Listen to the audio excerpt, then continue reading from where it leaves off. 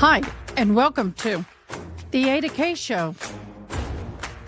I am AdaKay Brown, and am currently a criminal justice major, and I'm a deaf courtroom commentator. Grab a cup of Java, and let's dive in.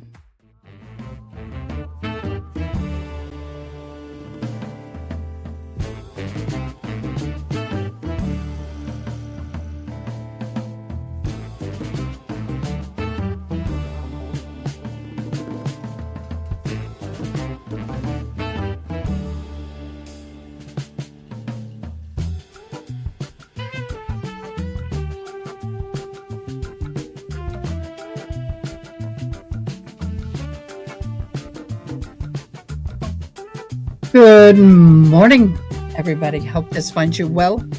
Welcome. This is the AdaKay channel, and I just want to say thank you for joining. And for those of you who are coming back, thanks for returning. We are going to have an interesting trial today, and unlike one we have never had before. It is an honor red drum. I got to be careful trial. So that's what's going to be happening today. First, I want to explain why I look the way I look. I live in Kerrville, Texas, for those who don't know, and it has been raining, but they've also found another deceased person that I believe. And so anyway, it has been pouring down rain. I am soaking wet. You won't believe this is actually dripping wet. I was in Hunt, Texas, just down the street from where I live this morning at the fire department. So yes, Dawn, I am, but I'm going to have to lay some ground rules in covering this case. We got to keep politics and religion to a point out of it. I will discuss certain aspects as it is pertinent to the case, but we will not be debating any of this in chat. We need to be respectful and understand that everybody has their own religious beliefs. The only point that we will be discussing is where it turns into the attempted red room of their child. So I'm going to go through a little bit of it. Let me get it. Where did it go? There it is. So for those of you who don't know, real quick, my interpreter's sister, some of you have been asking, please don't use, all right, thank you. You did great, Erin. Thank you. Her sister had a massive heart attack a couple of days ago, so bad it blew a hole in the heart. And they were able to repair the hole, but the heart is so weakened that they have to put a special pump. It's not a defibrillator. It's a special internal pump to keep the heart beating. She is really on the thin ice. And today, 11:30 our time, they are going to try and put some stents in. Her arteries are super thin and full of plaque. So she's also a bad diabetic. She was, because of the heart problem, and no oxygen. Anyway, she wasn't taking her medications. And when they got her to the hospital, the machine said high, which means her diabetes was so out of control. Her blood sugar level was over 600. In fact, they estimated over 700. How she was alive, God only knows. But they got it back down. She is stabilizing enough for them to attempt to do another procedure on her today in hopes of saving her life. So June, thank you for asking about her. So we are going to I'm going to be praying. Everybody keep good thoughts going starting at 11:30. All right. Washington versus Ihsan Zahraa Ali trial, which is basically centered around the allegations of the attempted honor red rooming of their teenage daughter in Washington state. Yeah, I know, those are crazy numbers. So on October 18th of 2024, alleged assault outside of Timberline High School in Lacey, Washington. Alleged, there's videos. he was trying to choke her. Ihsan Ali reportedly choking his daughter Zahraa Ali, allegedly trying to grab her, and was previously banned from campus because she was aggressing the boyfriend, who was not the man in which they betrothed her to. October to November 24, both parents were arrested and charged with multiple felonies, including attempted red room kidnapping and domestic violence. First court appearance bail was set for $1 million for Ihsan and $500,000 for Zahraa. Scheduled on December 14th, they scheduled omnibus hearings in Thurston County Superior Court. And on July 14th, today is opening statements. So Ihsan Ali, if I'm saying it correct, and I think I'm close, is charged with second-degree attempted red room, attempted kidnapping in the first and second degree with the kicker of domestic violence, the assault in the second and fourth degree, and domestic violence. Zahraa Ali attempted red room, attempted kidnapping first and second degree with domestic violence, assault in the second degree with domestic violence, burglary in the second degree, and violation of protective order. Yes, I did. I'm going to go there just a second. Indictment details the daughter had reportedly run away from home and was seeking help from the school staff that day. Ihsan allegedly attacked her and her boyfriend near the bus stop, choking her until she lost consciousness. Zahraa allegedly chased and tried to grab her daughter after the initial assault. Multiple bystanders intervened and cell phone videos captured the attack. This case has drawn national attention because it's a disturbing nature of the fact that they wanted to red room their daughter over an engagement. It's called an honor red rooming. Prosecution argues the motive was tied to the daughter's refusal of an arranged marriage. This is America, dude. The judge has ruled that no mention of the arranged marriage will be allowed during the trial proceedings unless the door is open. Okay, so that's where we are on that. We did, I missed the verdict on the last case. Did they convict her? Guilty. Yes, they did. I was on the road and I stopped the live just minutes before they came back with a verdict. I was so disappointed. But yes. She was supposed to fly back to Iraq the day the attack happened. Yep. Gosh, I am so cold, y'all. I got my blanket. Oh my God, it matches. Look at that. The colors actually match. Oh, I'm so cold. Oh, I'm soaking wet. So, anyway, so that is where we are. She was found guilty, and we will cover the sentencing when that happens. But I think the sentencing is a given. I think the sentencing is a given. I forgot. I got to get my stuff up. Here is my view for today. My back, y'all can't tell, but that is soaking wet. You'll start seeing the color change as I dry. Oh, my back of my neck is, I hate it. I can be wet up front, but the back, For those of you who don't know, thank you. Welcome to my studio. This is what it looks like. Oh, I'm surprised a marriage won't be mentioned since that's what the case is. Yeah, I don't understand. I guess they think it will prejudice the jury because of it is a religious belief over there. Although I will tell you, it is now illegal to do that over in the Middle East. Not that it still doesn't happen. When you go to the old country, it still happens. It still happens behind closed doors. So yes, I did get some new earrings, y'all. Well, not new, but someone gave me some. They had some Kinder Scott that they didn't wear anymore, so they blessed me. I don't know why the judge ruled to leave that stuff out. That was a motive.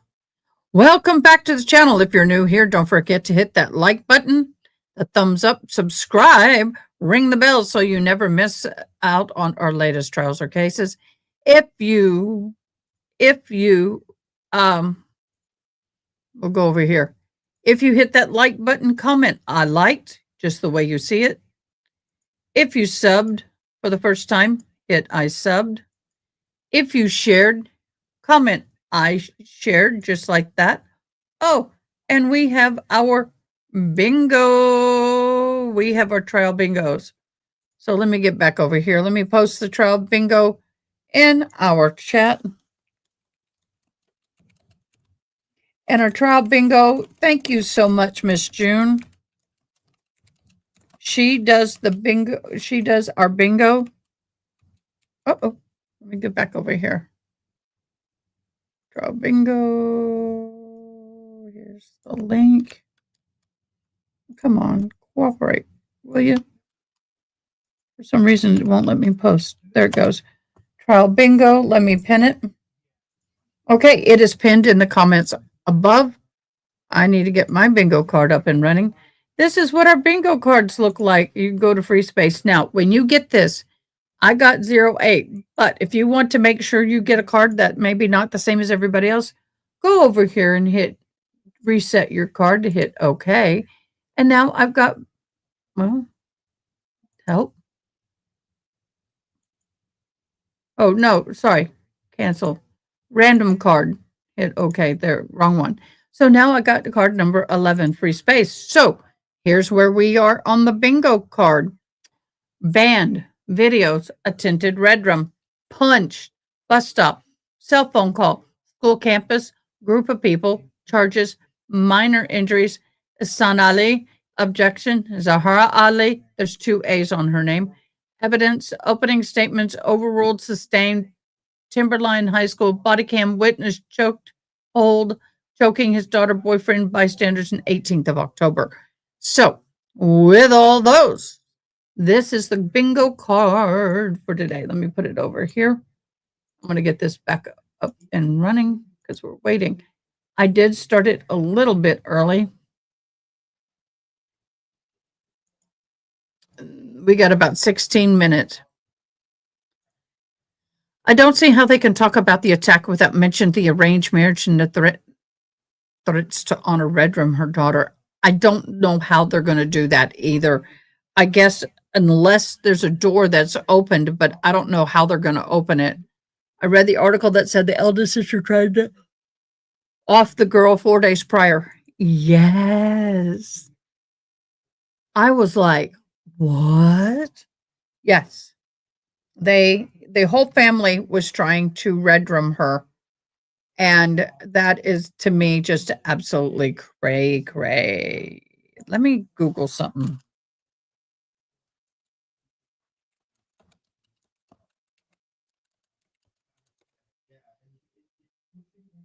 I'm going to Google something.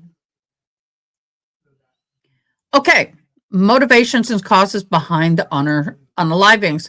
Honor unalivings are acts of violence or often redrum predominantly committed by the male family members against a female relative who are perceived to have brought dishonor to the family.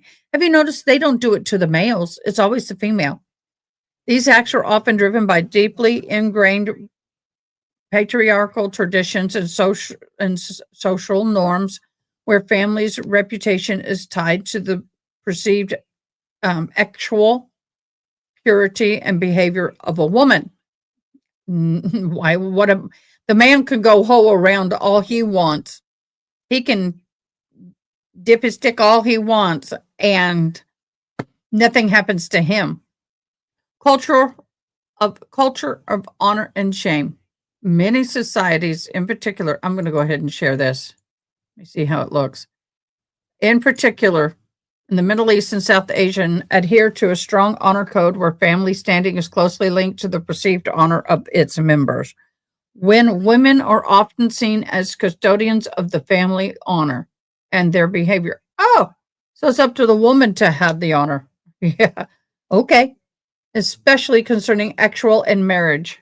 It's heavily controlled.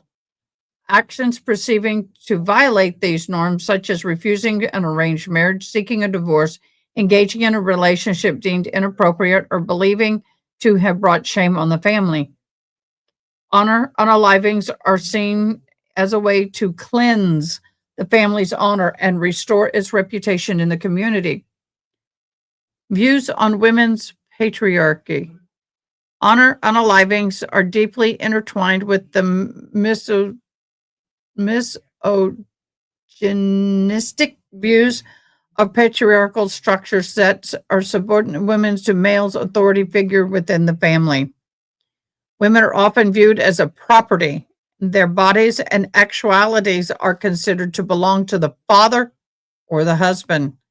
Violence, including honor unalivings, is used as a means to control and ensure women's compliance in traditional expectations.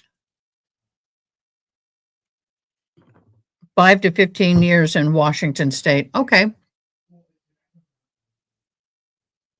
Number 3, the social pressure and fear of ostracization. Is that what did I say? Ostracization. Yeah. Families in these communities are often face intense social pressures to conform to honor codes and punish perceived transgressions. Fear of social ostracization, stigma, or the loss of respect within that community can drive families to restore through honor unalivings. In some countries, the legal framework may be lenient towards honor unalivings or even perceived justification for them, contributing to the practice. For instance, some laws may offer reduced sentence for unalivings committed in the name of honor, meaning you get entrusted, or passion, you get punished, but it's minimal.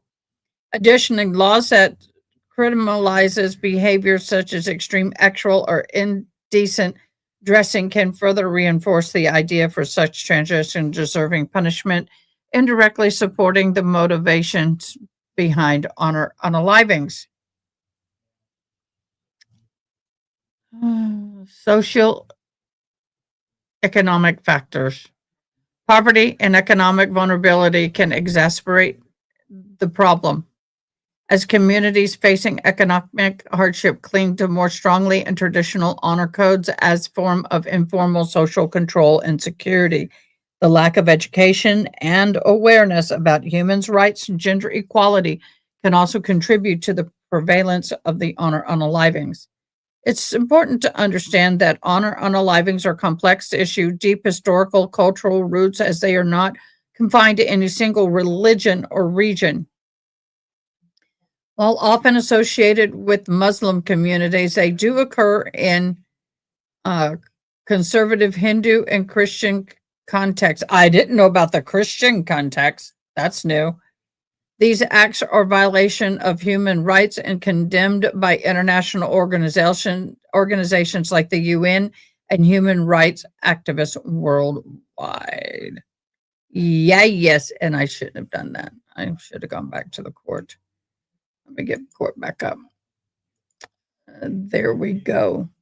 I want to make sure I have an extra court up just in case.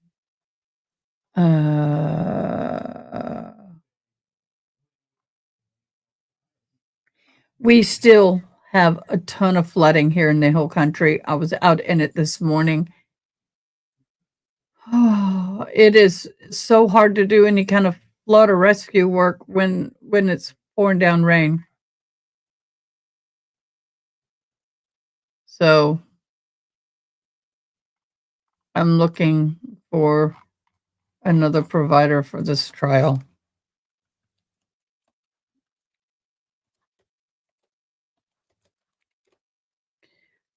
Welcome, welcome, Thymie Cat. Welcome, welcome. Thank you so much for joining us. We are so grateful. You guys, I pop up as number 2 in the Ali trial. That's a first.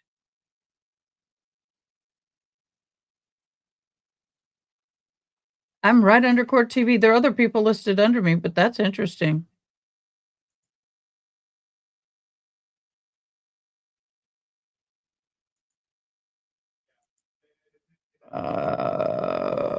Okay. So everybody is waiting for the Ali. I always wonder, what's that Ali some kind of saying. I don't know. Um, nope, there's only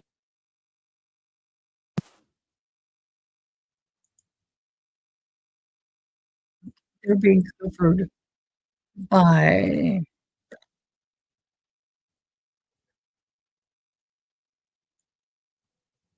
I don't see that they're covering it.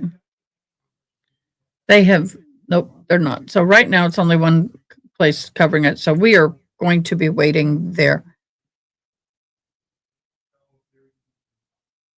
Oh, yes, Ali Ali Oxyphy. Yes, that's it. That's what I was looking for. Okay, they actually have Sharia law courts in other countries. They tried to have it here in the US. There was some states that had the Sharia law courts, but I don't think they have them anymore. So, yes, Sharia law. Mm.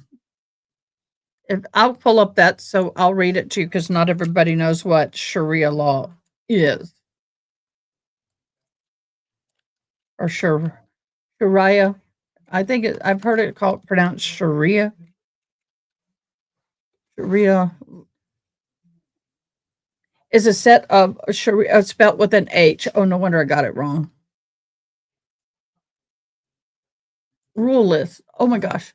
Sharia law encompasses a broad range of principles and rules derived from the Islamic scriptures and scholarly interpretation. It covers various aspects of life, including worship, personal conduct, social interactions. Key areas include purification, prayer, fasting, pilgrimage, trade, inheritance, marriage, divorce, and justice. Sharia also characterized as obligatory, recommended, permitted, disliked, and forbidden. So the key aspects, do you know what, guys? I may do this later, but I may break down the Sharia law because may come into play for this trial. They have acts of worship, social interaction, ethics, sources, actions, purification, justice. Um, so what I'm going to do is I will um, do a Sharia law breakdown.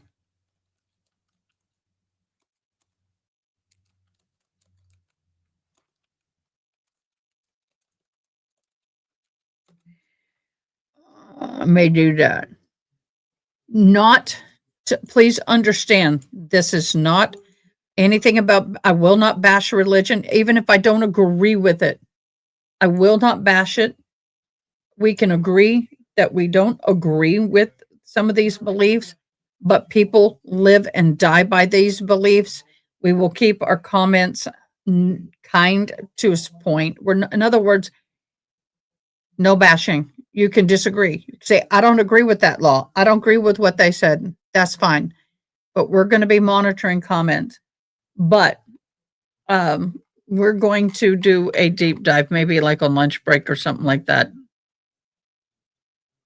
Child marriage and divorce of a 6-year-old and 9-year-old law is disgusting, but Allah allows it. That is an appropriate disagreeable to agreeable comment. Thank you so much. I think they aren't real courts though. They're how churches have broad boards that vote on things. The Sharia courts in the UK cannot hand down legally binding rulings. That is true, but they abide by it. That is their law, not the law of the country. Yes, it is. Oh, Joni. Yes, mine is K. If I don't put AdaKay together, and if I just put Ada, everybody calls me Ada, ADDA, and I'm Ada. But if I put Ada and K together, they say it right. That's why I do it. Yes, I know. I have no makeup on, no eyebrows, no nothing. I was out in the pouring rain all morning and I'm still soaking wet for it.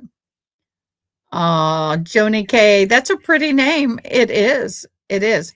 Let me get down. I shouldn't have this up. We're not ready for opening statements yet. My bad. But I did do that.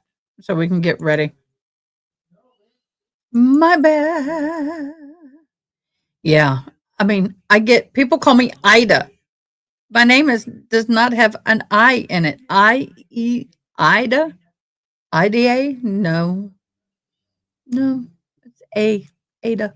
Like the Americans with Disability Back, American Dental Association, Assistant District DA. I associate with 2 of the 3. What happens with the extra 2 hours before the show? LOL. Huh? I lost you on that, June. I haven't even had breakfast yet. I did get my coffee, though. Well, where do you see it a lot, Aaron? Not in this neck of the woods. We don't. Ooh, we got a glitch. Yep. No, we don't. We don't. We don't see that a whole lot. We have Ada from Decatur, Ada, Oklahoma, Ada County, and all in Oklahoma. Oh, coming in soaked to the show. Yeah, I literally am drying out. Is this where I spilt my? Oh, that's still wet. My back is really soaked. My brim was dripping. It's still in some areas wet. I don't want to take my hat off because I've had hair. This is my Fort McGavock Volunteer Fire Department. That is where I is a firefighter. That's my department. That means my department. We did talk about Diane's sister. So 11:30, we need to be eyes and ears on prayer. Why do I have a Discord notification? But I don't see it. Oh, that's where. So Diane's sister will be in surgery for a cath. Hopefully they'll be able to do that today in her heart. They'll put a stent in that may help her. Hey, Angela. Angela said she'll be watching this. I know she's at work. She probably won't be able to comment, but I just wanted Angela to know that we recognize and love her. Yay, Angela. So, anyway, that is where we is. All mods, I am now in live chat for the rest of this live. Opening statements. This will be good. Yeah, I just got the notification too. It will. It's supposed to start at 11 Central Time. So we're good. In Canada, there have been a lot of incidents on public transport of unwanted touching, but more are prosecuted because of the religion. If a woman is not covered, burqa thing, she's asked to be touched. We can have cultural differences and we can discuss them. We just got to, I'm just going to be very polite in the way we do it. But you are being, everybody, you're being polite. So thank you so much. So much. Oh, I don't do this enough, y'all. Thank you so much for your support. I love my pork junkies. Oh, by the way, look at some of my fun ones. You may call it coffee. To me, it's anti-red for me too. Drama llama ding dong. Bullshit. Mind your business. Coffee isn't cheap. And my brain is temporarily closed for coffee maintenance. And yes, it was misspelled on purpose on the sign. So those are our things. Trying to think, is there anything else? Oh, yes. All donations for the victims of the Kerrville will go through a 501c Emergency Services Chaplains of Texas. You can donate through Venmo at Ada-Brown-22 or any super and all super chats and stickers will be donated. Please give, y'all. Please give. The need is so vast. This morning, I was in a house that was 100%. The bricks are standing and the studs, Everything else is gone. There was not a thing in that house that was savable. Not one thing. And so any and all donations through this channel will go through a 501c3, and you guys can get a receipt for that.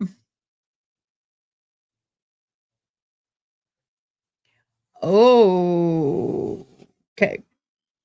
So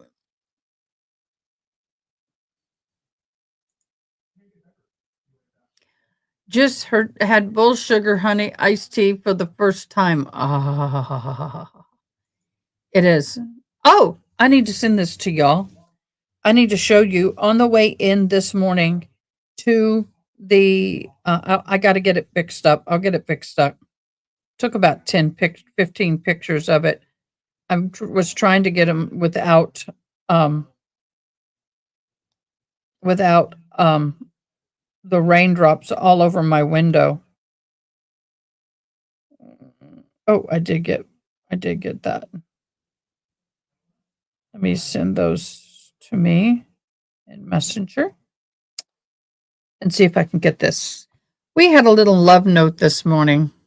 Oh, why, thank you, Ada. Well, you're welcome. Cell phone. My cell phone likes to thank me when I put it on the charger. That way I know.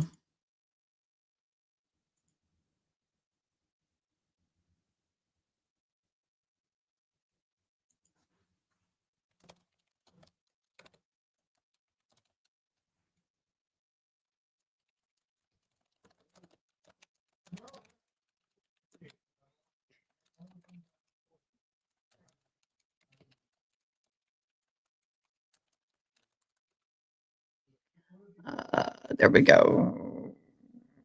Why is it not showing up? Send. Because I didn't send it. I'll clean this one up first. Let's download that one. Download it. I've got to get this fixed, so give me a second. I have something to show y'all. It was so beautiful.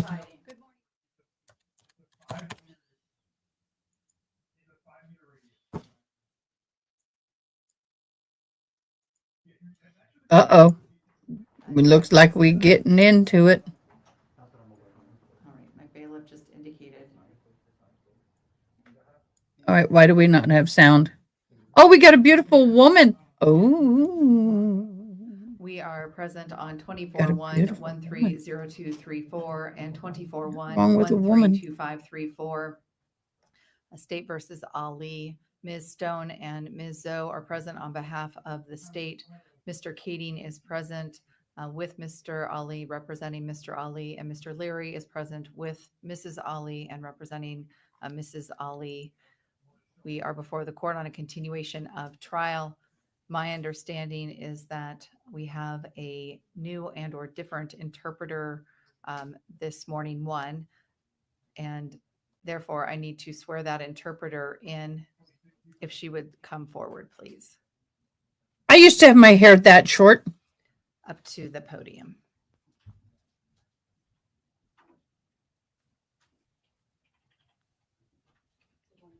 Good morning.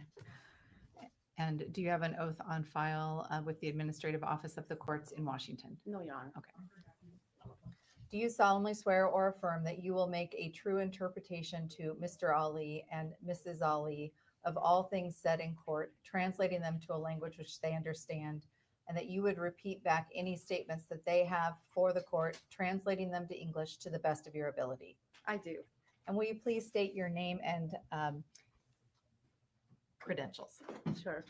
For the record, my name is Christine Fatouche, Fattouche, certified Arabic language interpreter. Thank you. My pleasure. Ms. Stone, any preliminary issues from the state this morning? No, Your Honor, not from the state. Thank you. Mr. Kading, any preliminary issues this morning? No. And Mr. Kading, do you intend to give an opening statement this morning, or do you intend to reserve? I will give one. Thank you. Thank you. Mr. O'Leary, any preliminary issues this morning? Good morning, Your Honor. No. And do you intend to give an opening statement or reserve? Thank you. Please bring in the jury.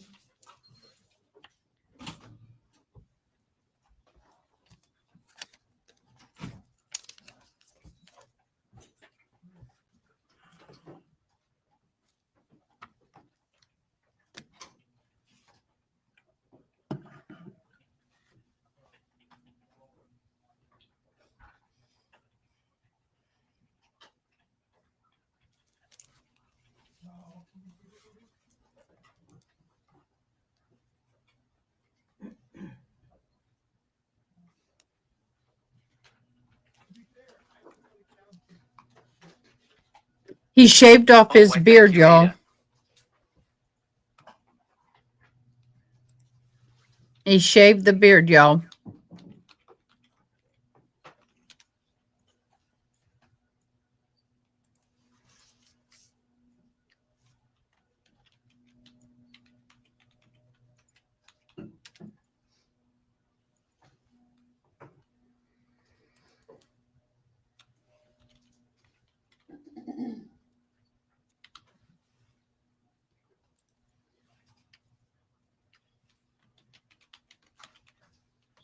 I'm downloading something. I'll show you. Just give me a minute.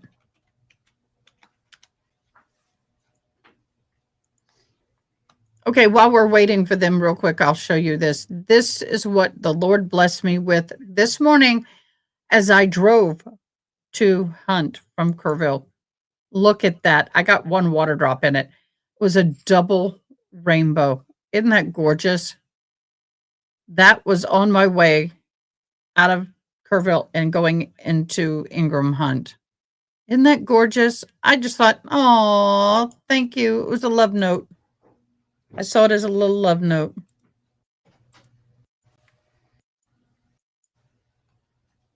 So they're waiting.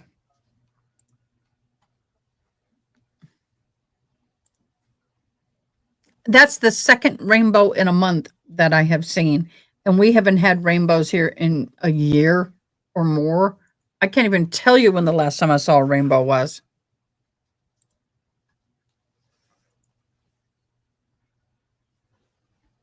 Yeah.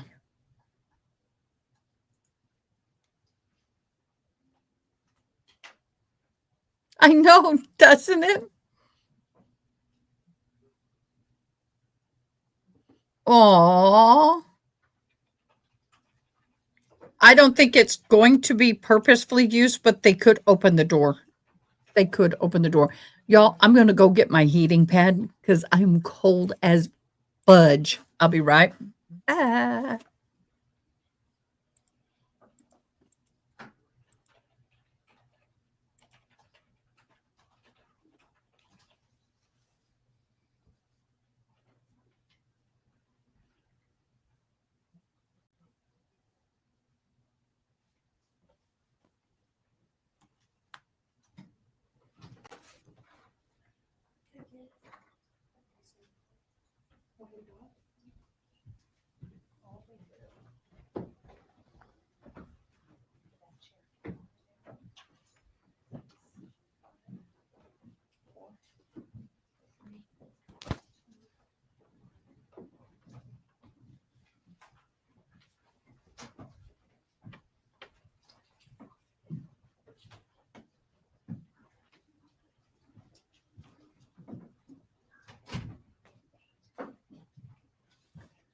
Please be seated.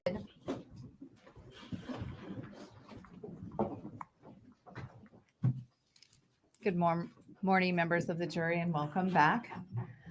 As I told you on Thursday, what we are starting with this morning, we'll start with opening statements.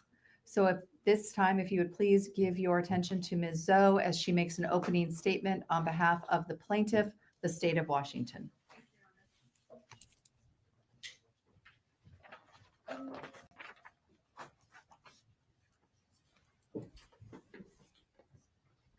Get off of her. Let go of her. Somebody call the cops.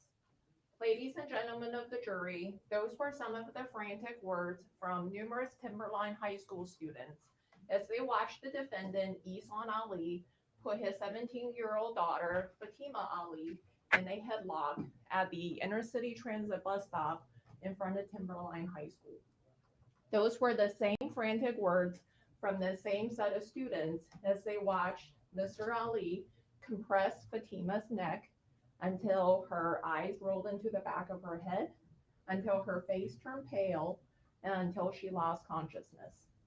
And those were the same frantic words from the same set of students as they watched the defendant, Zahraa Ali, who arrived at the bus stop scene later on, and rather than help her daughter, Mrs. Ali also put her hands and arms around her daughter's neck and compressed and squeezed until somebody was finally able to pull Fatima to safety. During the course of this trial for the next few weeks, you will hear from those students, and they will tell you the following. They will tell you that on October 18th of 2024, the students were going to the IT bus stop in front of Timberline High School after school let out for the day shortly after 2 p.m. They will tell you that when they got to the bus stop, they saw Fatima there, and they also saw her boyfriend Isaiah there. The students will tell you that as they were at the bus stop minding their own business and waiting for the bus to show up, Fatima's father arrived. And shortly after his arrival, an argument ensued between Mr. Ali and his daughter Fatima. The students will tell you that during the course of that argument, Isaiah tried to help Fatima. And as a result of that, Mr. Ali punched Isaiah in the face. You will hear that Mr. Ali punched Isaiah so hard that it caused Isaiah.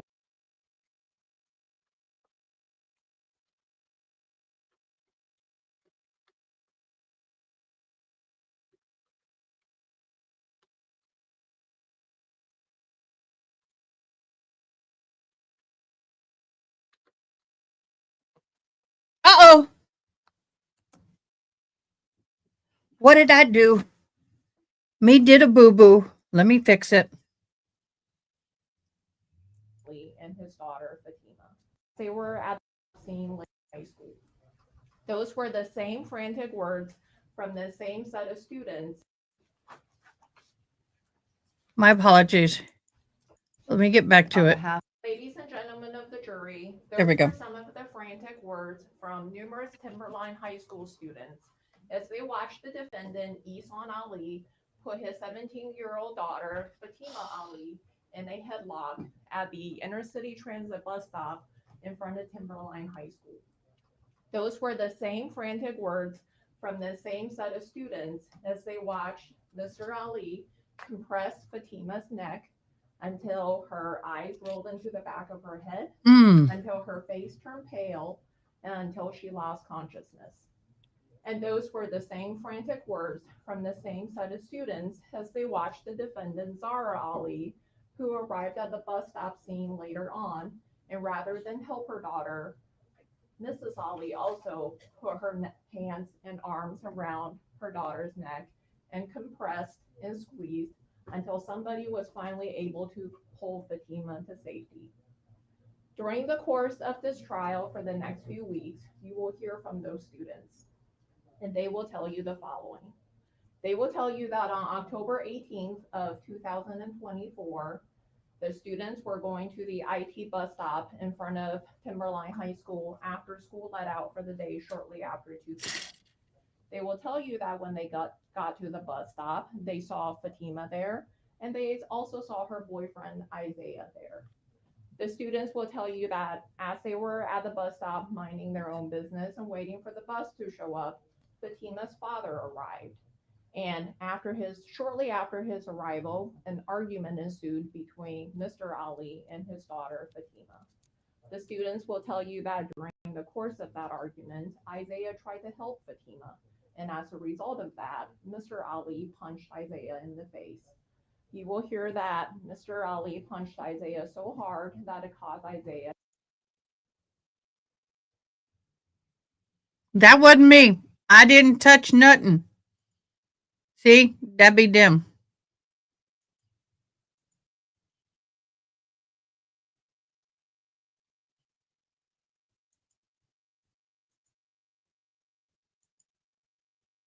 Yeah, of course, there's technical issues. You will also hear that during that struggle, Mrs. Ali also showed up to the bus stop scene.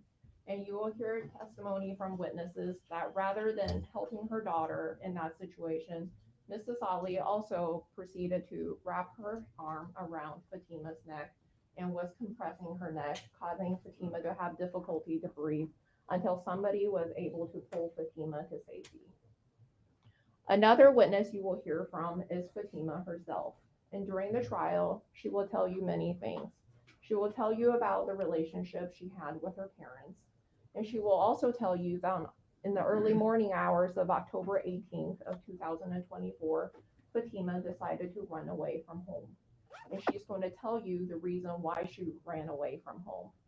Fatima will tell you that later that day she went to Timberline High School, the school that she used to attend, and she spoke with her former counselor. Fatima will also tell you that her plan was to board the inner city transit bus so she can go to Haven House, which is a youth residential shelter. Fatima will tell you that after she got to the bus stop, she saw that her father also arrived at the bus stop. After her father arrived at the bus stop, Mr. Ali started to yell at Fatima to try to get her to go home with him. Fatima will tell you that she told her dad that she didn't want to go home at that time. And she will also tell you that a struggle ensued. And when Isaiah, her boyfriend, tried to help her, Mr. Ali punched Isaiah in the face. Fatima will tell you that after Mr. Ali punched Isaiah in the face, he then proceeded to grab her and wrap his arm around her neck. She will tell you that after that, things became a little bit blurry and a little bit hazy for her. And she doesn't remember much about what happened after her father put his arms around her neck because she eventually lost consciousness. Fatima will tell you that when she came to, she saw that her mother was also on the ground with her. And rather than helping her, her mother at one point also wrapped her arms around Fatima's neck, which caused Fatima to have difficulty breathing. Fatima will tell you that at some point, somebody was able to pull her up from the ground, and after that, she and Isaiah ran into the Timberline High School building to seek safety and shelter.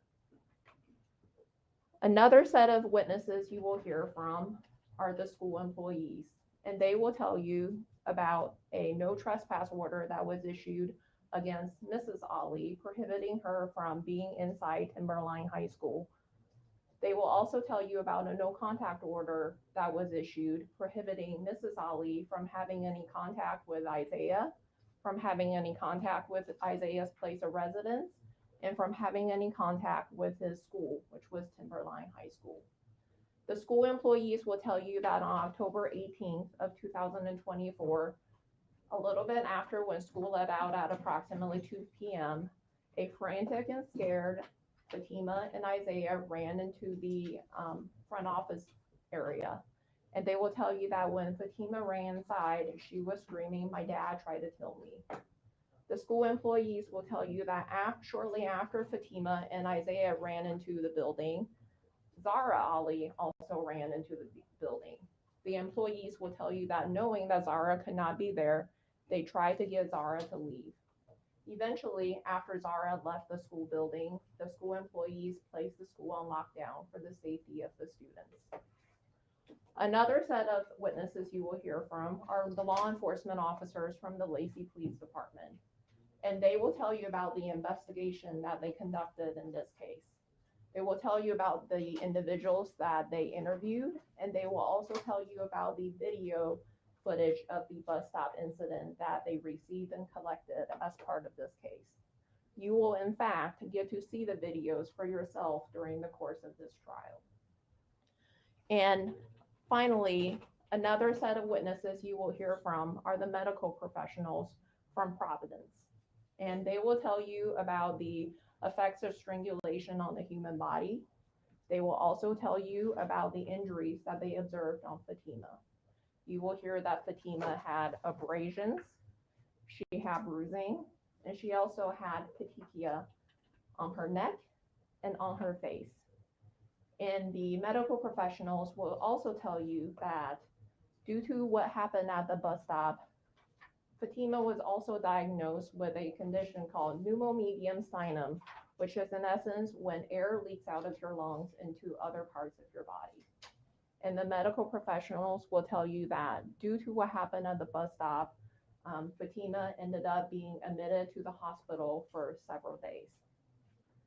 Ladies and gentlemen of the jury, there will be lots of evidence that will be presented during this trial. You will see lots of photos and you will see many videos. I also ask that you pay close attention to the testimony of the witnesses from the witness stand, because what you will not get when you go back to deliberate is that you will not get their taped statements, you will not get medical records that were in this case, and you will not get the police reports in this case. So I ask that you pay close attention to the testimony of witnesses.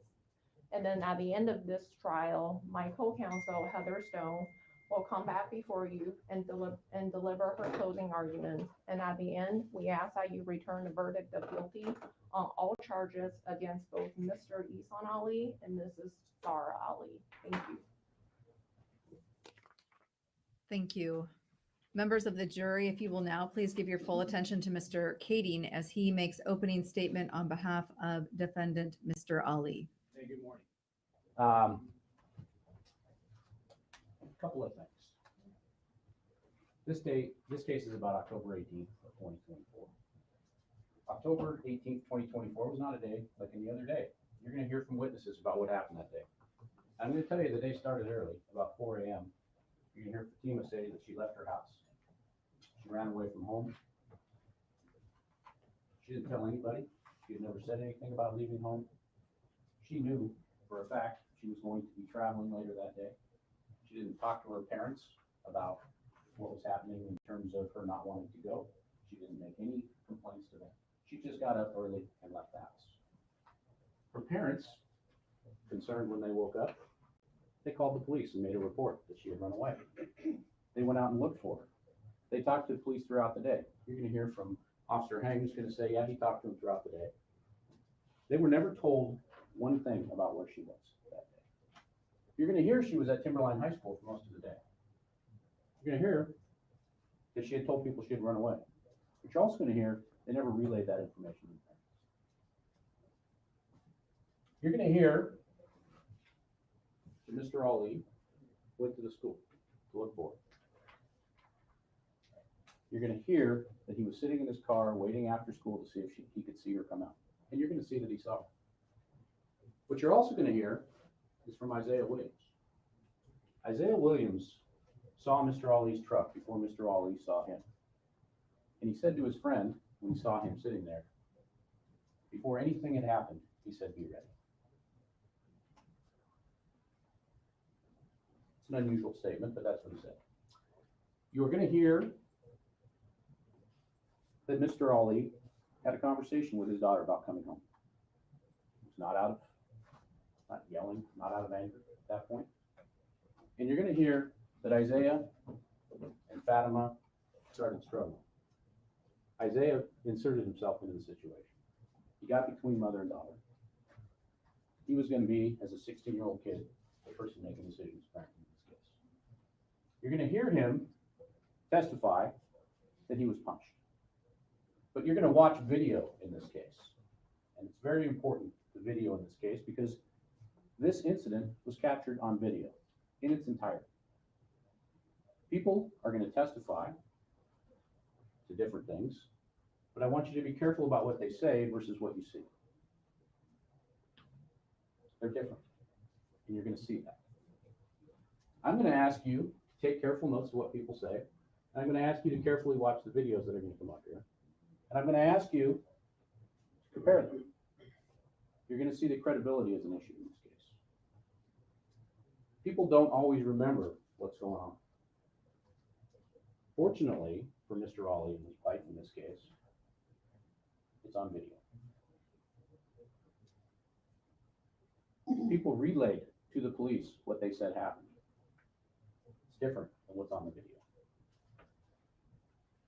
So I want you to pay close attention to everything.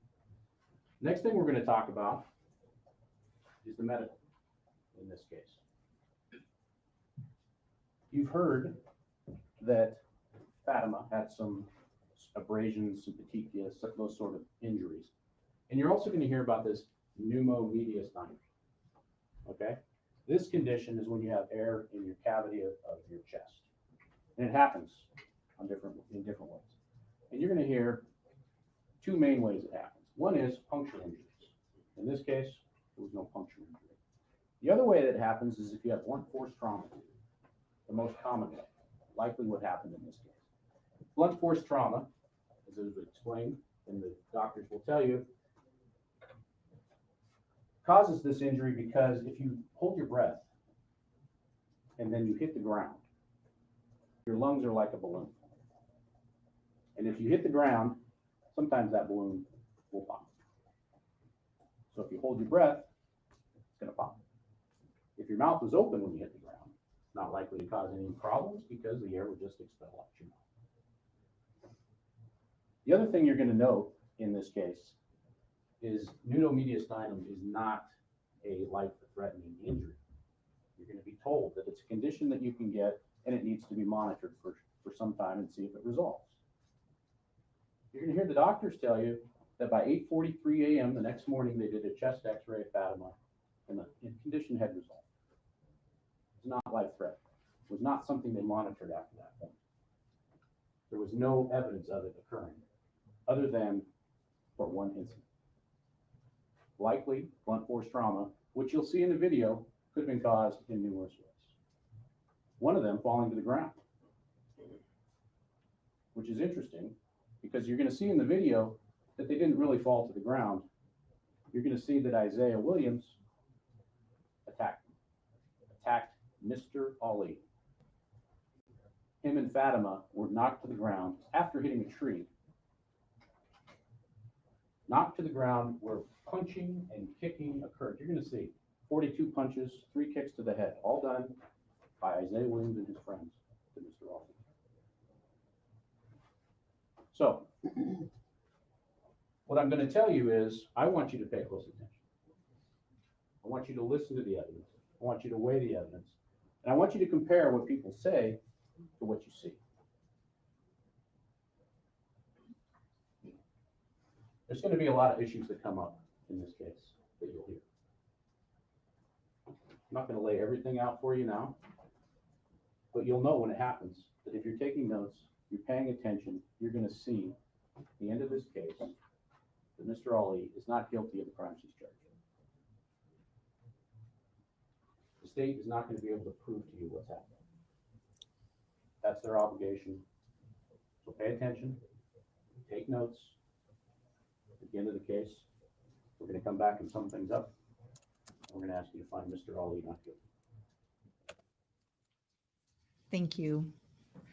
Members of the jury, if you will now please give your full I said- attention to Mr. Larry as he makes opening statement on behalf of defendant Mrs. Ali. I said, bitch, please. My sister's favorite comment. And I tend to agree.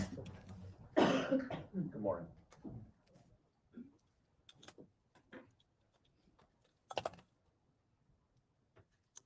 When asked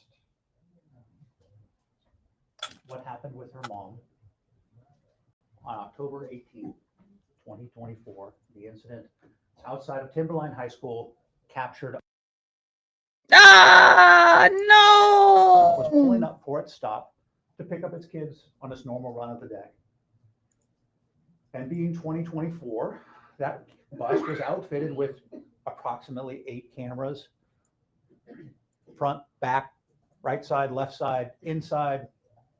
Now, there are certain cameras that are more valuable to this analysis, certainly the front facing one, because the bus driver, who you're going to likely hear from first today, will tell you what he saw, how he stopped the bus, and he will walk you through what that camera shows and what we can see.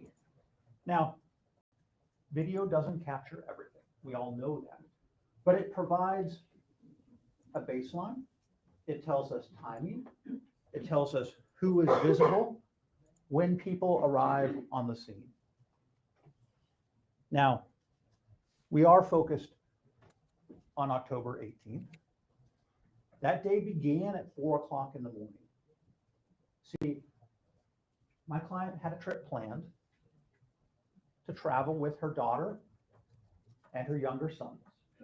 What my client didn't know is that her 17-year-old daughter did not want to travel with her mom, despite the decision to simply abandon this trip.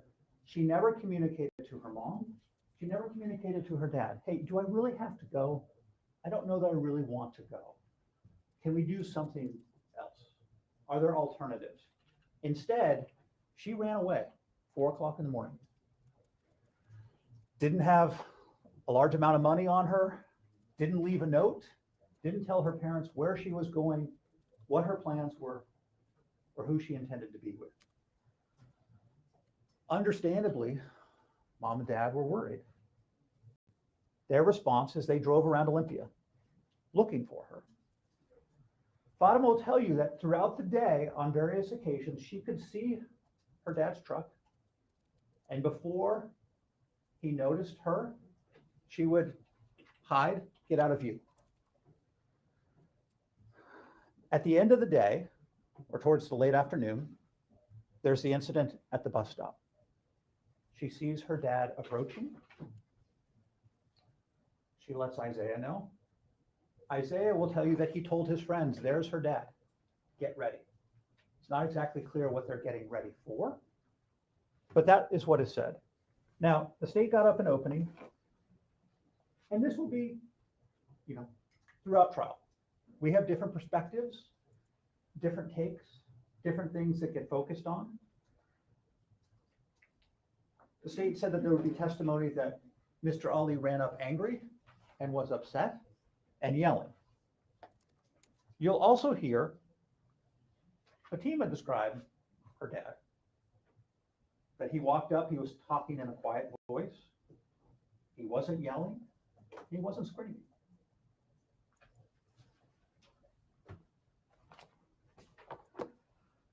There's the confrontation, and you will see that the bus video captures it, not from the outset, but very close to the outset.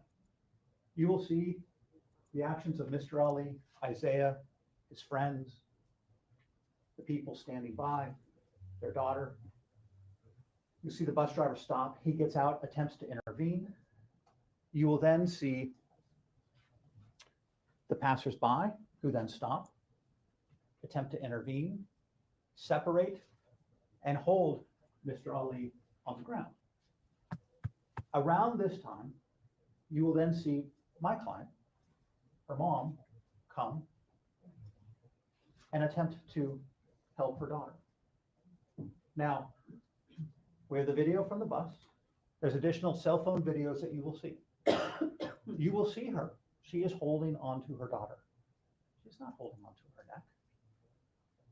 Fatima describes her mom as saying, my daughter, my daughter. You will see Fatima's eyes wide. She is just gathering her wits after this whole chaos and melee when she is under her dad. Her dad is being punched and kicked repeatedly while on top of her. She's in the arms of her mom. Isaiah is attempting to remove her from the scene, pull her away from her mom, and eventually they run into the school. I don't believe that my mom intended to harm me. She was just trying to get me away from the chaos. She looked worried. She was simply saying, my daughter, my daughter. So what does my client do? She leaves her husband behind. She runs into the school. Where's my daughter? Where's my daughter?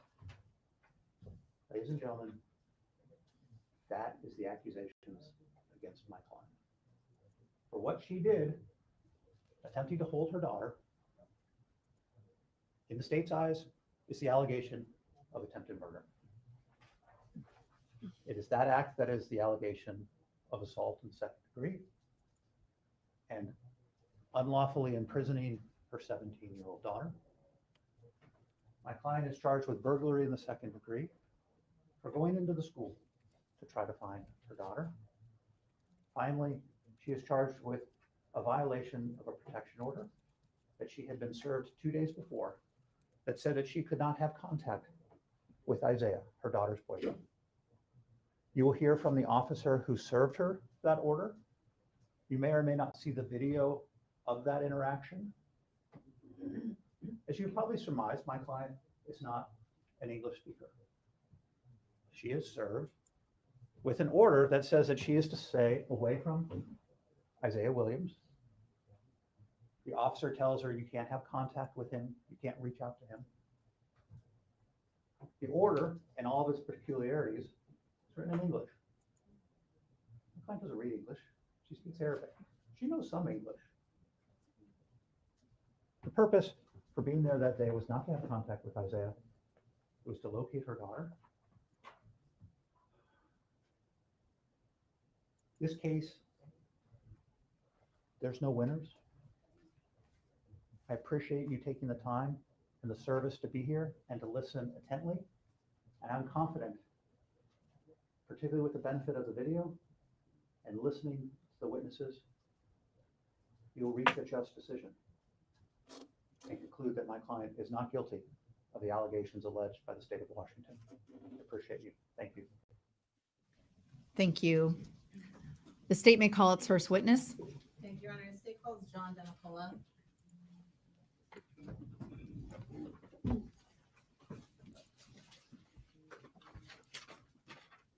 Come forward, please.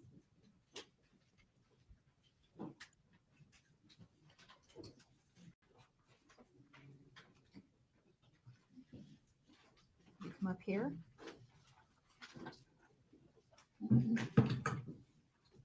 Please raise your right hand.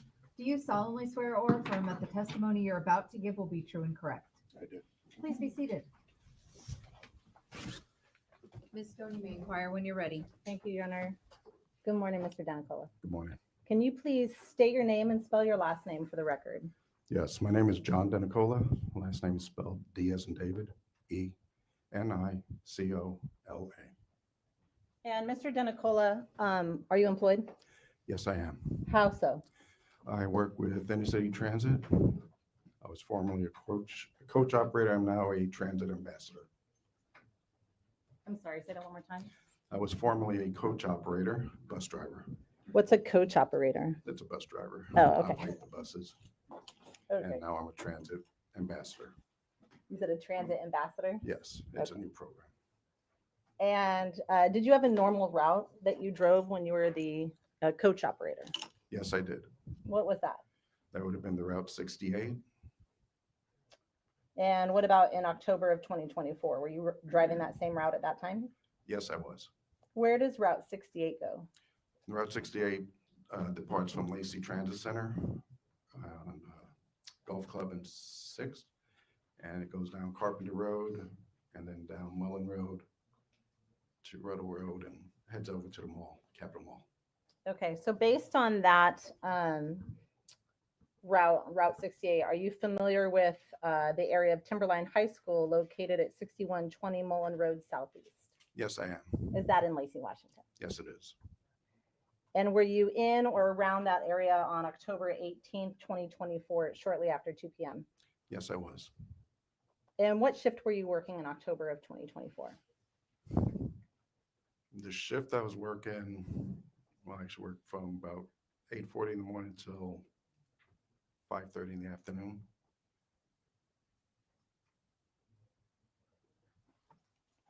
And were you working that normal shift on October 18th, 2024, then just after 2 p.m.? Yes, I was. Did anything of significance occur in that area that you observed on that date and time during your shift? Yes, it did. And whereabouts was this event occurring? At the transit bus stop right outside of Timberline High School. Okay. And what is the activity like at that bus stop? You said it's a transit stop, so it's not a school bus stop. So who are your clientele, so to speak? Right. It's just a regular bus stop on the side of the road. And when I come through there, usually I'm supposed to get there right about 2 o'clock-ish, 2:05. And whenever I pull up to this, I always pick up high school students and an occasional adult or two. Okay. So is it busier than, say, during the week versus on the weekend? Yes, it is. Okay. So as you're pulling up to that stop, Mr. DeNicola, what do you initially see? What do you initially observe? As I was approaching the stop, I noticed there was a commotion going on right at the bus stop itself. It looked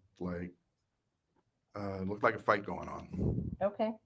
And did you see who was involved in that fight, whether they were adults or children or something else? Initially, I thought it was just teenagers being rowdy, but as I got closer to the stop, I noticed there was actually a grown man fighting with some teenage students. Okay. And when you say a grown man, what does that mean to you? Like approximate age wise? I'd say approximately probably 40s, early 40s, late 30s. Okay. And when you say fighting with students, what specifically did you see, or what does that mean to you? They were throwing punches at each other. Okay. And did you see him do anything other than throw a punch at someone? Yes, while he was while they were fighting, while the punches were being thrown, he did lay a punch onto the male student who fell back. And at that time, the adult actually grabbed this female student. And when when you say grabbed her, what do you mean by that? He grabbed her by like through the front, spun around, and then put a chokehold on her. And what happened next? They fell to the ground, and he held her. A couple of other students came running over, and they were hitting him, trying to get him to stop. And where are you when this is occurring? I was in my driver's seat. I had just fully stopped at the bus stop. Okay. Well, did you do anything or have any immediate response while you're still in the bus? Yes, I did. As soon as I noticed the fight going on, I noticed he was an adult. I started honking the horn in hopes of getting his attention and possibly getting him to stop. Was that successful? It was not successful. So what happened next? So I secured my bus by putting in neutral, engaging the emergency brake, and I went out there and confronted the man while he was on the ground holding the female student. And I told him, let her go. And I believe I said it probably 2 or 3 times, let her go. And how did you say that? I yelled it. I said, let her go. Let her go. And did he? He did not. So what happened next?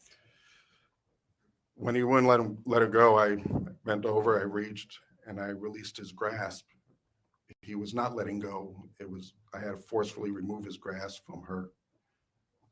When she was free, somebody grabbed her. I'm going to have you pause. That's okay. I'm going to have you pause for a second. And when you say you were releasing his grasp, what do you mean by that? What does that mean to you? Well, as he was holding her, he was clutching his arm and he was choking her. I noticed her eyes rolling into the back of her head. So right there, as I grabbed his hand and I pulled it off, was able to spread his arms apart, and that's when she got free. Okay. Why were you telling the man to let her go? Because obviously she was in distress. Her eyes were rolling into the back of the head. She can tell she was not able to breathe. The look on his face and the way he was squeezing, he was choking her.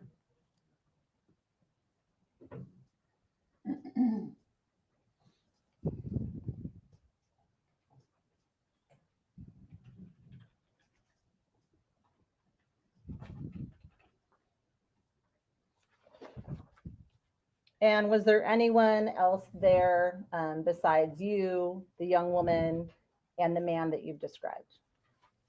There were several students around.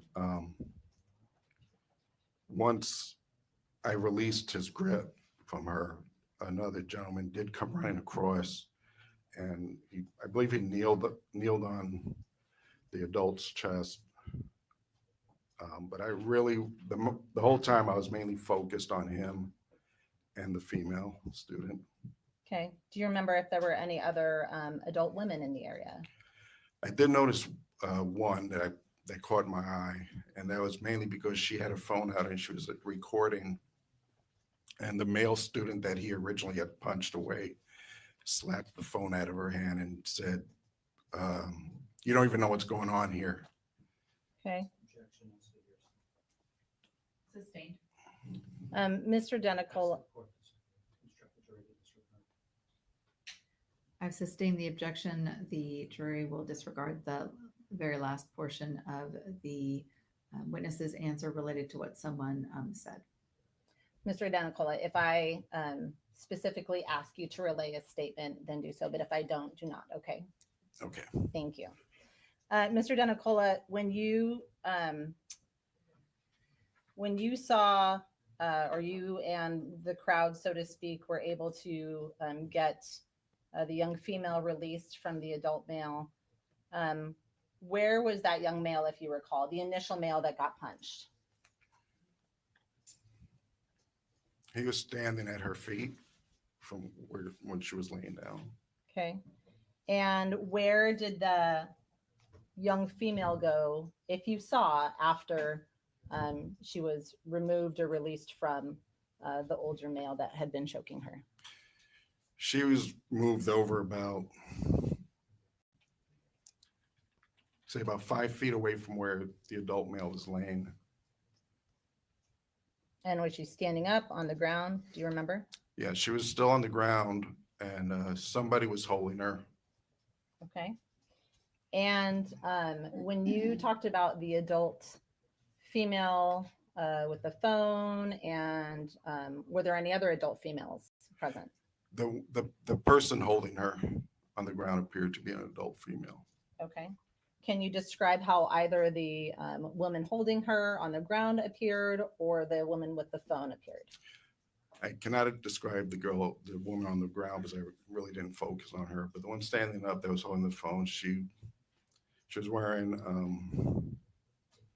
I don't know how to describe it. It's when they wear the black, like the Muslims wear. I'm not sure what it's called though. Okay. So like a headscarf or a head covering of some sort? Exactly, and covering, I believe it was covering her face as well. Okay. And when the adult male, the other adult male came over, and I know we're using adult male and adult female a lot. Do you know any of these individuals? I do not personally. The male that came over and assisted by holding down the man who was choking the younger female, did you see where he came from? He came out of this a pickup truck that pulled into the turning lane, to that turn lane that goes into the high school parking lot. Okay. What did you do once that male came and I think you used the phrase was kneeling on the 40-year-old or man in his 40s on the ground? Where did you go or what did you do next? I stood up, and the other students that were around the area kept yelling, "Call the police, call the police." So I pulled out my phone, but a student that was standing pretty close to me, I can hear the 911 operator saying the police are on their way. So I just looked, and the female, I thought she was fine, and the male was being detained.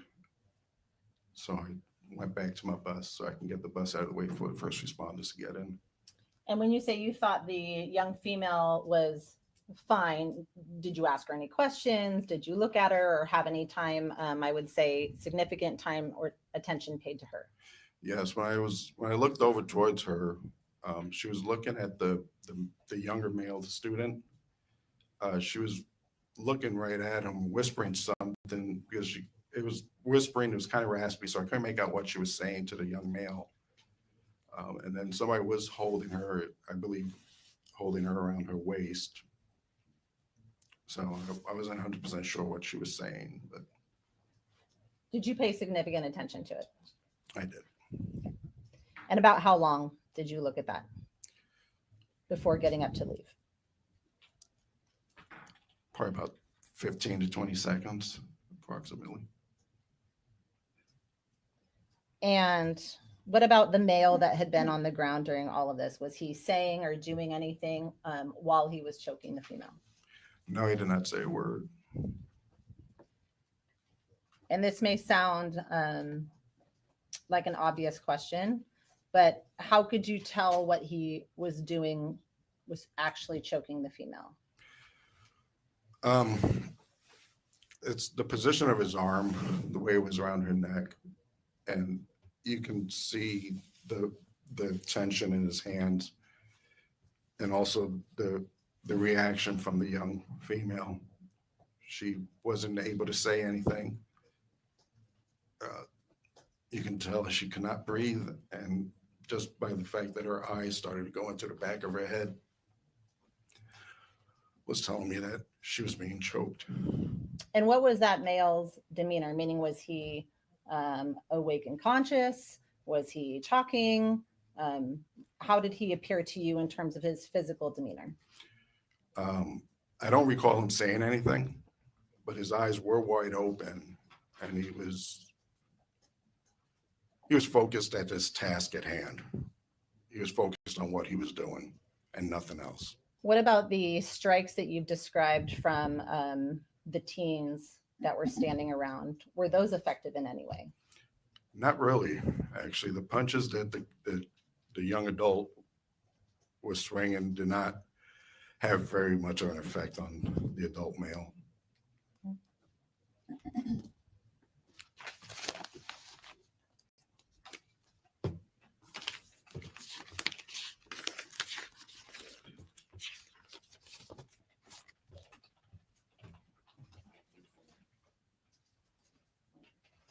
Do you want to make a approach? You may. Mr. Denicola, I'm going to show you what's been marked as State's Exhibits 1 through 4. I'm going to ask you to look at those silently to yourself for a moment, please, sir, and then look up at me when you're done.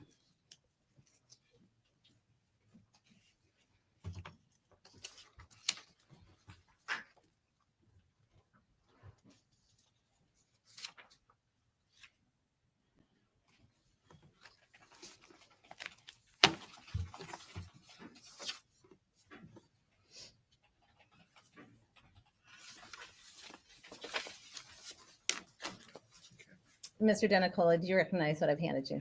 Yes, I do. What are those, sir? These are aerial photos of the area around Timberline High School. And do those appear to be a true and accurate representation of that area as it appeared to you on October 18th of 2024? Yes, it is. Your Honor, at this time, the state moves to admit State's Exhibits 1 through 4. Any objection, Mr. Kading? No objection. Mr. Larry? Exhibits 1 through 4 shall be admitted. Your Honor, permission to publish. You may publish. I'll take those back from you. Thank you.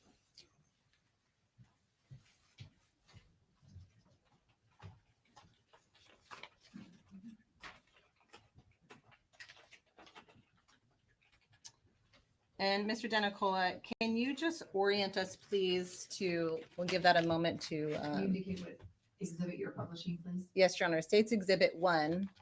Give it a second to autofocus.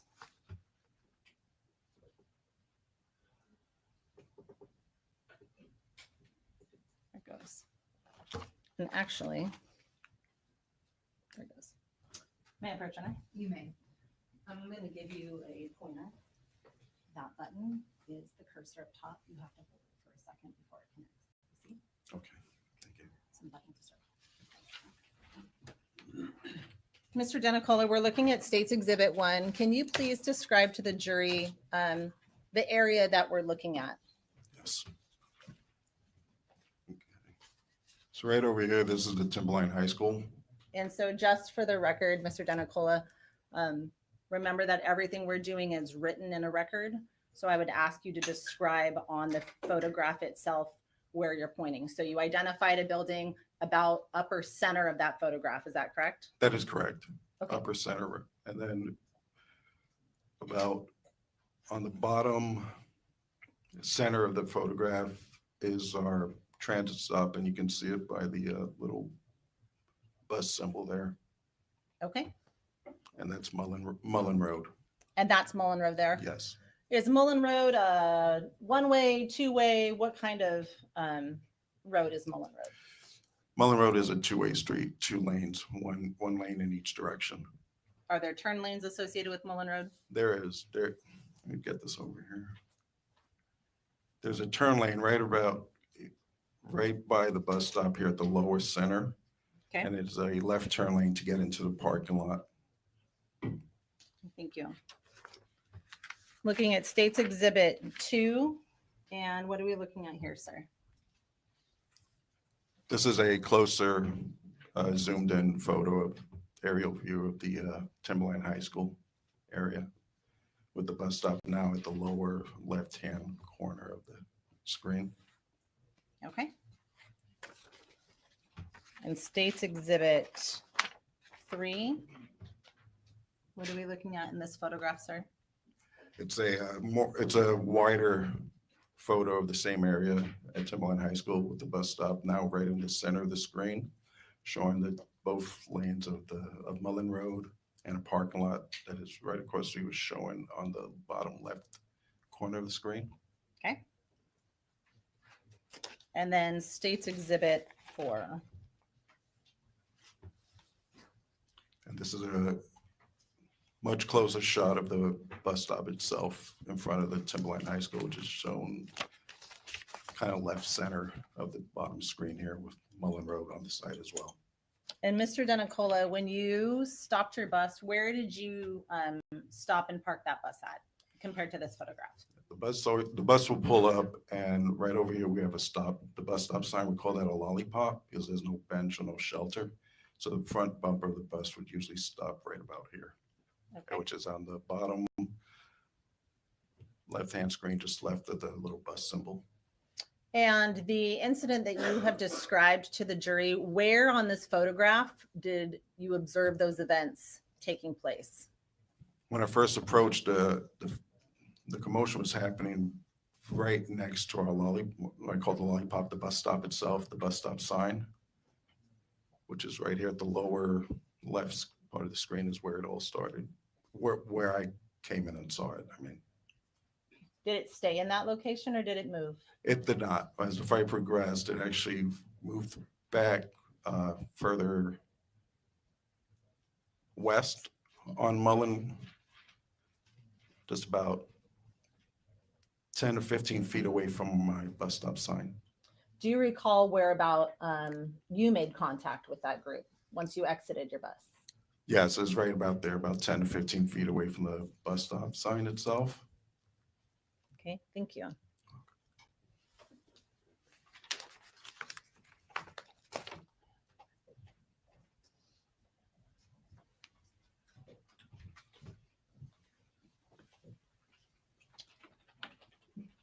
Mr. DeNicola, do you recall what I know you've described the teenagers at the scene as throwing strikes, throwing punches while the man was choking the young female.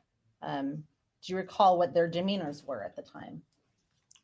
The teenagers, Yes. they were excitable. They were screaming, so they appeared to be scared. Typical. Normal teenagers. When you described, I remember I told y'all I'd let you know Diane's sister, our interpreter. For those who are new here, I'm deaf without my hearing aids.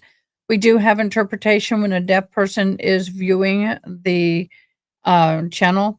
But right now, the interpreter and one of my best friends, her sister, who's also a good best friend of mine, is having surgery. She had a heart attack and blew a hole in her heart. They fixed that, and surgery had that, and she survived. But now they have to do more surgery on her heart and arteries. And she just entered, and they've asked for prayer. So y'all keep them in prayer. Nice to meet all you new people in there. I'm Ada. I'm in here. I'm Ada. Thank you for joining. I live in Kerrville, Texas, where all the flooding has happened. Hence, I'm in my fire gear.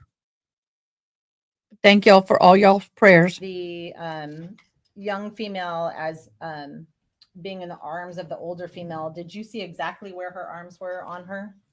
Not exactly, because again, I really didn't focus that much on her.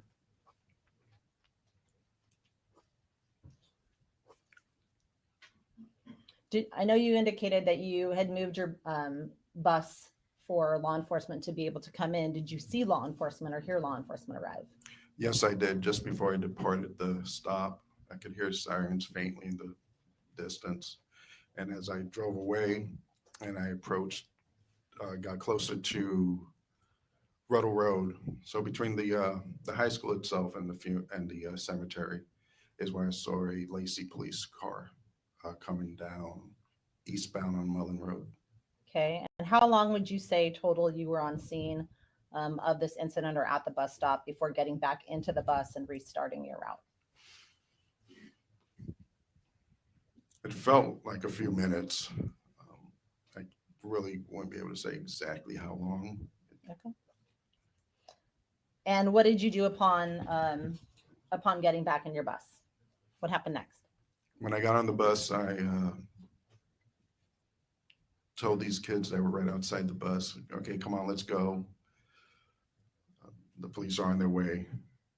And I made sure all the kids, they got on the bus, and I shut my doors and I drove off. Okay. At any point, did you make a report into law enforcement or your agency? Yes, I did. As I drove away, and I was trying to make sense in my mind as what's going on, I did request a call back from my dispatch so I can report what had happened. Okay. And did you make a report to your dispatch about what happened? Yes, I did. I made a report over our radio, two-way radio, and informed them what I had witnessed and what I had done. Did you finish your route that day then? I did not finish my route. Why not? Another supervisor, we called them the road supervisors. They're out on the road driving around, called me on the bus. He asked me to wait for him once I arrived Tumwater Square. When I got to Tumwater Square and I waited for him, when he arrived, he asked me how was I doing. I told him I was okay. He asked if I could finish my route. I said I should be able to. He said, no, your voice is shaking, your adrenaline's pumping. I don't think you should finish this route. So they brought a relief out there for me, and he drove me back to the shop, and I had to write a report as to what happened, and then they let me go home. Okay.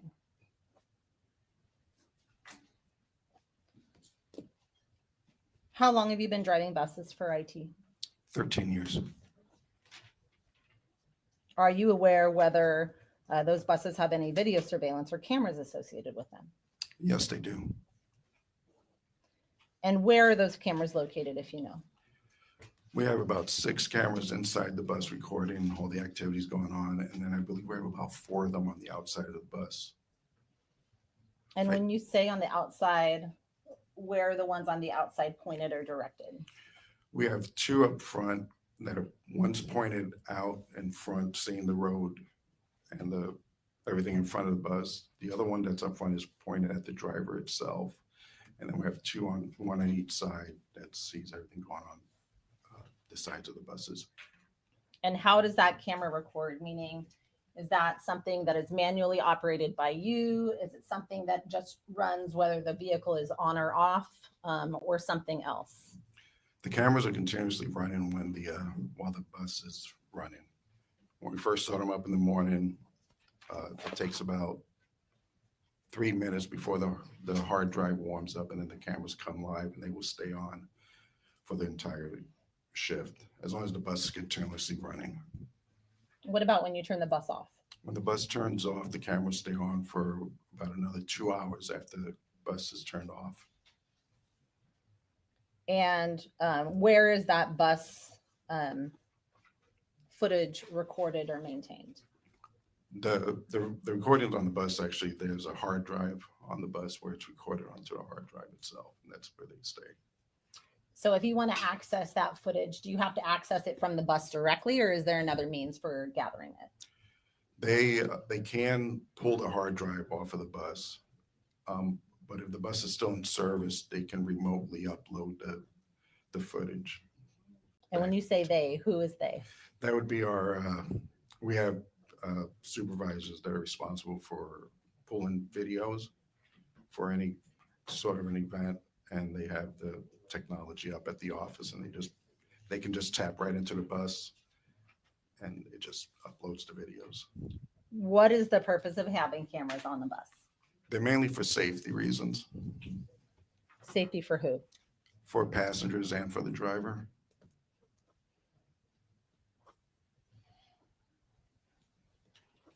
If that footage is pulled or it's accessed, how does one get a copy of that footage? In order to get a copy of any kind of footage on any of our buses, you have to submit what's called a public records request. Mhm. And you can just go online to innercitytransit.com and you can fill out the request there.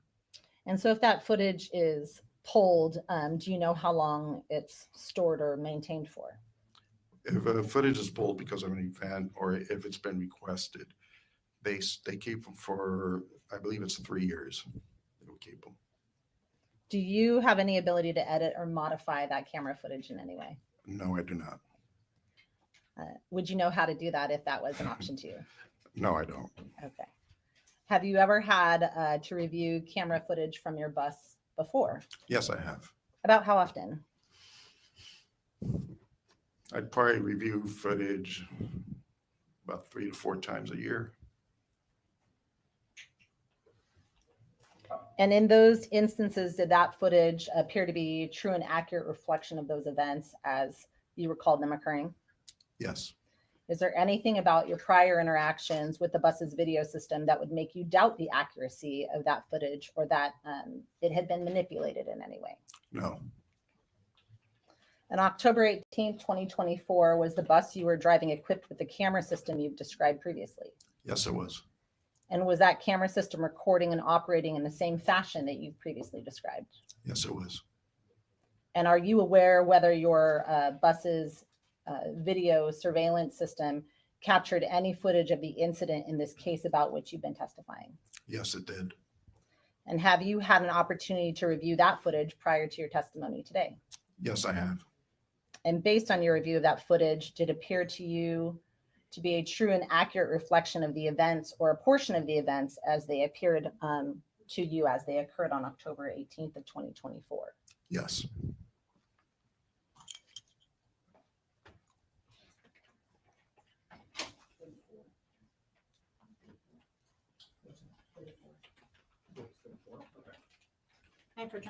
You may. Mr. Denicola, I'm going to show you what's been marked as State's Exhibit 34. Ask you to review that silently to yourself and then look up at me when you're done, please. Do you recognize what I've handed you there, sir? Yes, I do. What is that? There's a thumb drive that has the video showing all shots from the camera footage from that day of the event. And how do you know that's what that is? Because after I viewed it, I initialed and dated the tag on the thumb drive. And when and where did you have an opportunity to review that thumb drive specifically prior to today to confirm the contents of it? I reviewed it this past Saturday on July 12th back in the prosecutor's office. And based on your review of State's Exhibit 34, did that appear to you to be a true and accurate copy of footage of your bus's video cameras capturing those events from October 18th of 2024? Yes, it was.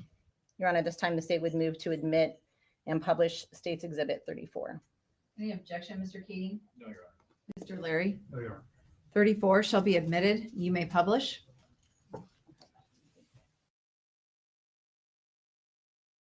When they show the video, just for warning, it's not horrific as far as grotesque or anything, but it is a little violent. So I do have the content warning. Please, if you are triggered by certain violences, please take care of yourself. You come first. You want this back?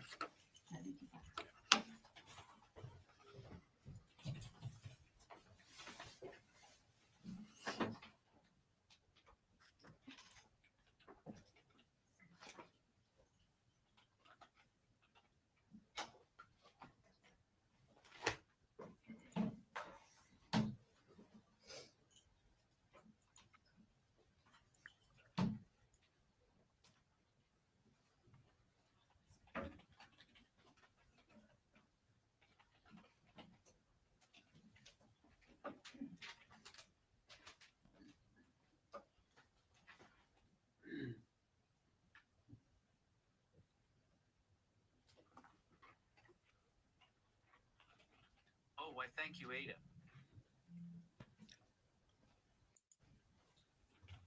Next to that is the. And we're gonna- So I'm going to start first Okay, with there we all go. of these views. I'm going to ask you to orient the jury to what they're looking at on State's Exhibit 34.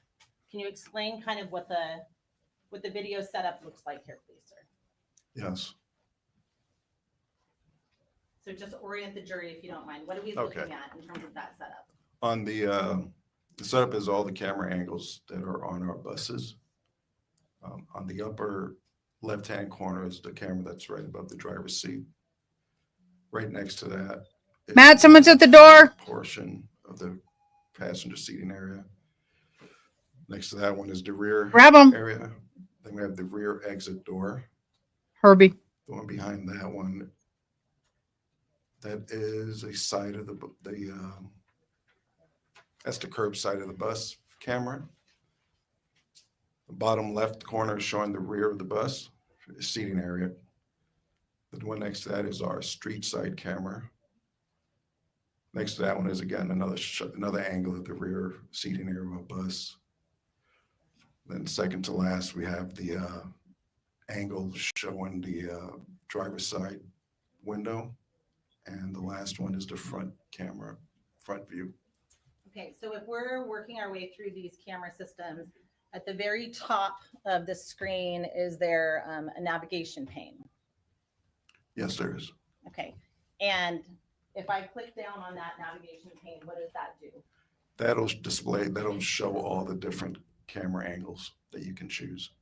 So if you wanted to see, for example, just one camera angle, is it fair to say you would click off all of the other views? That is correct.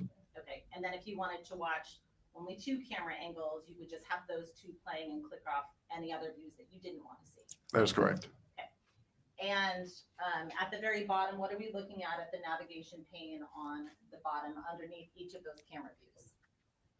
Those are the timestamps. Okay, what about above the timestamp first? Above the timestamp. So if you Are you have talking the about- arrows going in multiple directions, what are Right. those? Those are the play button, reverse button, and pause buttons. Okay, and underneath of that, do you have the ability to watch something in normal speed, a slower speed, or a faster speed? Yes, you do. Right underneath the buttons, there's another drop down arrow where you have the option of choosing the speed that you want it to play at. Okay, so if you clicked on that, you could see those, is that correct? That is correct. And the front audio button here, what is that? That's telling you what speaker that you're listening to at that time. And at this time, it's clicked onto the front audio. Okay, and you talked about the date timestamp at the bottom. Is that this white block here? Yes, it is. And what about this green block and the green bar running across the bottom? What are we looking at there? That's the timeline. It follows the video as it's playing, so it lets you know exactly what time you're watching the video at. Okay. So if we click on the road view specifically, what view is that? That one is the front of the bus facing outward in the direction that the bus is traveling. Okay. So if I double click on that, it gets big, correct? That is correct. Do these all, as I unclick those buttons to watch the front view, or the road view, excuse me, are all of those cameras running simultaneously? Meaning, are they all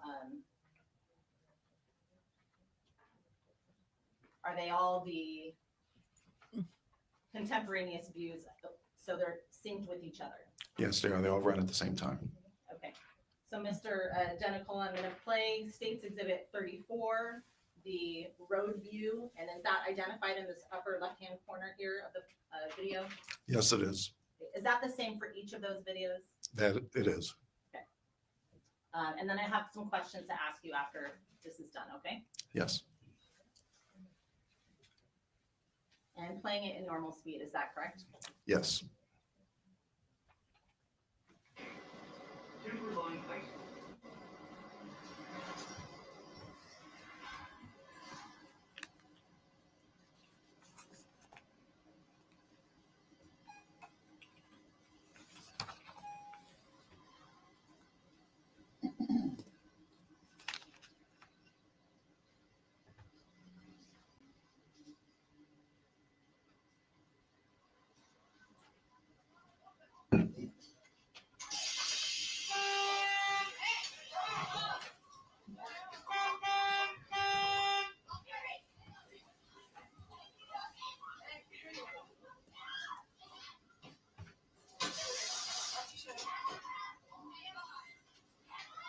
Are you kidding me?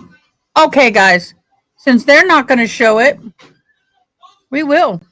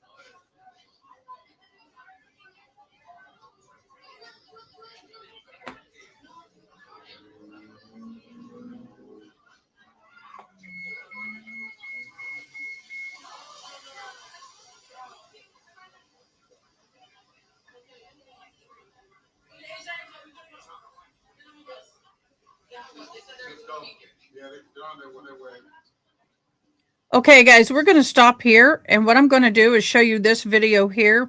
This is a video from Court TV of what happened. So we're going to start right here.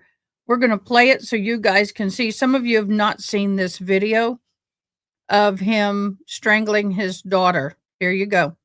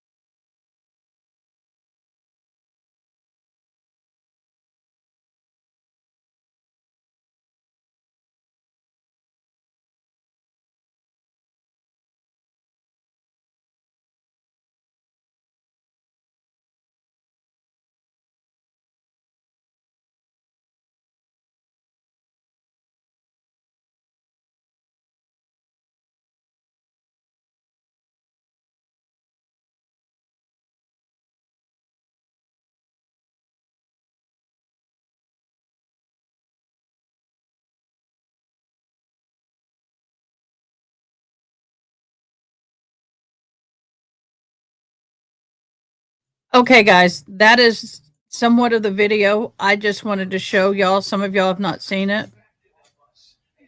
Let me get back here, and then I got to run and grab some. There we go. Okay. All right, Mr. Denicola, I'm stopping the video at 2:16.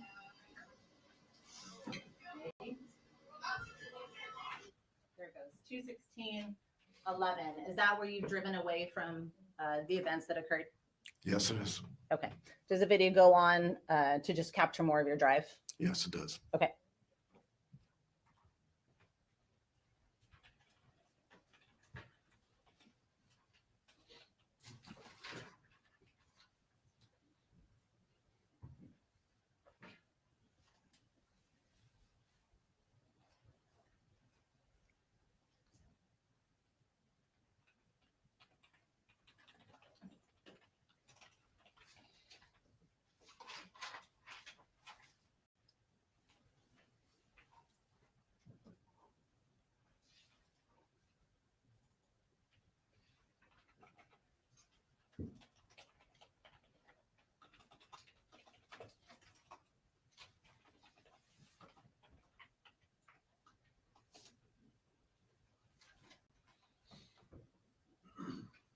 Mr. Denicola, what view now is, I'm going to ask to reshow 34, please. What view are we looking at now? That's the curbside camera on the bus. And so Sure. that the side that pulls up to the stop itself. Yes, it is.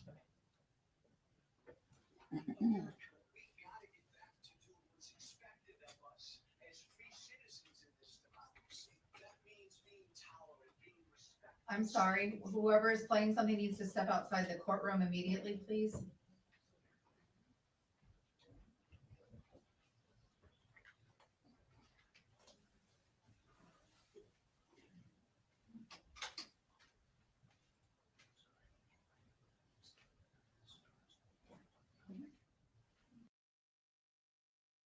Mr. Denacolo, this starts at what time is on the date timestamp? Starting from the beginning of the video, but what time is that?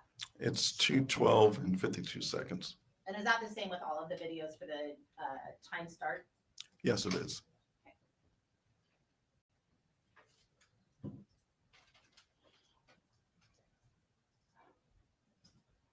And I started playing that at 0.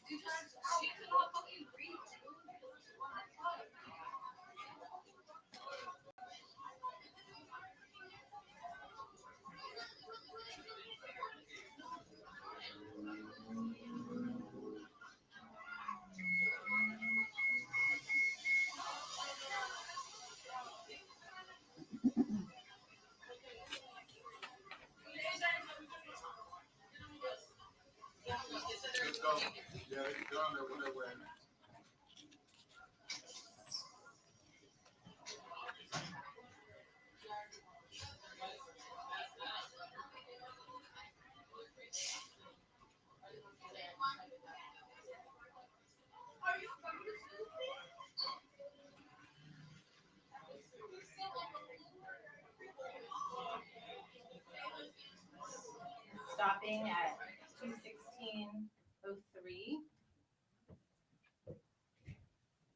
Mr. Denicola, do you recognize anyone in any of those views that we've watched so far? Yeah. Who do you Yes. recognize? Reckon.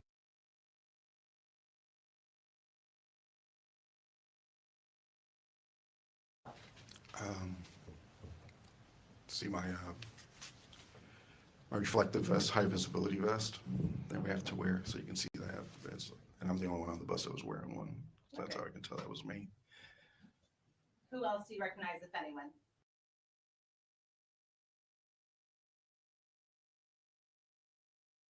also recognized the gentleman that was holding him down. Okay.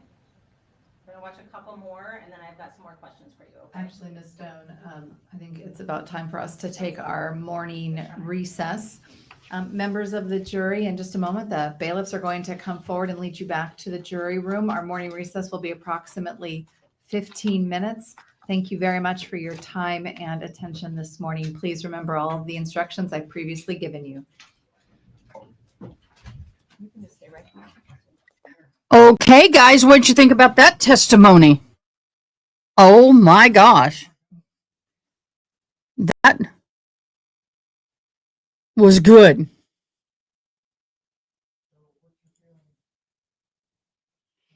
Yeah, that is sick. Doing a video to exonerate her father. That's one sick way of thinking. I can find out, Ronnie.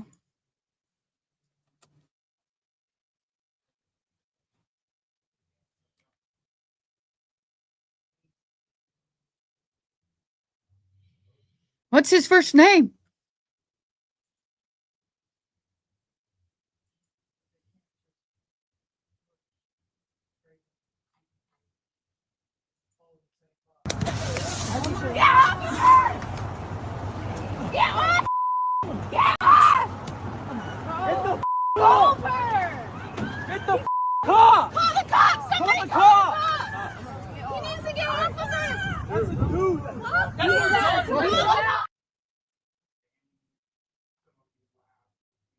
Both remain in custody. They did not.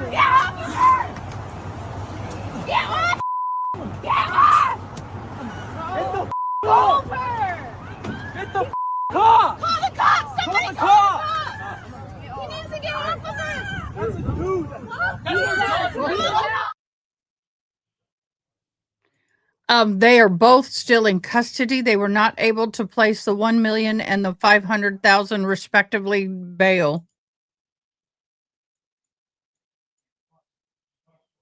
So, yeah. So we are now in a court break. So let me get to this. I wanted to let's look at the bingo card. Our bingo card this is what I have now. I may be wrong. June, you're the bingo queen. This is your deal. Let me know if there's anything on my bingo card that is wrong. I'll embiggen it as much as I can. Scroll up. I would venture to say so, Joy RN 82. I would say that she was definitely, but you know, when you're raised in it, that's all you know. So attempted bedroom, I think we just saw that. We talked about the charges. They showed evidence in body cam. I have a full slate, but I may be wrong.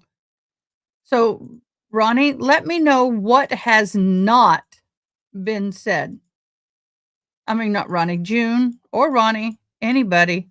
I'll clear my card and we'll cover it and get it caught up to where it's appropriate. Okay, so I know they said she was banned from the school. They showed videos. Showed the attempted red room. They showed the punch. They said bus stop. They showed video, the school campus. They talked about her being in opening statements about the campus. There was a group of people. They mentioned the charges. Minor injuries were mentioned. Ihsan was mentioned. Zahraa was mentioned. Objection. Evidence was shown. Opening statements, overruled or sustained happened. They mentioned the Timberline High School. They showed the body cam. We have witnesses. They showed the chokehold. They talked about the chokehold. They talked about his choking his daughter. They mentioned the boyfriend. They mentioned there were bystanders, and they mentioned the date in opening statements. I have a full card. What do you have? What you got, y'all?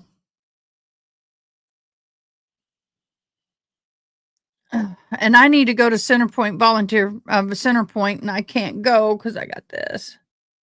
I got a piece of cat fuzz on my nose somewhere. Drive me crazy. So that's my bingo card. June, let me know if I'm wrong. Also, if you guys are new here and you've never been here and you subbed to my channel, go in and put I subbed in the comments, because when you do, When you do put the ice, oh, it won't do it. Okay. When you do put I subbed, put it here because I have a separate drawing for y'all at the end of the month. We have I shared. If you share the video, put I shared in the comments just like that, all caps.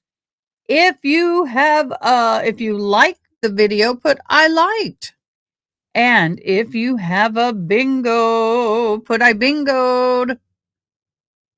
We, I believe, have our second blackout bingo.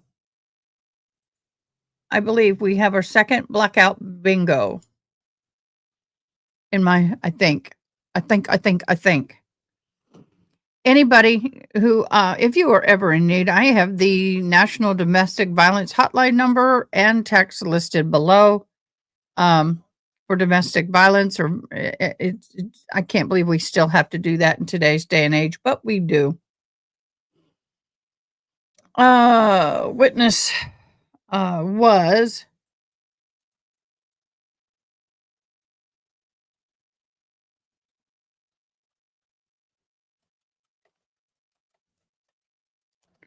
I'm putting things in for tags. I can't figure out how to do the tags while I'm live with the correct timestamp, so I have to go back and add those later. So we're going to try and start doing tags again. Yay, tags. I want to thank all of you for joining right now. We have 26 from YouTube and 18 in alternate jurors. We did get up there to almost 40 on YouTube, which was great. So we are on our 15-minute break. Everybody get up, stretch, go to the bathroom, do what you need to do. Come back in about 2 or 3 minutes because then we've got court. I'm going to go get some socks because my feet are freezing. I had to take my other ones off because they were wet. So the body cam hasn't been said, has it? He did. Wasn't that? No, wait a minute. You're right. I'm sorry. Body cam's the only thing. I'm thinking bus cam, body cam. Two different. We don't have a blackout. We need body cam. Sorry. Body cam's the only thing less. That was a bus cam. My bad. Oops. I tried. Okay. I'll be right back.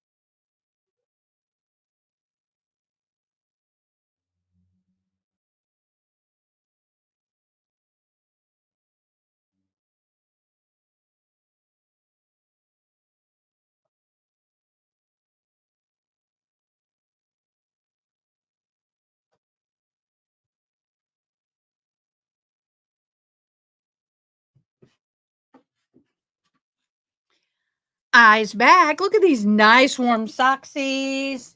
Get my toesies warm. They's cold, y'all. My toesies are cold. I was out in the rain this morning at in Hunt. Oh, there's nothing like a nice fresh pair of socks on. Oh, I hate cold toes. See, according to the article she read, Erin said she was older.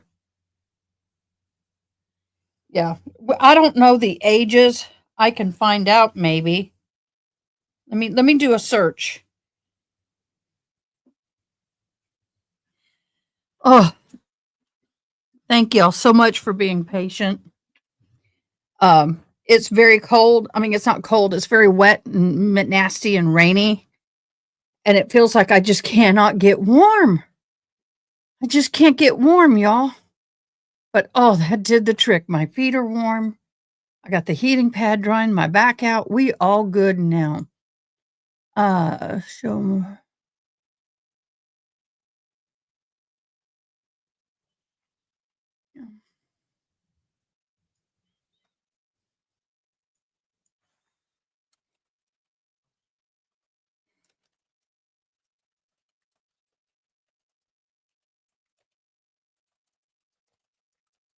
I'm trying to find out how many children they have and their ages.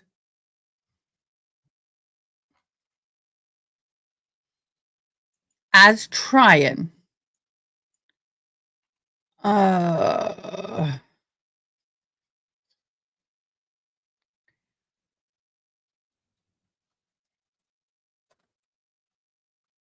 Give me a second.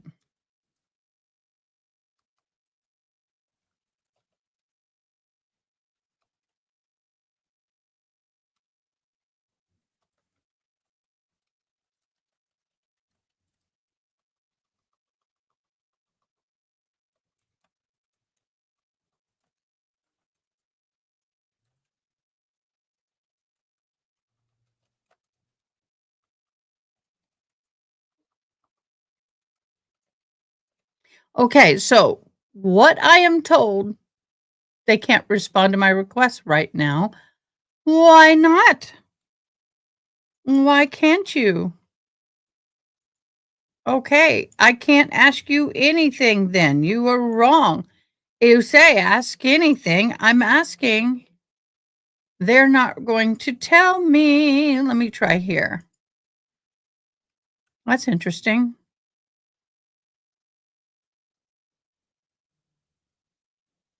Okay. Let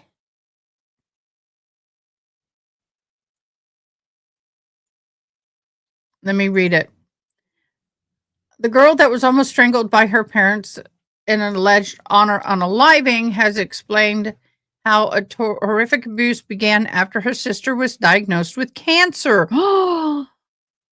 The father, 44, the mother, 40, are charged with second-degree attempted redrum and attempted kidnapping on an attack in October of 18. The girl was 17, wasn't named, ran away from the high school in Lacey, Washington, after her parents tried to put her on a plane to Iraq. Her father had recently been threatening her with honor unaliving, refusing arranged marriage with an older man in another country.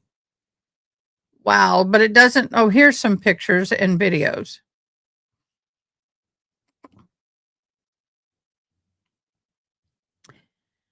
The girl said the abuse got really bad when they moved to Washington State to get better health care for her sister to be closer to her uncle in Canada. She gave an example of her dad stripping her little sister naked and throwing out her clothes because she didn't want to wear a certain thing, the police wrote. Her dad also ripped all of her clothes up and threw them away because he thought they looked bad. The girl said the family knew Ihsan was going to get really violent whenever he said, "Turn up the TV, let's talk." How horrible. One time he hit the older sister, now 19, with the wood end of a shovel on her arm, leaving bruises and streaks for sneaking away to visit a friend. Another time, her older sister, 21. So if you're 21, 19, and 17 right now, and then there's a younger one, accidentally spilled tea on Ihsan after Nora tripped her. He grabbed the teapot and threw hot tea on Havin. And then he threw her to the ground, leaving scratches on her head. But she said the worst abuse was reserved for her little brother, who was autistic. And Ihsan had no patience for his condition. One time he force-fed the little boy spaghetti until he choked and slapped him in the face, according to the report. She said the second incident, her father took her brother to work with him, who in turn tasted the blue thing in the urinal. Oh, what? That really makes me gag. Made him taste the blue thing in the urinal. Oh. When she said when her dad got mad at him, he would hurt him.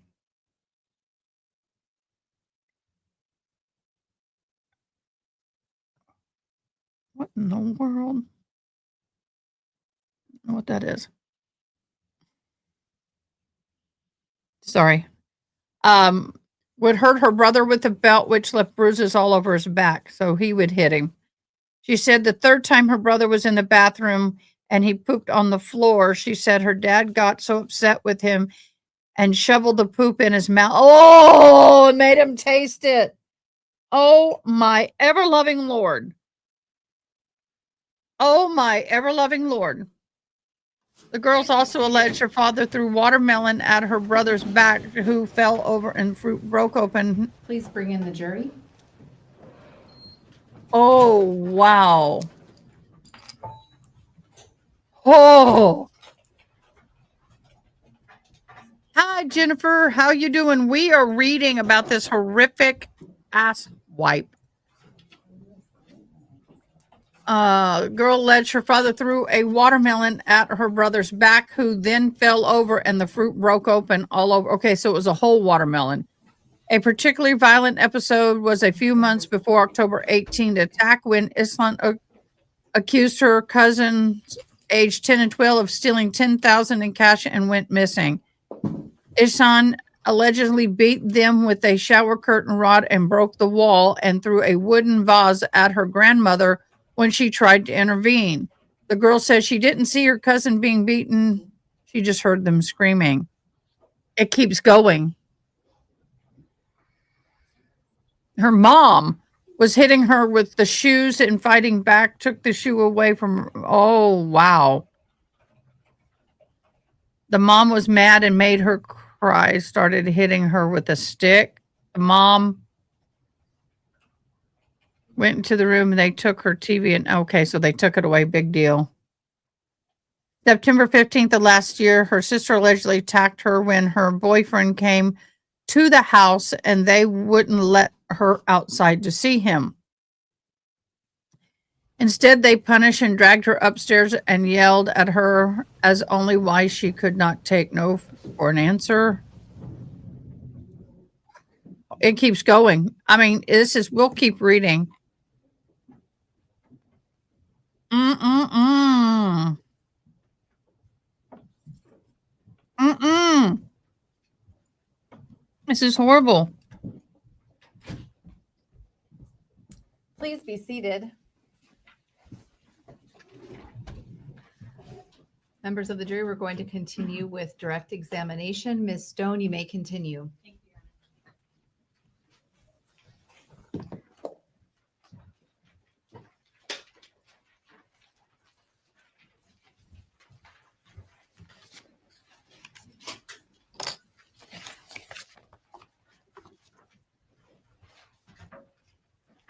Okay,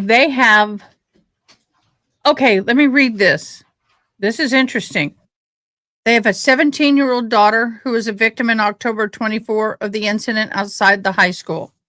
They have a 21-year-old daughter. She was present at the arraignment of the parents reportedly tried to intervene during the attack. They have a son, age 5. One of the younger children reportedly taken to Canada by Zahraa and left with the uncle. Age 3 son, who was also taken to Canada with the older siblings. Then they have an undeceased daughter. A third sister reportedly died of cancer after the family moved to from Arizona to Washington. The allegation suggests she was denied medical treatment. There may be additional children, but these are the ones confirmed by public records witnessed accounts. So they may have more or may have had more children. Wow. Interesting. Here we go. Interesting.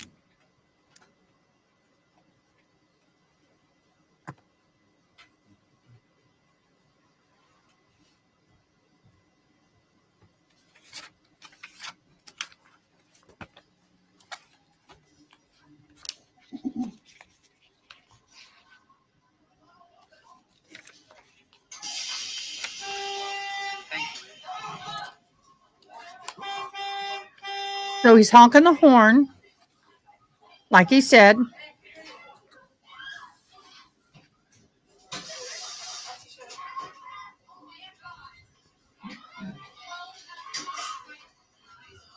Y'all, wait. June, all of y'all, what is this crown number 1, crown number 2? What does all these crowns mean? I've never seen that. What are the crowns? I've never seen the crowns before, and they're popping up in chat. What is that?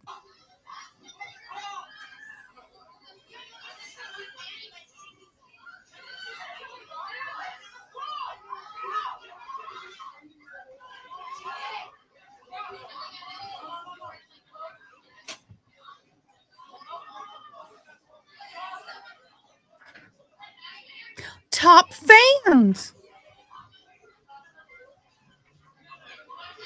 Oh.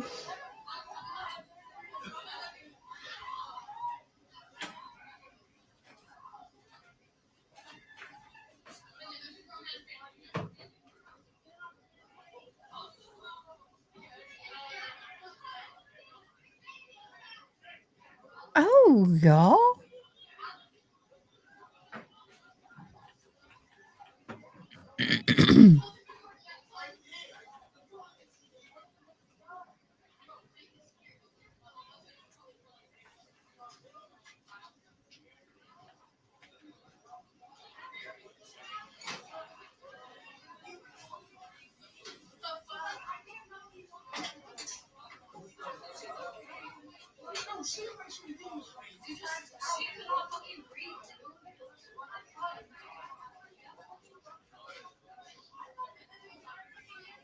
Congratulations, y'all.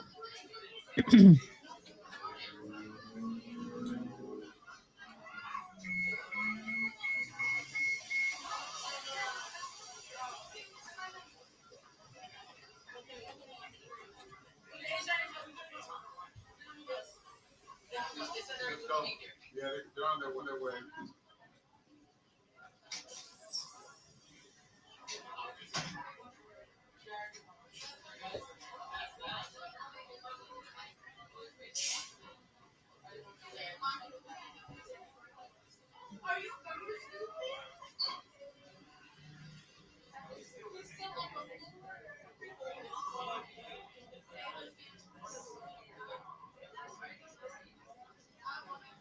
Okay, I'm stopping the video at 2:16. 08.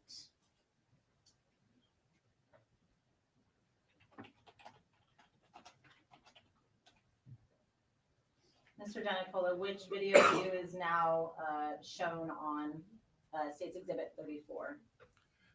That's the front left camera. Okay.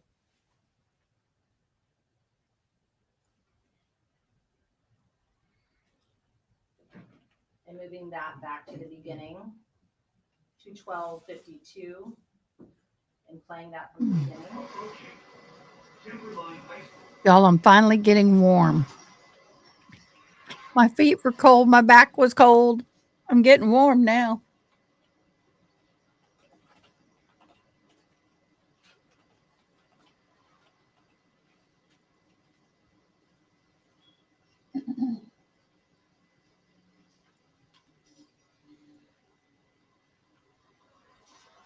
Oh.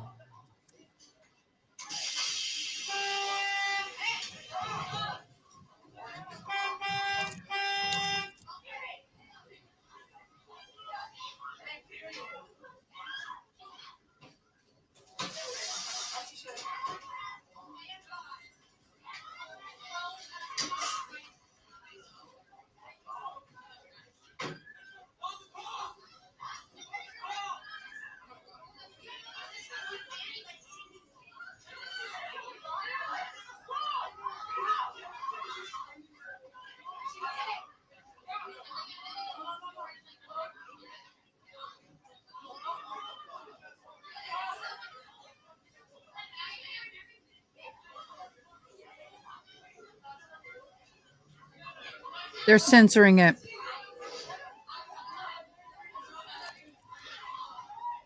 Hey, June, you just lost your first place crown. Aw. I'm like a mama. I can't pick number 1, 2, and 3.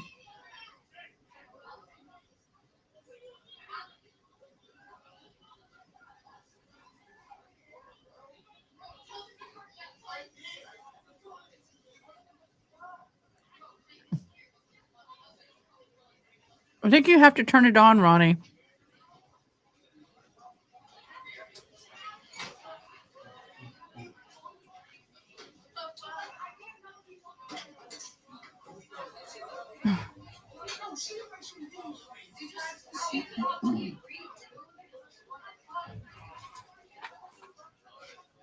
We can't win, y'all. Look at it.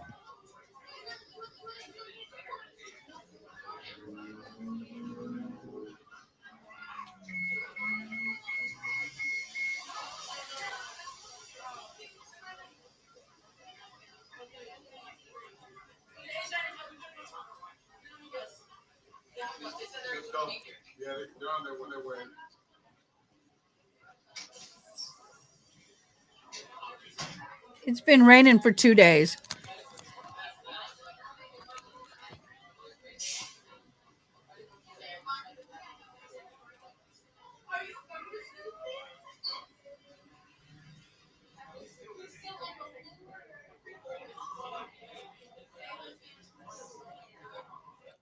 And I've stopped that video, the front left view at 2:16:02. Is that correct?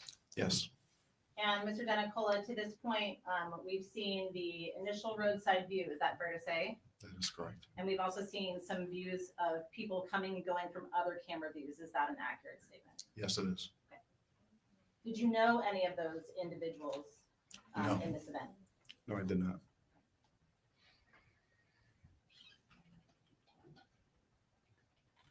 And what view is this, Mr. Denicola?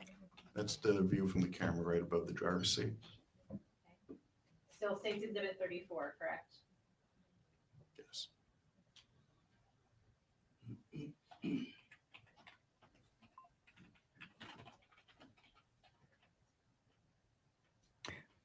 Breaking news, Christopher Dontel has been sentenced to the maximum of 20 years after being found guilty.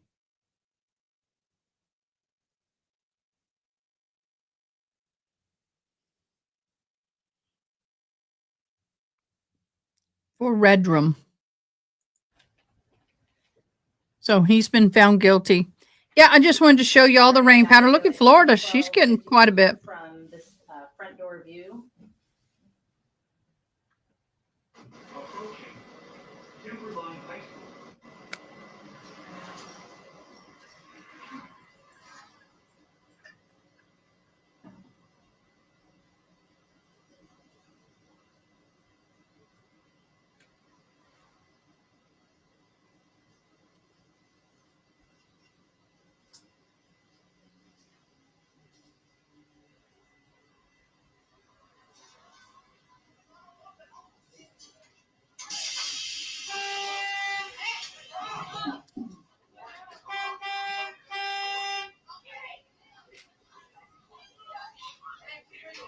Yes, ma'am. Miss King, they are going to play all 6 angles.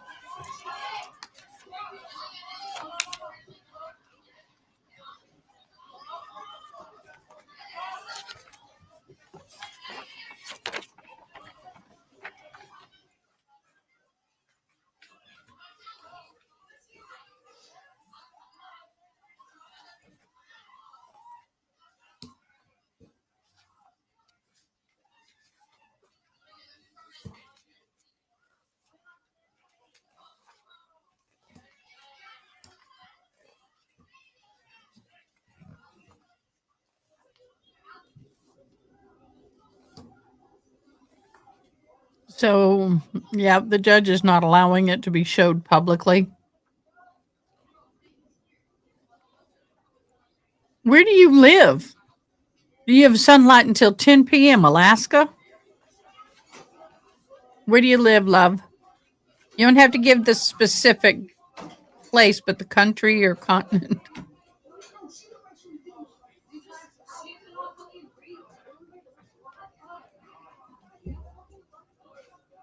Oh, Dublin. I'm Irish. I'm an O'Neill. Never been there. Want to go so bad. I want to go to Dublin so bad. 10 hours of daylight? Nice.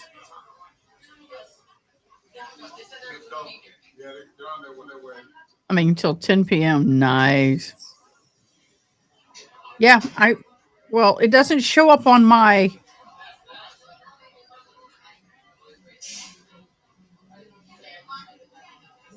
I'm not seeing a flag. Oh, there it is. Okay, stopping that video at 2:50. I have to go look at my chats on YouTube, not in Discord. In my program, it doesn't show me.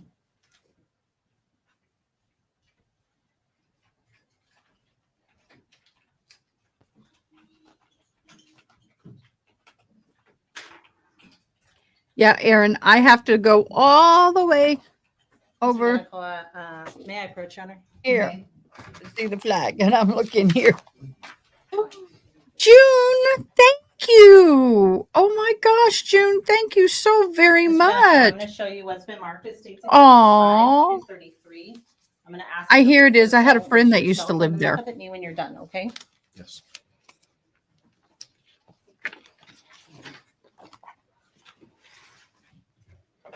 Congratulations, Amber, Jennifer King, Aaron. You've been a member for 3 months. Thank you so very much. You're so awesome. Jennifer King, Cali Girl 15, Amy Evans, Paul Youngs, Amber Nola. You all received memberships. Congratulations in June. You are so kind. You are always so kind to bless people. Thank you. And Aaron, thank you so much for being a member for 3 months. I cherish all of you.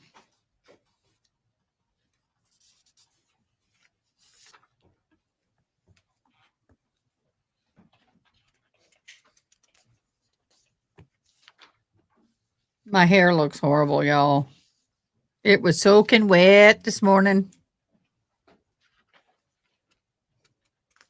Oh, somebody in one of my other locations that I'm streaming live in wanted to know about my earrings. These are a Kendra Scott. That's about the only kind I wear right now because the metal does not interfere with my hearing aids. Why is that kind of bent like that? This is what I'm wearing today. It's got silver and gold because I got a silver ring with a gold necklace. So it's got silver and gold. I'll have to show you my collection sometime. But they're not super heavy. They're good.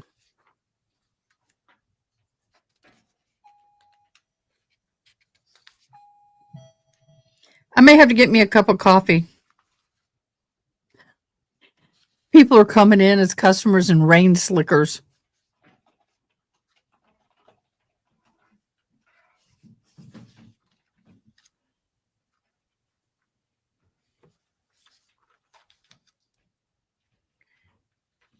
What are we looking at, my dear? What are you looking at? I guess pictures of evidence. June, Moon River. Come on. They say that this trial could take up to 2 weeks. I can't imagine with the video they just witnessed how this trial could take up to 2 weeks. Thank you, everybody, for watching the trial with us. We greatly love and appreciate you. Please don't forget to do the likey, commenting, subscribing, and all of the wonderful YouTube things, but click the bell so you know we go live. I do know that somebody else was not watching us because the bell didn't go off. So hit or Mr. miss, I guess. Denicola, do you recognize what I've handed you in States Exhibits 5 through 33? Yes, I do. And what are those, sir? These are still photos from the video that we just watched. And do those appear to be a true and accurate representation of still photos from that video? Yes, they are. Your Honor, at this time, the state would move to admit States Exhibits 5 through 33. Mr. Kading, any objection? No objection. Mr. Larry? Exhibits 5 through 33 shall be admitted. Thank you. May I retrieve those, Your Honor? You may. Your permission to publish? You may.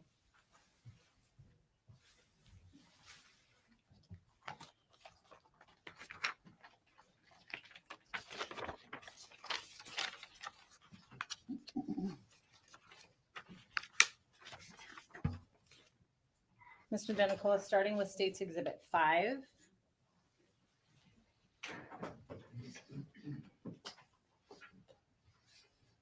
I'll give it a second to autofocus. There it goes. What are we looking at in States Exhibit 5? Pull it down a little bit. What is this, sir? That's the transit bus stop in front of Timberline High School. Okay, do you still have the Oh, yes. pointer? Yes, thank you. So can you orient us in terms of the stop itself, what we're looking at up close? Earlier, you had talked about from the aerial view. What are we looking at up close here? Up close, you can see the this is the actual stop that we call a lollipop. Okay. And then several students in the area. And then right around over here, you can see that fight that's going on. The witness is referring to the right quarter of the exhibit. Thank you, Your Honor. And about center of the page, is that center of that right-hand side of the exhibit? Is that right, Mr. Denicola? That is correct. Okay. Mr. Denicola, this maybe it's not an obvious question. You've seen fights at bus stops before. Is that fair to say? Yes. Have you gotten out to intervene, for lack of a better word, as you did here? No, Why did you do here? because it was apparent that this was an adult male fighting with students. Was that different to you? Yes, it was. Showing you States Exhibit 6. What are we looking at here? In the same spot at the lower right center of the screen here is the fight that's going on, the adult male and a teenage male as well. Okay. And is the female there in that photo as well? Yes, right to the left of the adult male. And is that the female that he's holding on to, or is that a different student to the left in the, I would say, tan pants, so to speak? I believe that's the female that he ends up grabbing. Okay. What view is this? This is, I'm sorry. No, that's okay. Where would the view be in terms of date timestamp if somebody was looking at it? You're looking at it's from the front camera, and then the date timestamp going off the upper left-hand corner. You can see that's from October 18, 2024, 2:13 and 19 seconds. Okay. And you've got the cursor on the right-hand side, but you're looking at the left-hand side. Is that correct? That is correct. Okay. And when you say the front camera, do you mean the road camera? Is that the specific Yes. title? That's the front road camera. Well, it's a road camera. Okay. States Exhibit 7. What are we looking at in State's Exhibit 7? Again, we're looking at the road camera timestamp of October 18th, 2024 at 2:13 and 20 seconds. And where is that fight happening in this photograph? The fight is happening about 10 feet away from our Lollipop bus stop. It's right here on the lower right-hand side of the screen. And so throughout this, you've referred to in your descriptions an adult male, a young female, and another young male. Do you see those three individuals depicted in this screenshot? Yes, I do. Can you identify, please, where you're talking about the adult male, the young male, and the young female? Right here is the adult male, and then these are the two young males. And then I believe this is the female over here. They're center of the screen, right side of the screen. Mr. Denicola, let me ask you a different question then. Yes. State's Exhibit 8. What are we looking at in State's Exhibit 8? Looking at the road camera, October 18th, 2024, 2:13 and 21 seconds. It's a closer view. We can see the adult male right here, and he's fighting with the teenage student. Is there a student on the ground? Yes, there is. Just to the left of the other student that's still standing in front of the adult male. And the witness is referring to the right bottom corner of the exhibit. Thank you. State's Exhibit 9.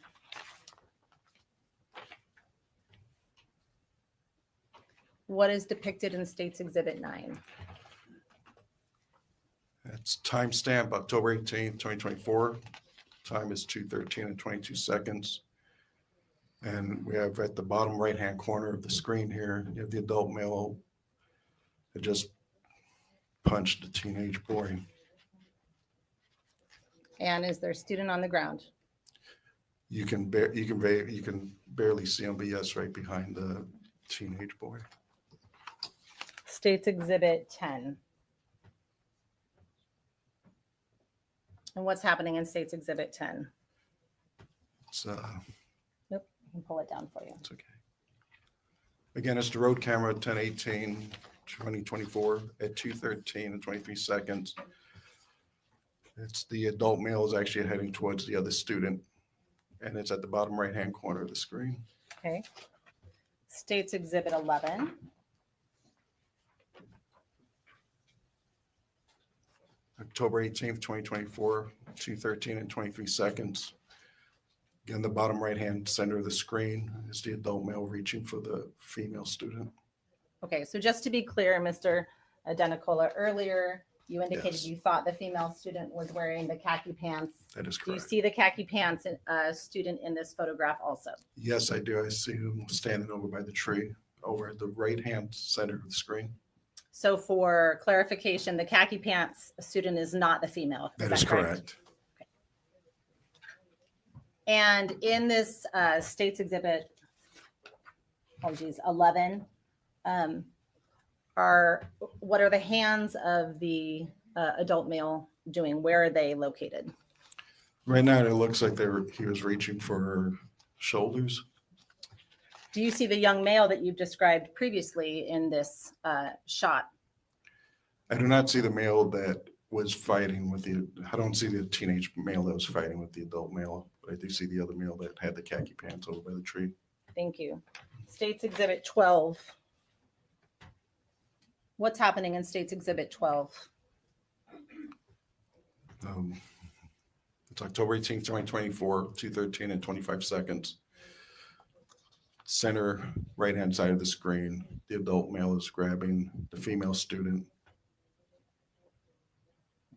And do you see the other young male anywhere in the shot that you've previously described or as being struck by the adult male? I believe that is him coming into the screen here in the bottom right-hand center of the screen. So at 2:13 and 25 seconds on October 18th, 2024, based on this, do I understand that as you observed it and consistent with that, the adult male's arms are already on the young female and the young male is not touching them. Is that correct? That is correct. Thank you. State's Exhibit 13. What timestamp are we looking at here, sir? Looking at October 18th, 2024, 2:13 and 25 seconds. Okay. And what are we looking at on the right-hand side of this photograph? Let me get this cursor over there. Sorry. That's okay. Right-hand side of this photograph, you can see the adult male still in a tussle with the female student, and the male student actually coming up on them. And I see another student that's coming from where the tree was at, all on the right side center of the screen.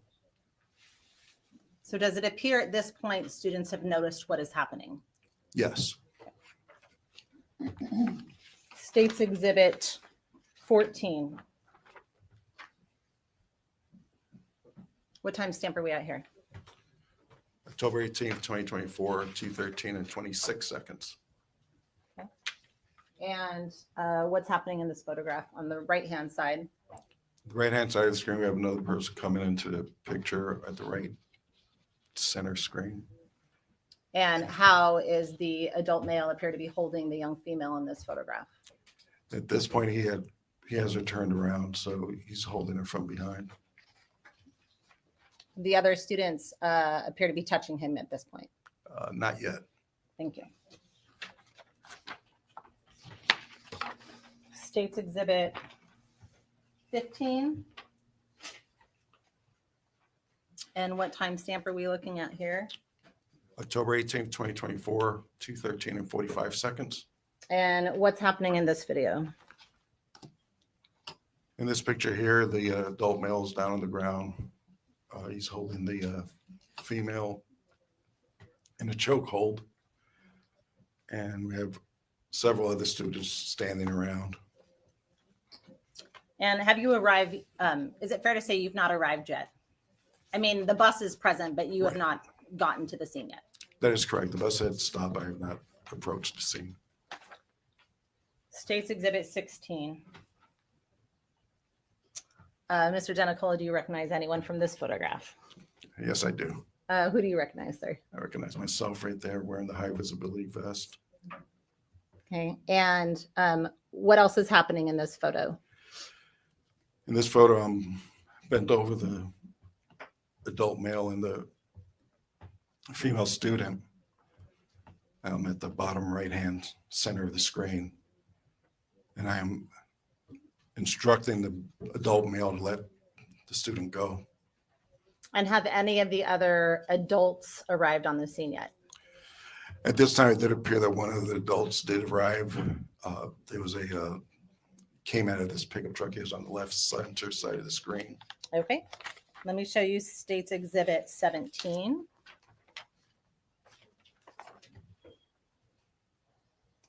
In State's Exhibit 17, what are we looking at here, sir? That's on October 18th, 2024. Timestamp is 2:13 and 57 seconds.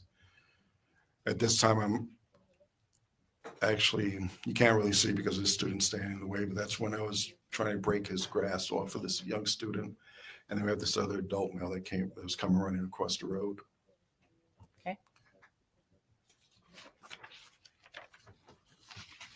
And State's Exhibit 18.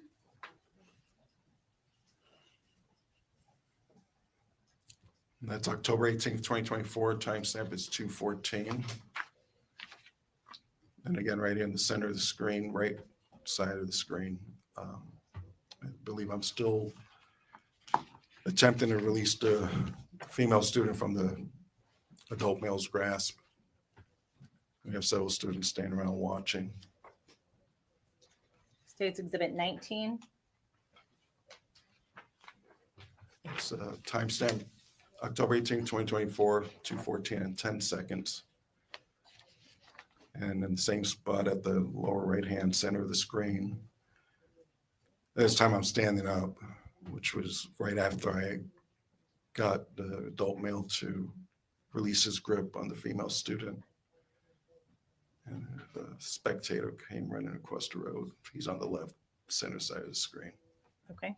So there is essentially another adult that has arrived. Is that correct? That is correct. State's Exhibit 20. And what time is this at? It's October 18th, 2024 at 2:14 and 52 seconds. And have you left the scene at this point? I have left the scene of the actual incident there, the center right-hand side of the screen, and I was headed back towards my bus. Switching views to State's Exhibit 21. What date, timestamp, and view are we looking at on State's Exhibit 21?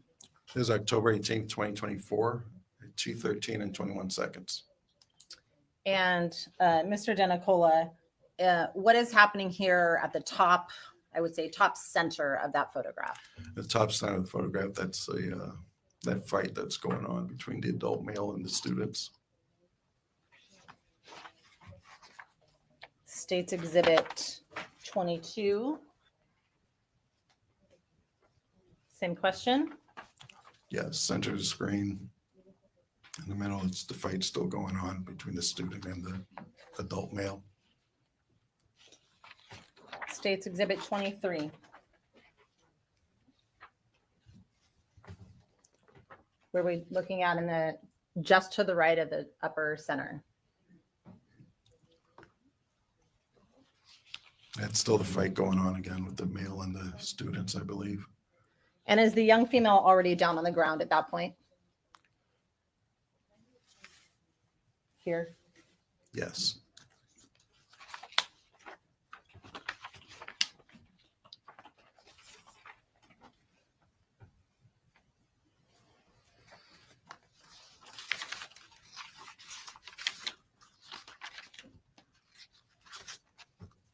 And moving to State's Exhibit 28.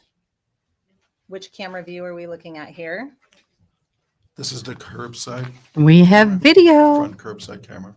And what date timestamp is that?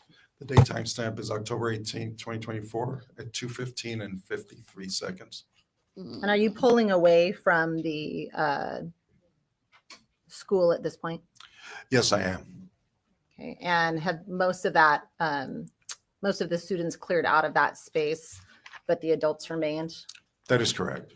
Okay, do you see the adult male that you've referred to as being involved in the initial altercation present? Yes, I do. On the bottom left side of the screen here, he's on the floor. He's laying on the ground, and another male is over him, appears to be restraining him. Okay.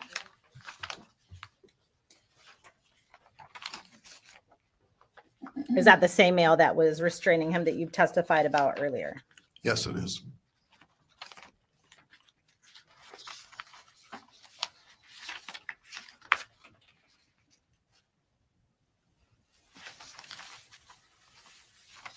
And State's Exhibit 30. What are we looking at here? That's timestamp October 18th, 2024, at 2:15 and 56 seconds. That's the street side of bus front camera. And what is depicted, I would say, on the right-hand side of that photograph? Right-hand side of the photograph, center of the screen, is a pickup truck from which the gentleman that was restraining the adult male in the fight came out of this pickup truck right here, center screen, right side of the screen. I have bad arthritis and I hit my knuckle and it's not happy. It hurts. This weather's got my arthritis flaring up. And State's Exhibit 31. Mr. DeNicola, what are we looking at here? That's timestamp October 18th, 2024 at 2:14 and 4 seconds. And Mr. DeNicola, do you recognize the individual pictured on the left, I would say about center of the photographed left-hand side? Yes, I do. Who is that? That's the gentleman that came running from across the street. I call him a spectator. He was essentially the third male adult to come to that scene. Is that correct? That is correct. Mr. DeNicola, based on your observations of that scene, your observations of the adult male, and your experience there, would the older man have let go of the young girl without intervention from Sustained. Mr. DeNicola? Was the older man letting go of the young female without the intervention of you and the other adult male? No, he was not. Thank you. I have no further questions at this time. Mr. Okay, we're going to take a pause on that and we're going to come over here. I'm going to share this video because we're going to watch it in its entirety. We have not seen the video, or some of us may not have seen but pieces, but here's the entire video. He's got the girl right there, jumping in.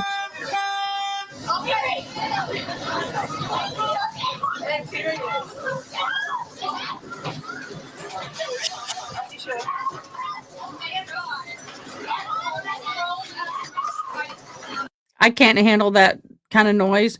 I would have gone, let go, dude. But this was at a school. There's the bus driver. The car in the middle of the road gets out to help and save this.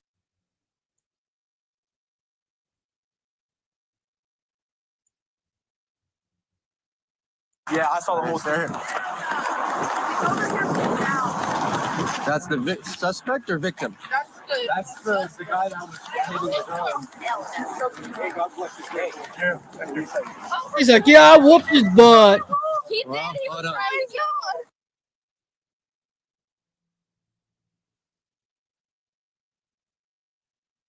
They ripped up his jacket. Hands behind your back. Hands behind your back now.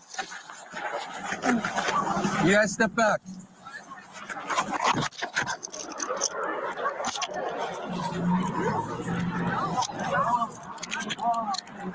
Was there any other person?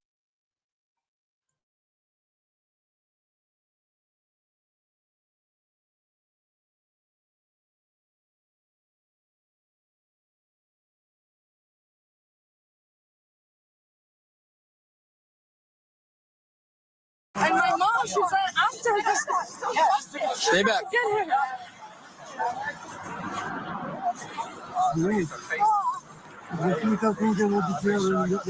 Stay back. I need to call. Stay back. Stay back. Please. Right up there, I'm surviving. Hey, stand back. I got the mail. Sick.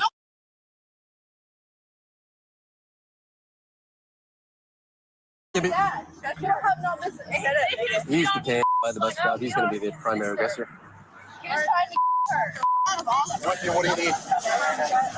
I know him. I know it's the runaway. Yep. Okay, that's what I figured. Well, runaway somewhere. That's I've got somebody in sister. the office.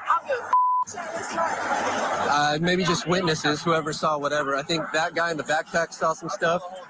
All right, cool. So- So you good here? Yep. Right up there, yeah. There's somebody in the office. If you can cross-reference my runaway call, the suspect addresses going to be So they're in there. They ran Let me get my gloves on. Another person.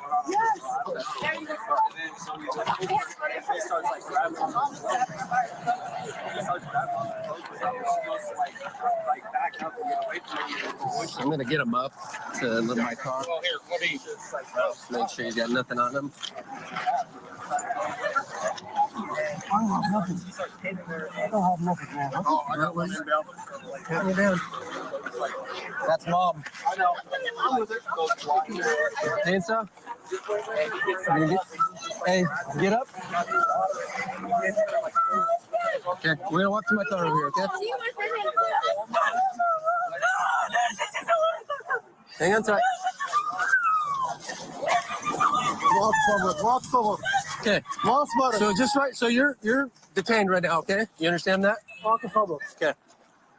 Walk forward.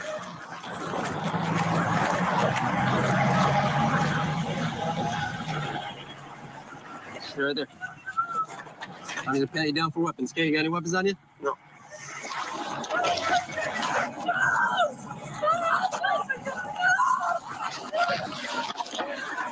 That's what she said.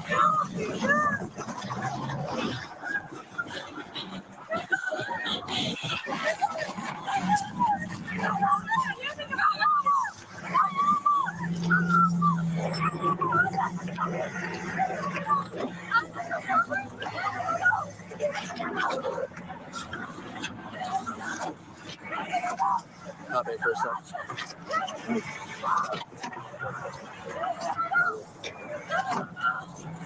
Hey, thank you, man.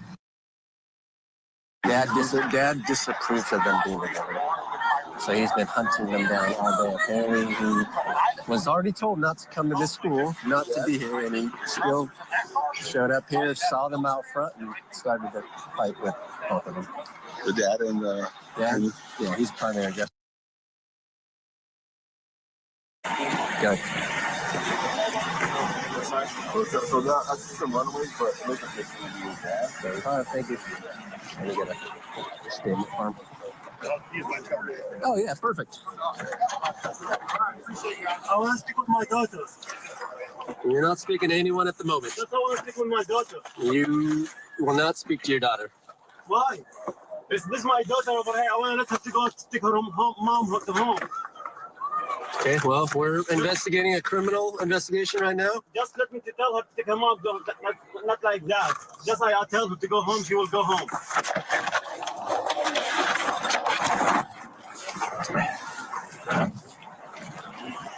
I ran out of statement forms. Do you have any? I can come and have them fill out. Who is this? That's mom and sister. Mom, sister, and dad have been tracking runaway. Okay. Unbelievable. Okay, I had it right. That's what I'm about to say. Who are these people? Witnesses? They came and saw suspect dad beaten, trying to get involved, and so this guy tackled dad and had him detained for me when I got here. Oh, nice. The moment I got here. So. If I had a husband who was trying to unalive my daughter, I'd be unaliving him in a nanosecond with the piece of lead between the eyes. Where's the dad at? Dad's in the back of my car. Okay. Yeah. Yep. He's detained. Not under arrest yet, but the more sounds of it, he's going to be the primary aggressor. Okay. So again, you're not under arrest at the moment, but I'm going to read you your rights. Okay. So you have the right to remain silent. Anything you say can be used against you in a court of law. You have the right at this time to talk to your lawyer and have him present with you while you're being questioned. If you cannot afford to hire a lawyer, one will be appointed to represent you before questioning if you wish. Do you understand each of these rights I've explained to you? Welcome to our channel.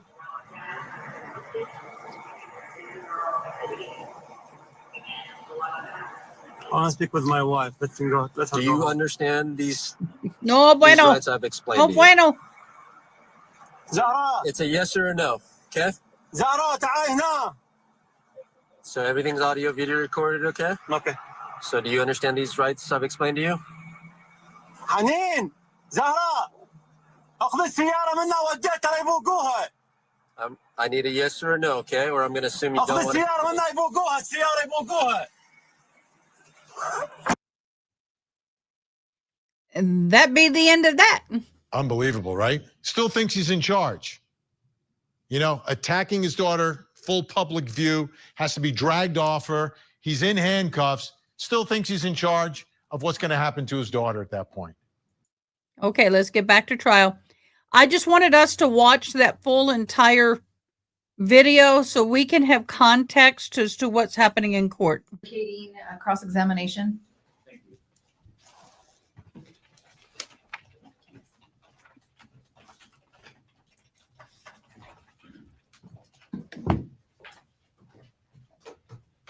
Y'all don't forget, this is their religion and their culture from another country. So yes, we are all going to be, I can't believe this. Good morning, Mr. Denical. Good morning. Couple of questions for you. Is it fair to say that Yeah. prior to the few seconds that we saw in the video of the bus approaching that bus stop, that you didn't see anything that was happening? That is correct.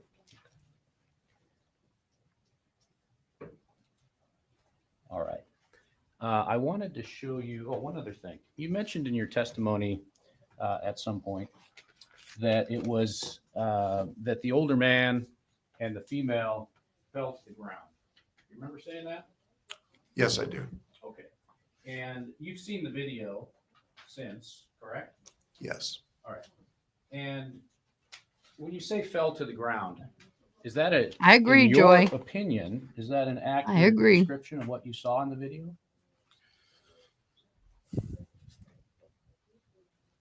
From looking at the video, describing what I've seen, it appeared that he had grabbed the female and they did fall back onto the ground. Okay. So let me show you what's been marked as Defendant's Exhibit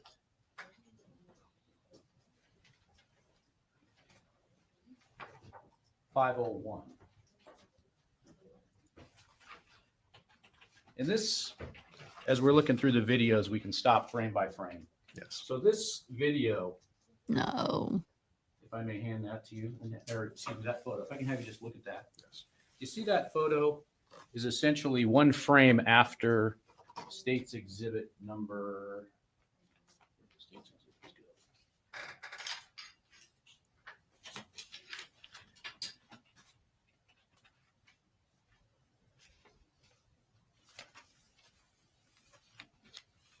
I believe it's 14, but let me just make sure here.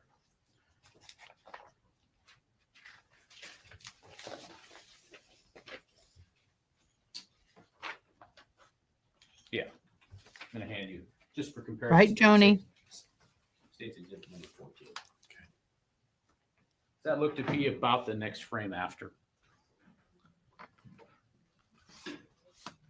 Yes, it does. Okay. And Your Honor, if I could move to admit Exhibit number 501. Any objection, Mr. Larry? Oh, yeah. Ms. Stone? No, Your Honor. 501 shall be admitted. And at this time, I'd move to publish, Your Honor. You may.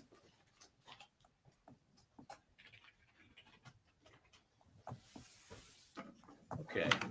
Now, just so the jury knows, these do not have a date and time stamp. Is that correct? That is correct. Okay. But we've identified it's in the same sequence of pictures that we looked at previously. Yes. Okay. And so I'm looking at this exhibit, which follows in time Exhibit 14. And what I see is the adult male and the female still standing up, right? Correct. And it appears that there's the young teenager with the Nike backpack there is running right at him. Right? Yes. And he's got his arm raised on the right side. You see that? His right arm right there? Right there. Yes. Yeah. And so we'll watch the video, but in this, it looks like everybody's on their feet, right? Yes. Okay. And when we watch the video, I think what we're going to see is Mr. Objection, counsel's testifying. Right. Okay. Well, we'll watch the video. Sorry, Your Honor. We'll watch the video and watch what happens next. Okay. So let me grab the video. We're going to go back to State's Exhibit number 34. If everything works as planned. And you're requesting to publish it? Yes, if I may publish 34 again, Your Honor. You may. Thank you. Hang on just a minute. Let me make sure I get everything in the right order here before we start it.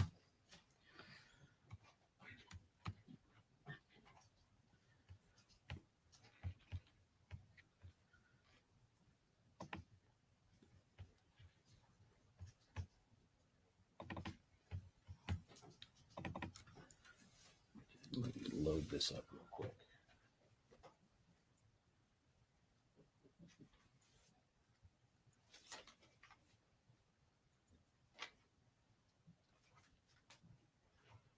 Here's a heart I love you bomb. Hey, Miss Carmen.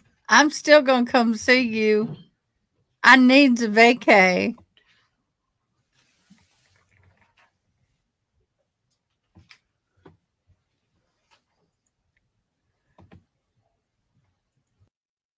Y'all, some of you may not have been here when I read through all the abuse allegations. We only got to half of them. It is so bad.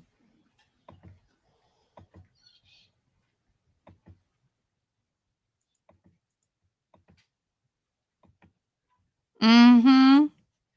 Amen there.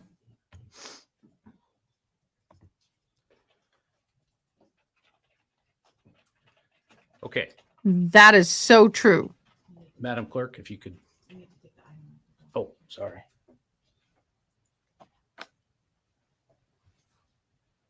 Okay, and so this is back to the video now.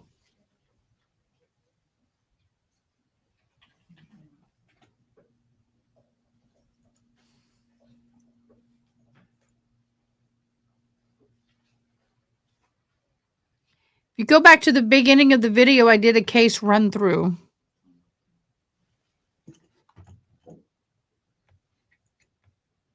Thank you, Tinkitude.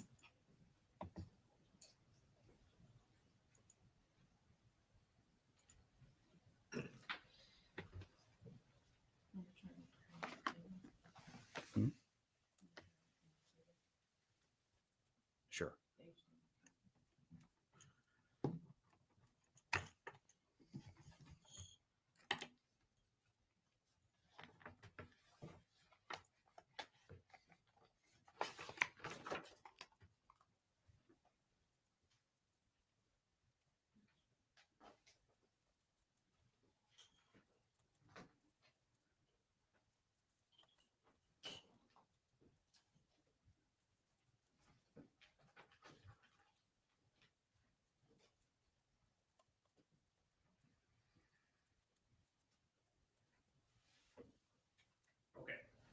If you don't mind, I'm going to have to talk from over here. Is that okay? Yes. All right. Okay, so this is the video. This is 2:13:25. Okay? Yes. Let's run this forward. I'm going to use a little slower time on this. Now, can you describe to us what you see? Who is in the right side of the screen there coming in? Can you see that? Entering the screen, I see the young adult male. I mean, the young teenage male. Right on the right side of the screen, correct? That is correct. Okay. Now let's just play this at a little slower speed. Can you tell what speed this is going at? If you move the, yes, it's 1/4 speed, Okay. 0.25. Let's run this through.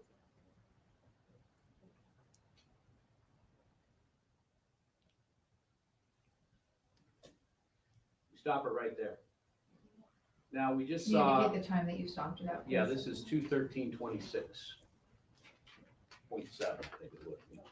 Did you see that? Yes, I do.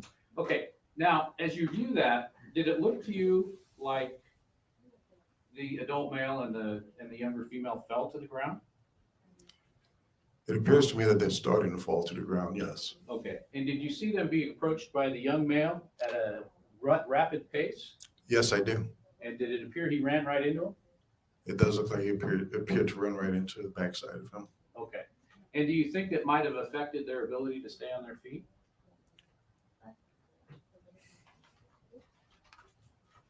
Looking at the direction that the young male was running, I'm actually surprised that they didn't fall forward. Okay. But they did fall down. They fell backwards, yes. And there was contact. Yes. All right. Now, there's a tree right there, right? Yes. Okay. Let's back it up just a little bit here.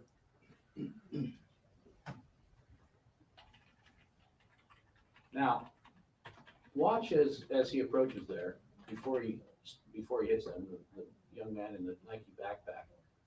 And watch that tree in the background, if you would.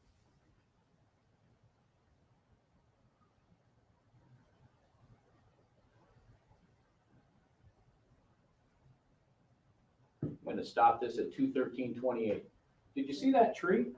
Yes, I did. Did it look like they maybe ran into the tree?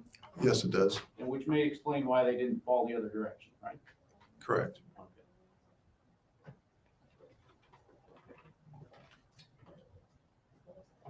Now, in the state's still exhibits, there was a I'm sorry, 19 can you indicate what time you stopped the video Oh, I'm this sorry. second time? 2/13/28. They had showed 2 timestamp photos. One was exhibit 14, which was 2/13/25. And the next one was exhibit 15, was 2/13/45. Okay? I want to just watch the 19 seconds, if we can, between those two.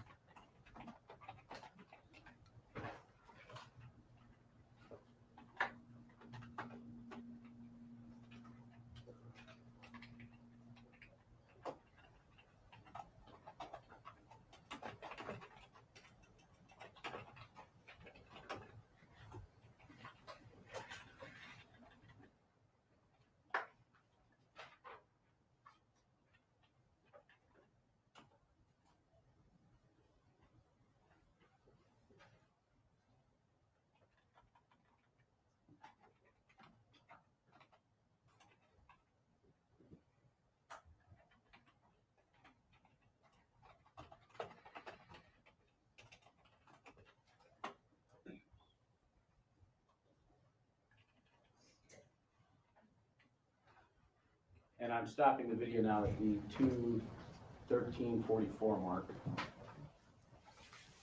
Mr. Denicola, how would you describe what we saw in that scene, in that 19-second period? What I saw through that time frame was the other students coming in and hitting the adult male. Okay, did you see him kicking him as well? Yes, I did. And did you see where they were kicking him? Yes, I did. Where was that? They were kicking him in the head.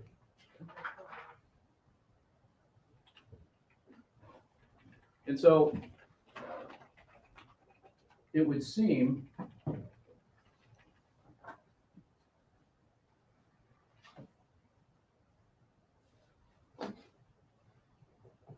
that there was quite a bit of an attack going on there against the adult man, right? Yes. Okay.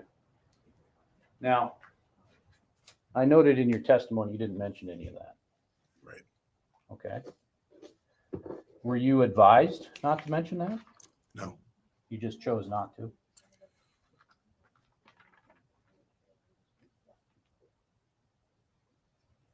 I didn't want to, I was trying not to embellish anything. So I was just saying what I saw. Okay. You were in the bus during this period of time? At that point, yes, I was still on the bus. Okay. So the same view you had of the initial few seconds was the same through this entire period we've just watched? Yes. Okay. Now, the kids that were riding the bus that day, are those regular bus riders? Yes, they are. Okay. Do you know them by name? I do not. Okay. But you recognize them when you see them? Yes, I do.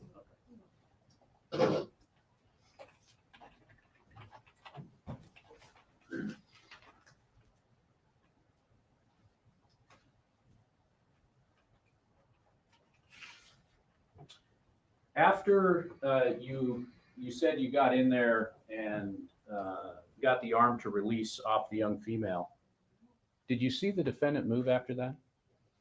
He rose his hands pretty much up towards his chest in a compliant manner. Okay. Like he was no longer resisting or was not going to put up any fight. And so he's laying there kind of on his side, right? At this point, yes, he is. Okay. And he kind of stayed that way until you drove away, right? No, I believe he was laying on his, because the other gentleman was on top of him, holding him down, that arrived on scene after I separated them. So he appeared to be pretty much on his back, holding his hands up like this, like, I'm good. Okay.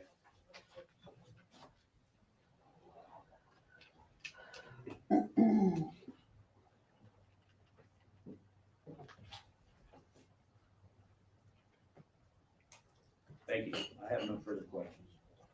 Mr. Leary, cross-examination. Thank you, Your Honor.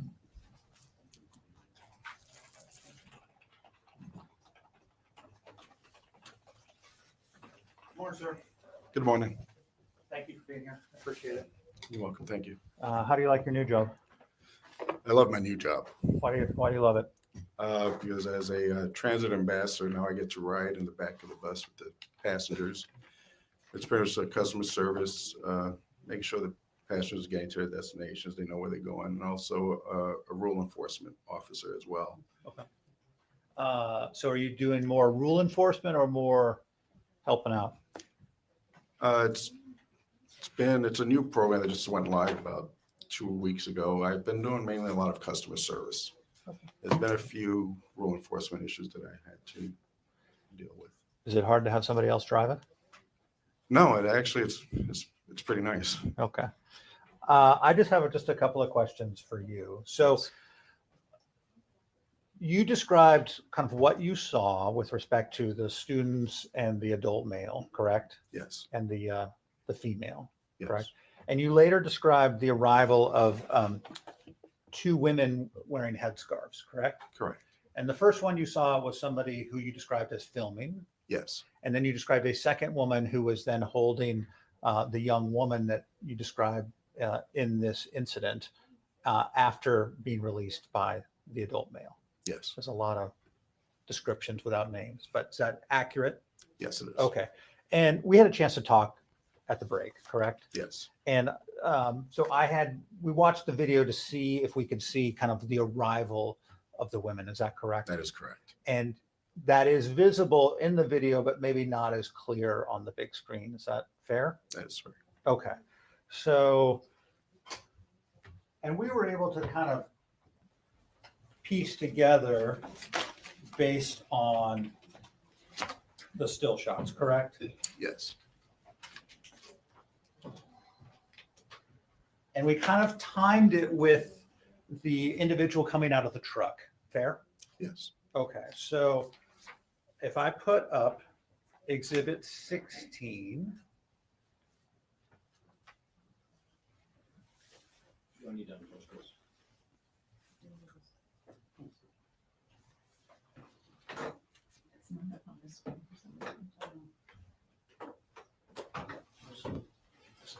Okay. There we go. All right, so this is State's Exhibit 16, the still shot up on the camera. And we see 21354. Is that fair? Yes, it is. Okay. And we see the truck parked in the turn lane, correct? That is correct. And we can see an individual just emerging from the truck. That is correct. Okay. And so we know that the altercation has been going on for some time leading up to this, correct? Yes. And we know that because we saw the video, right? Right. And we also know it's at the point where you have emerged from the coach. Yes. And we know that because we see an individual with the High visibility safety vest. high Yes. visible safety vest. Okay. All right. So taking I that have off two of the bulletproof screen, safety vests. I and feel now I'm going to show special. you State's Exhibit 17.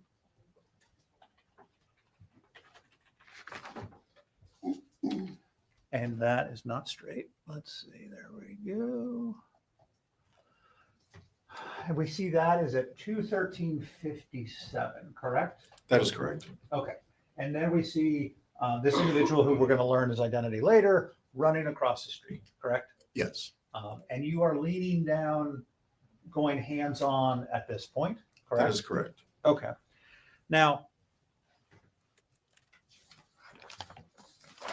the next one, so that was 57, correct? 57 seconds. Yes. And then the next one is 21400. Please indicate the exhibit number that you're publishing. Absolutely, Your Honor. So the next one is Exhibit 18. And that is at 21400, correct? Yes. Okay. And we can see that you are still leaning over hands-on, correct? Yes. And I see an individual standing with almost looks like a camouflage hat towards the back of the crowd. Yes, right there. And that is the individual who has run across the street, correct? Yes, Okay. Now, in watching the video, we were able to determine about a second before this exhibit, 18, was the arrival of the women, correct? yes, Okay, so we now know prior to 2:13:59, there's the altercation, correct? yes, You arrive, correct? yes, The individual comes across the street, correct? yes. And then at this point, moving forward, the women have arrived. Is that That's fair? correct. Yes. Okay.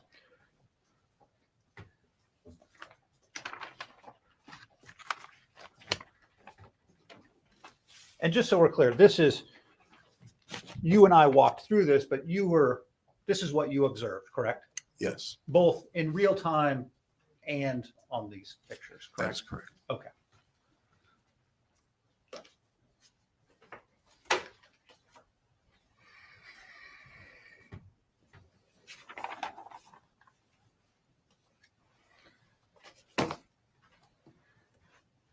And then you described on direct that the second woman who was holding this young girl after she had been freed, you described her as simply holding her around her waist, That is correct. and that she appeared to be fine at that point. Yes, Okay.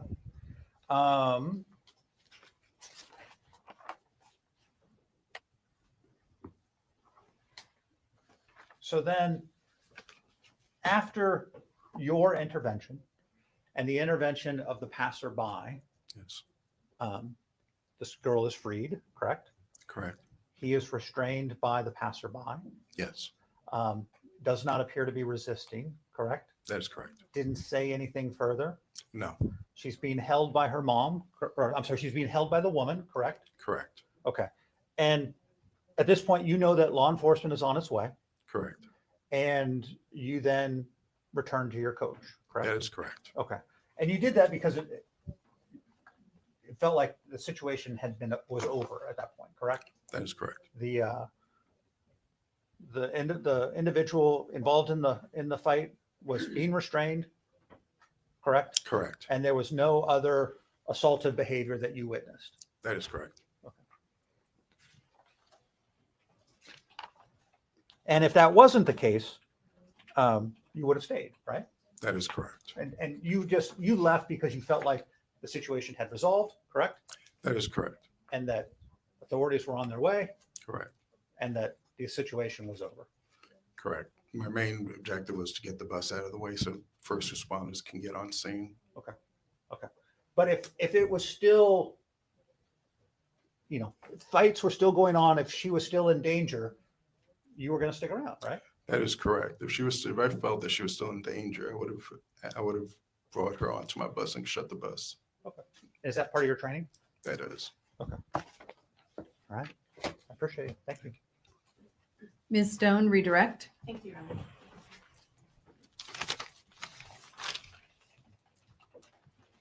Mr. Denicola, Mr. Kading asked you some questions about how the female ended up on the ground. First of all, how many times did you see the female on the ground? Just at one time. Okay, when the bus was initially pulling up and the initial fight was breaking out, when the initial scuffle or I can't remember if you said scuffle or struggle. Commotion or struggle. Yeah, something like that. Okay. When that initially occurred, as the adult male was punching the young male, where was the young female? The young female was off to the side. Okay. And was she standing up, or was she on the ground getting off of the ground? She was standing up. Okay.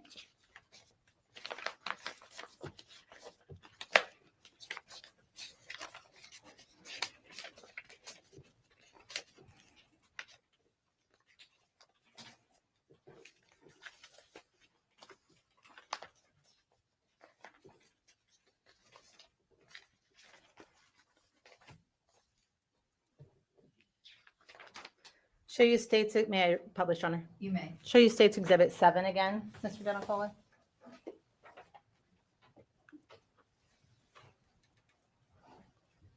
And can you say States Exhibit 7? State Exhibit 7. States Exhibit 7? States Exhibit 7. Yeah. Can you see it? Yes, I can. Okay. And previously, you talked about what was happening on the right-hand side of this photograph. Is that correct? That is correct. And you talked about the young male that I'm pointing to on the right, I would say center right, the young female and the adult male. Is that correct? That is correct. And moving to States Exhibit 8.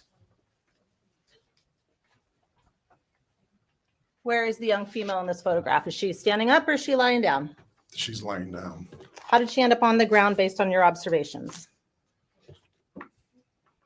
She must have been pushed or Well, let's go back to States Exhibit 7. Whose hands on her or on her when she's going down? The adult male's hand is on her. Okay. And you described earlier the adult male as later grabbing her by the clothing. Is that correct? Yes. So let's look at States Exhibit 10.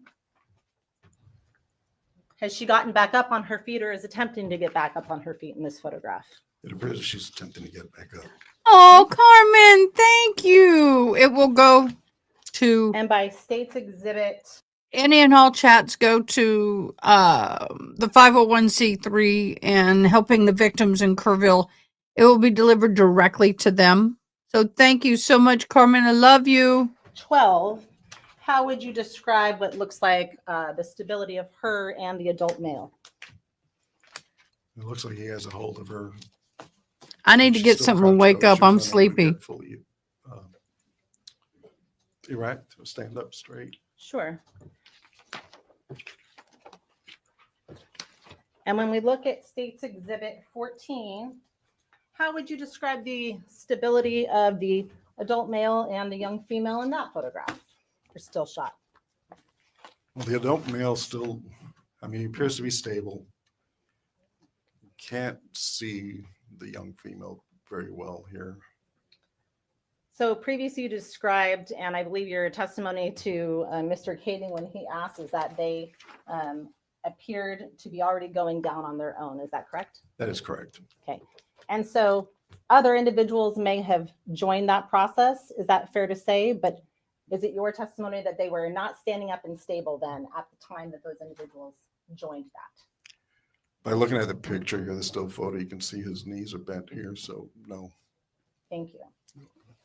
And Mr. Kading asked you why you didn't talk about number of strikes or kicking. Is that actually an accurate reflection of your testimony? Or did you in fact talk about that during your testimony?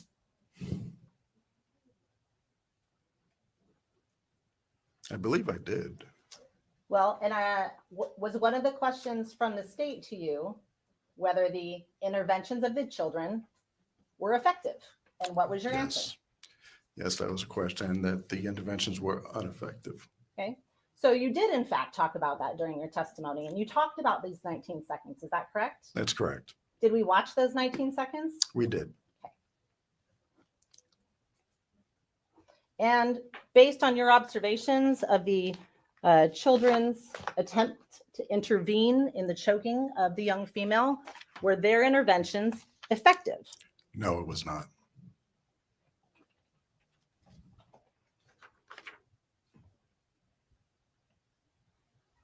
Mr. Leary then asked you about the location of the arms of the adult female. Do you recall that? Yes.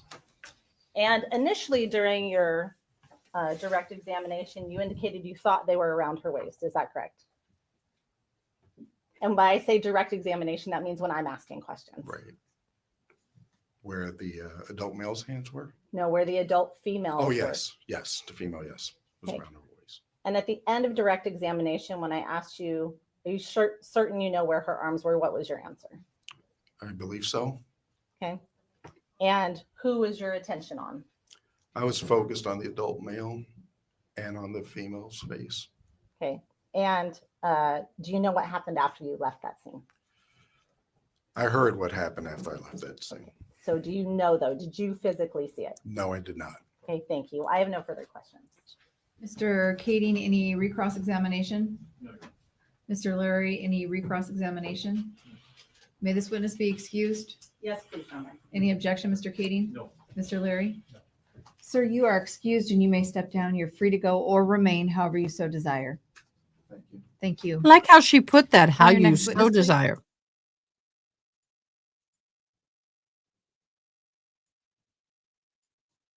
Next witness. Okay, I give him an 8 out of 10.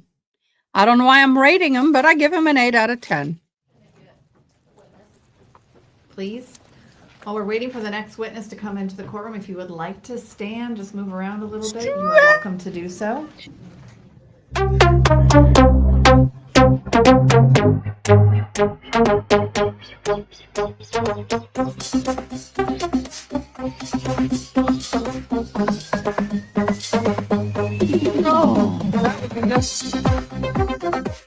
Today is National Chimpanzee Day. Not capuchin. It was a capuchin all over the place. For those of you who don't know, I do own a capuchin monkey.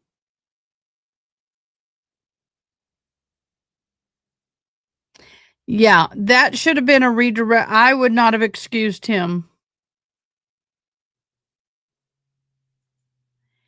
Well, this morning I got up at the butt crack of dawn and I went to hunt. And then they've done a lot of cleanup. But do you know what's horrible? Is when you drove down the road, it used to have cypress trees on each side and you had this canopy that covered the road. It was so picturesque. 80% of our 100-plus-year-old cypress trees that ran the whole length of the river for 100 miles, 80% of them were knocked down. We used to not be able to see across the river because we had greenery. It was beautiful. Now it's just everything is stripped bare. It will take another 100 years of tree growth to easily compare to what we had before. I can't even begin to describe the devastation.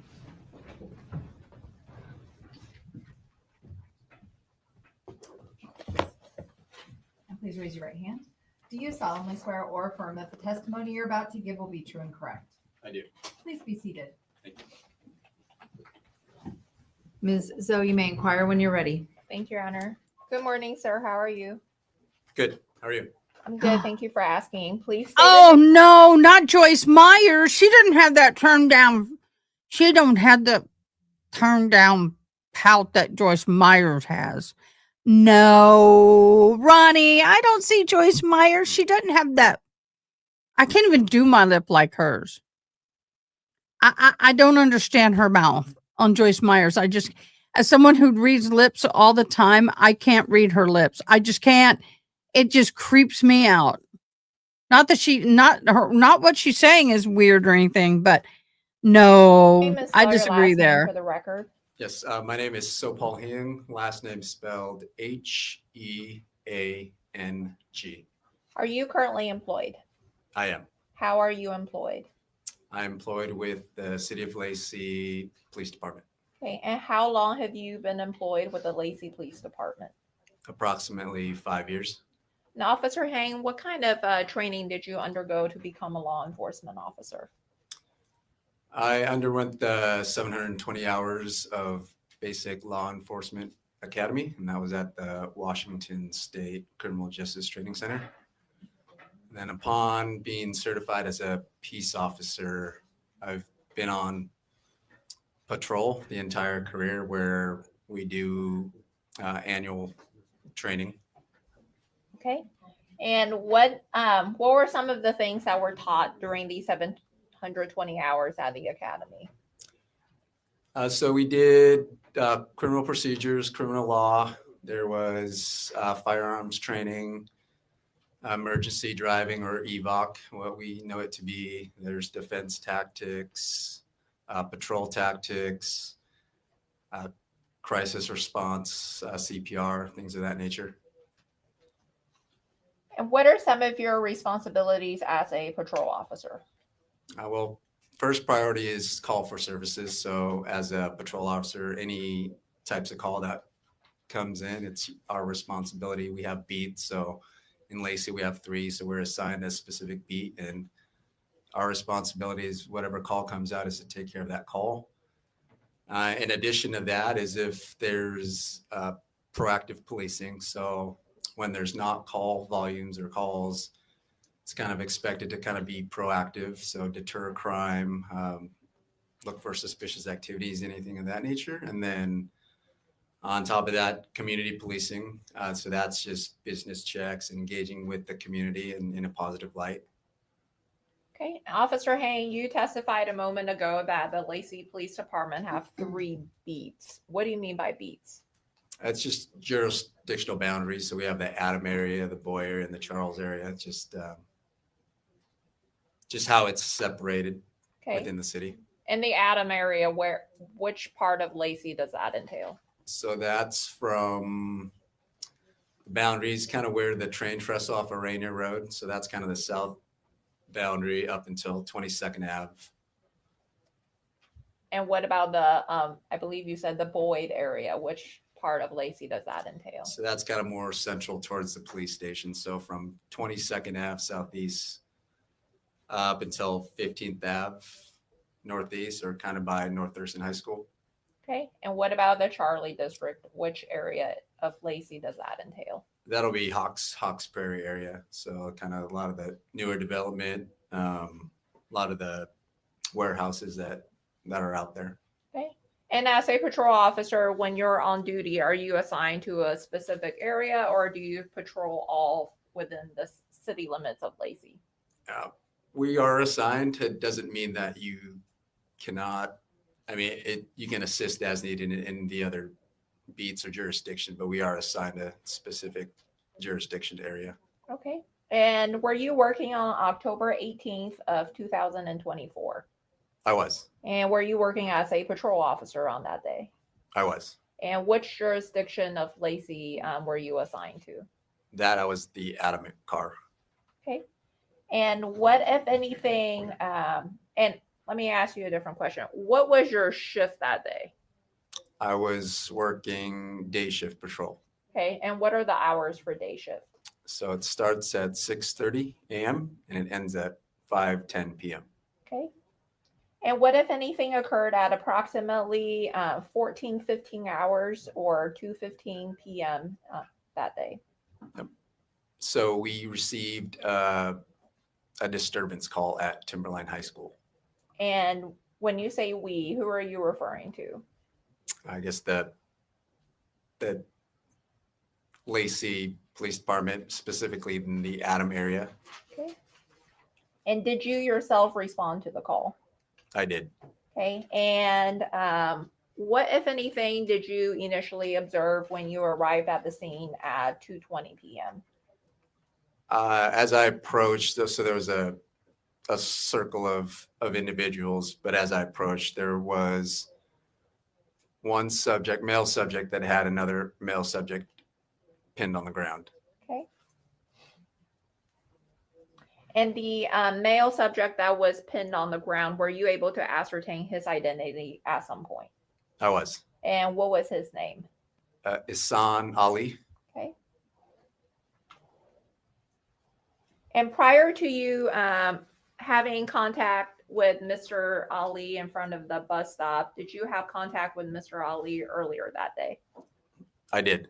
Okay. And what was the purpose of that contact? Hey, Zach. Thank Prior you, that babe. day, I had gone to his residence as he had reported his daughter as a runaway.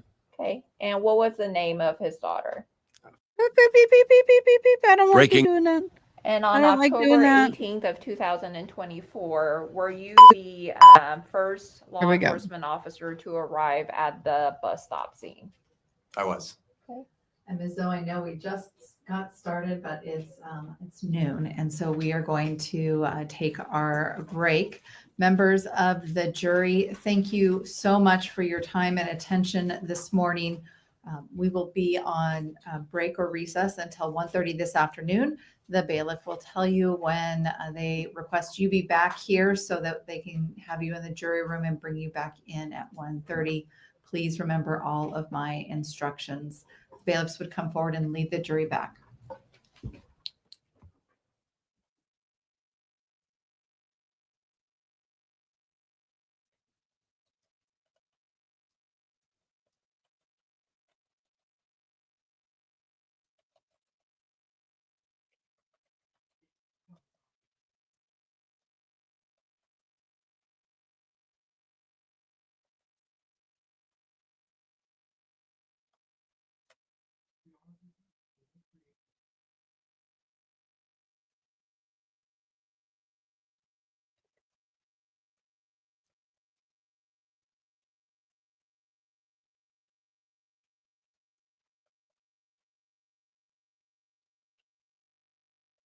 No, Your Honor, not from the state. Thank you. All right, Mr. Kading? No, Your Honor. Mr. Larry? I have one question. Obviously, we have the current witness. Does the state have other witnesses planned for this afternoon? And can you indicate who will be doing the examination, please? I do.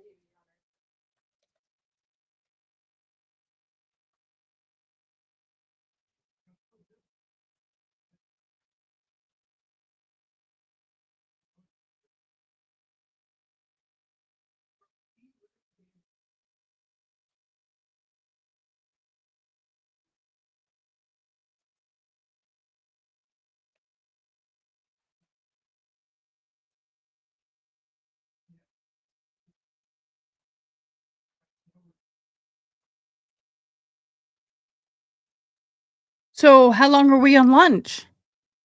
You did not say, my dear. Okay, I'm going to assume we're on lunch until 4:30 Eastern. 4:30 Eastern.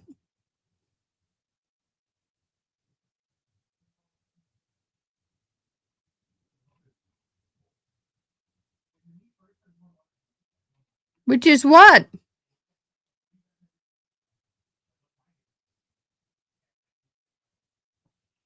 Where is my thing?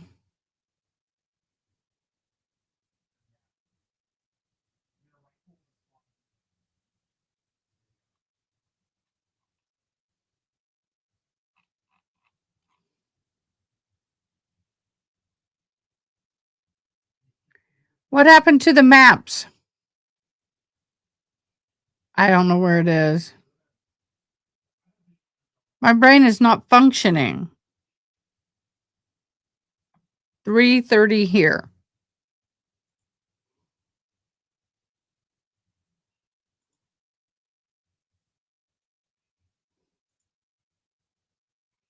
Zach, I know it looks like we're going to get it in next few days, though. It's tropical keeps on track.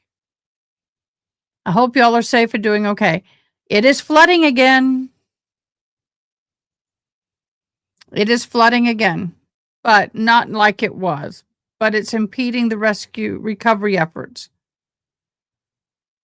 Oh, I know. Y'all are supposed to be getting it, but it just likes to camp over us right now. I wonder if the defense attorneys are going to try and pit the defendant against each other for the blame. I don't think so, because it's two separate. I don't think they can. June. It's 12:15, so it'll be 2:15 here, so it'll be 3:15. Let's say an hour. Okay, guys, we have so many of you guys watching. I appreciate y'all so much. As we do during lunchtime, we will take a break. Zach, yes, y'all keep chatting it up in the chat. Go for it. I'm going to get up, comfort break, feed myself, get myself re-energized, get me a cup of coffee.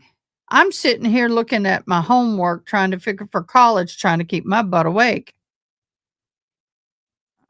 Yes, sir, except you need to send my mom some child support for me. Also, to everyone else, Zach and I have had an ongoing joke for almost a year. Yeah.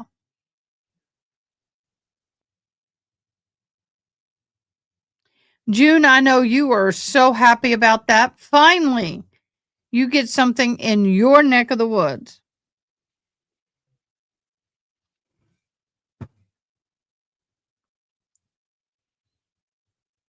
I get it. I think I'll put my homework down for a little bit.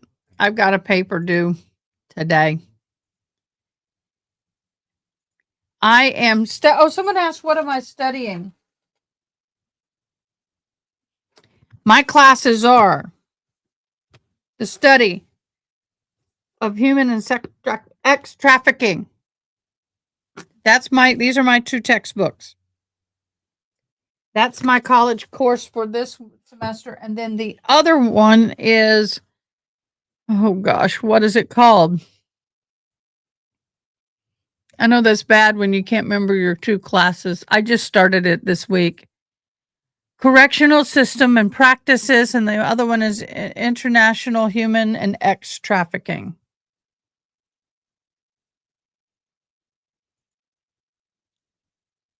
No, it's not. It's keeping me awake.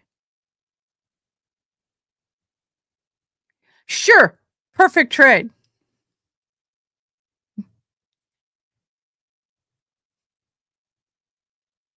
Especially this class. As a survivor, the international human trafficking is kind of hitting me a little bit, so I'm trying to keep myself in the right frame of mind. The question that I'm dealing with this week is, let me pull it up.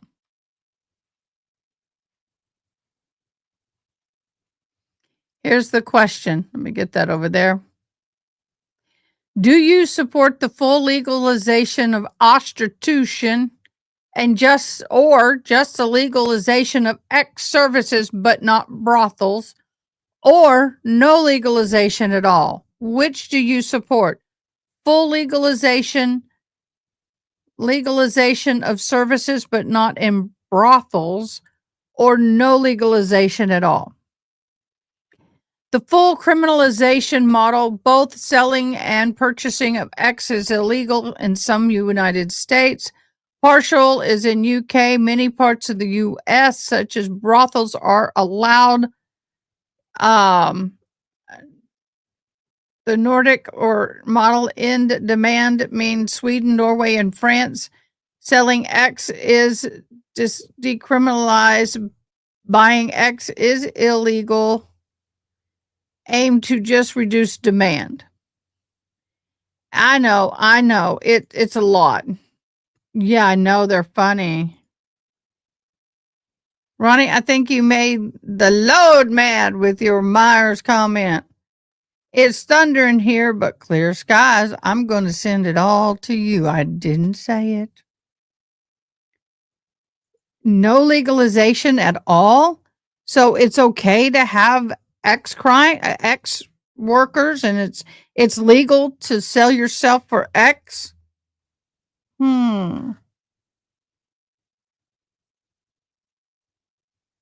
Or would you say, no, you can't make it legal at all? And then I have to write the pros and cons. Then I have to answer it. Yeah. Y'all probably know my answer. I don't think it should be legalized. I really don't. Carmen, what do you think? Should it be legal or illegal?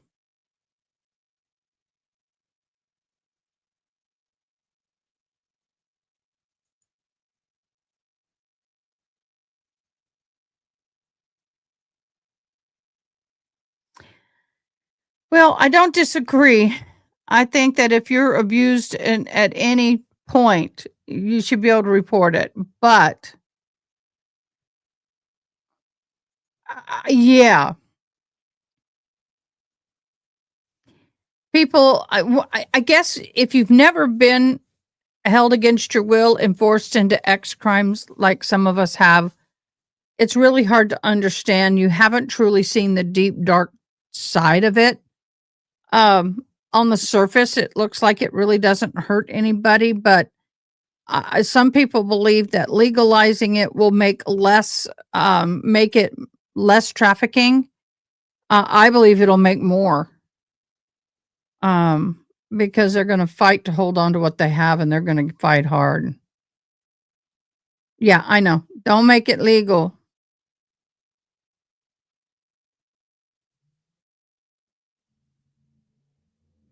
Well, June, I do understand about the proper health care and to prevent certain illnesses. I am for it. I get that 100%. But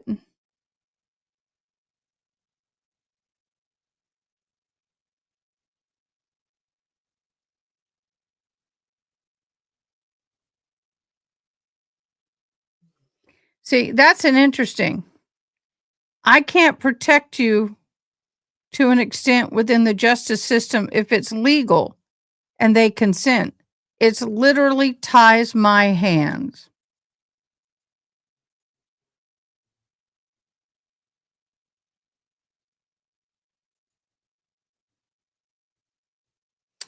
So the thing is that, you know, that people think, well, Las Vegas is legalized brothels, everything's fine.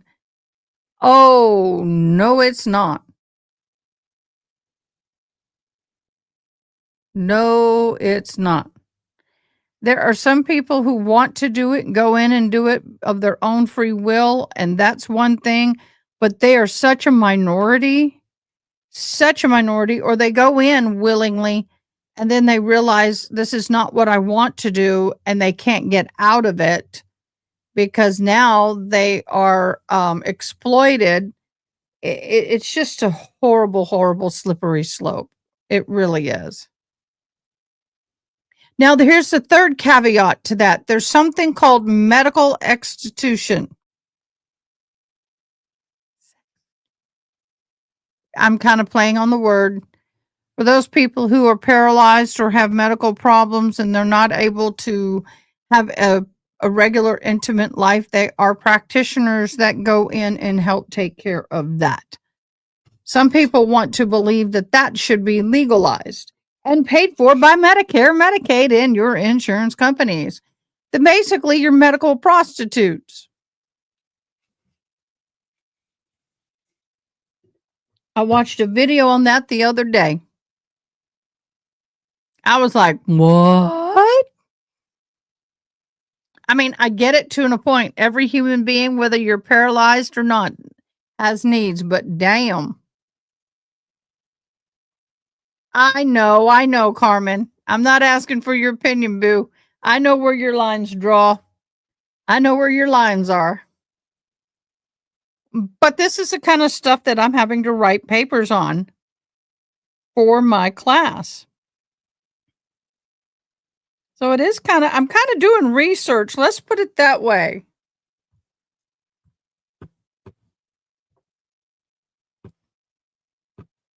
I'm doing research. And my teacher will ask, what was your research group? And I will put YouTubers. YouTube was in my research group.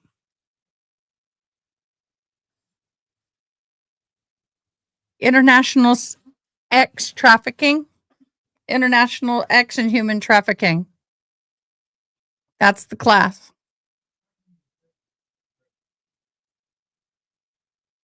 Yepers. And it's an interesting read.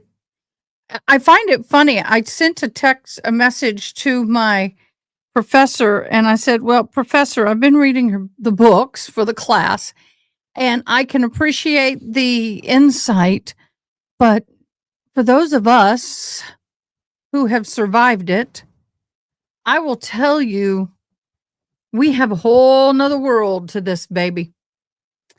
And I'll give a paper having the Secret Service call you at the crack. I'll give you a paper having the Secret Service call you at the crack of dawn this morning.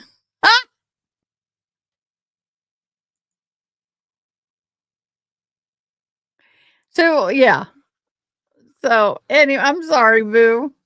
I didn't sleep well. I knew I had to be up early. And when I know that I have to be up like early, like 6 o'clock or whatever, I don't sleep well because I'm waking up every hour looking at looking at the phone for my alarm because I can't hear. I don't have my dog anymore.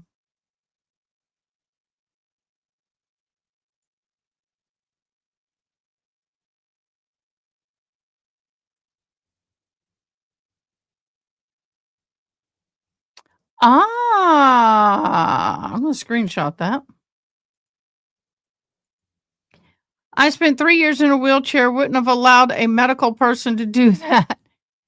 And I was a nurse and wouldn't do it for my patient. Oh, I spent years in a wheelchair too, Boo, with arthritis so bad they couldn't get it under control. I understand being in a wheelchair. I get it. And you're right. I'm with you. No, thank you. I'm so sorry. You know what? I got to tell you what happened this morning. On the way in to the, let me get this off of the thing. On the way into Hunt, Ingram, and then going into Hunt this morning, look at what I saw. That was this morning. Isn't that gorgeous? That was my drive this morning. That was on Thompson Drive, kind of like a loop that goes outside of Kerrville to keep away from downtown. And when I got to Hunt, they had a dog, a cadaver dog. And I was like, oh, I started crying because I really hadn't scruffed a dog or loved on a dog since mine died in March. She's over there. For those of you who didn't know, my service dog died in March. I'm deaf without my hearing aids, and she was a professionally trained service dog. And, no, thank you. And beautiful dog. And I said, I know you're going to work him, because I could tell it was a him, but is he working yet? Because I sure could use a puppy loving. And he said, well, he's working today. And I said, I get it. I understand. And he saw me. He goes, are you okay? And I said, no, I lost my service dog. And I hadn't been able to hug a dog since I lost my dog. And he goes, do you know what? I'll make an exception. And he walked over and put him in a sit and told him his command for free. And he came over and he just kissed me and I just hugged him.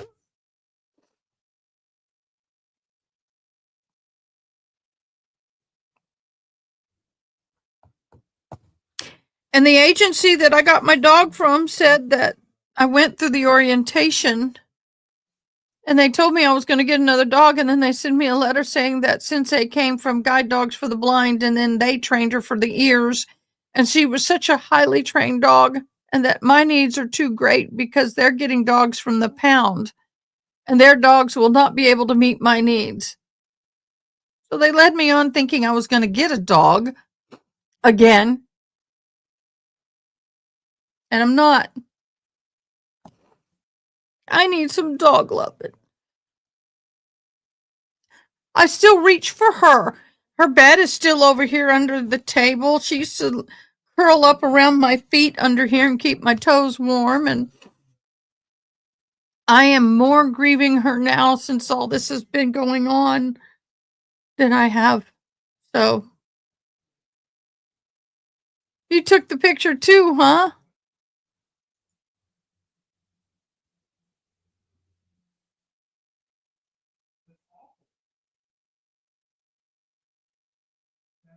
Yeah. Well, mine was trained for my ears because I am deaf as a board without my hearing aids. Now, she did do counterbalance, which was really good. But she pulled me back from getting hit by a bus because the bus was supposed to stop. It had to stop. I had the right of way and it didn't in Washington State. And if it wasn't for her, I would have been hit because I couldn't hear it. I was watching the blinking person trying to get across the street. Oh, thank you, Kale.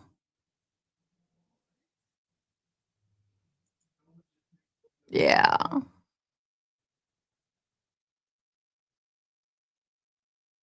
That's okay, Zach. Everybody's 2 minutes behind. So anyway, let me see if I can throw up a picture of Sensei for y'all. Some of y'all haven't seen my beautiful girl. Let me see if I can find a picture. I had a beautiful picture of her.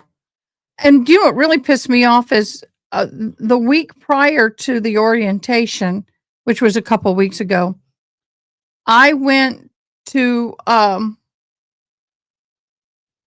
I went to the that.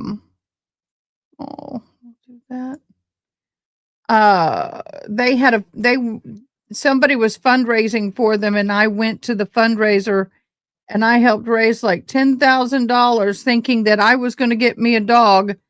Nope.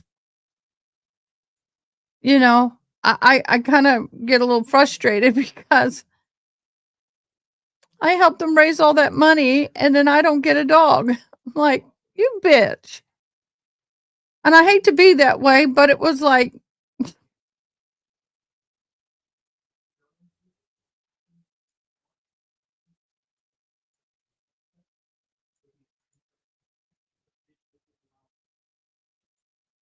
I was not a happy woman. I'm pulling up some pictures, just throwing them up on a screen. Oh, I'll throw up her puppy picture. I'll put her puppy picture up too. We're just trying to get everything to fit. This is very half-heartedly done, okay? I'm just throwing pictures up. I have no organization on this. So I just throw it, I'm just pulling it up in Canva. So y'all can see her.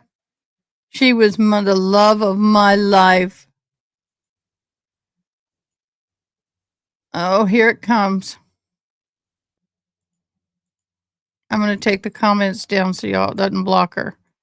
Okay, here's my little girl, the upper left hand with the purple toy. That was the first day I met her, and she wanted to come home with me. And they taught her when she got excited to hold a toy.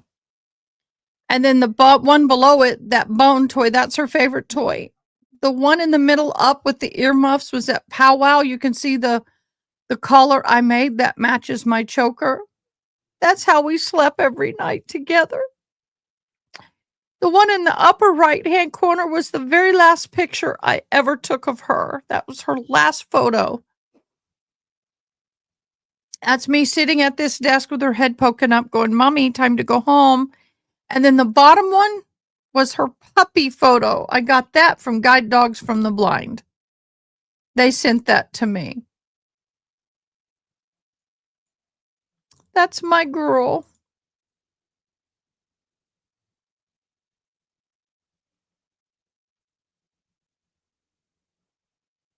So,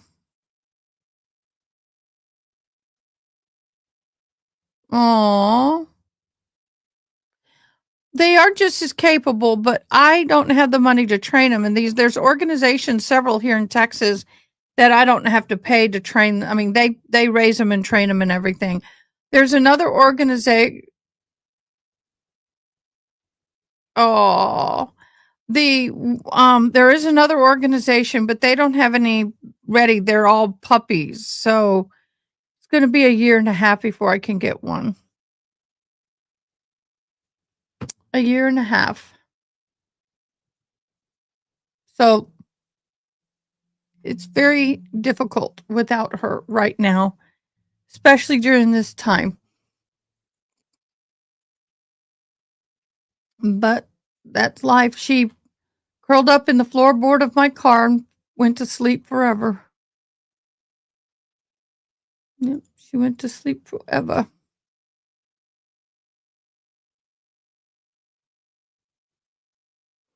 Joni, there is somebody, but they want, get a load of this. They're like $10,000 to $20,000. They want you to fundraise for them. You have to fundraise for them. And then you have to do 300 hours of one-on-one volunteer and training. It is so overboard in what you have to do to get a dog. And then they still collect grant money to pay for the dogs. Very difficult. Most of my time is spent right here. I don't like going out alone. I'm becoming more isolated. My son lives with me, so he helps out a lot with sound and things. He lives with me now, and that's good because if a fire alarm goes off, he'll come and tell me, I'm sure. But out in public, I'm a lot more anxious because I do have PTSD and I can't hear people talking behind me. I was with my partner Herbie in ministry just today, and he was calling for me and I didn't know it, and he was getting frustrated. And people forget I'm deaf because I talk so well. Somebody had to tap me on the shoulder and it startled me. Where my dog would have just, Herbie would have said, Ada, and Sensei would just pop me on the leg and look in the direction, and I'd know that I was being called. My anxiety is higher. My stress is higher. My fears. I didn't realize how much she had done for me, how much she grew. It wasn't just sound. If Matthew, my son, was upset or having a hard time, she'd take me to him. If I was having a hard time, she'd grab the end of my shirt and lead me to the bed. I have something that's called intracranial hypertension, part of the problem that helped make me deaf. And sometimes I start getting a flare up and I don't know it, but she did, and she would pull my shirt, not put holes in it, but just take it by her mouth and say, "Come on, mommy, you gotta lay down. You gotta get down. You're having a problem."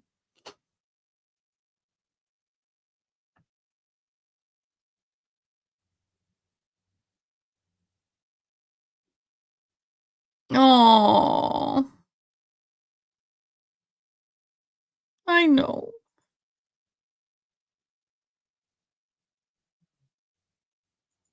That's wonderful.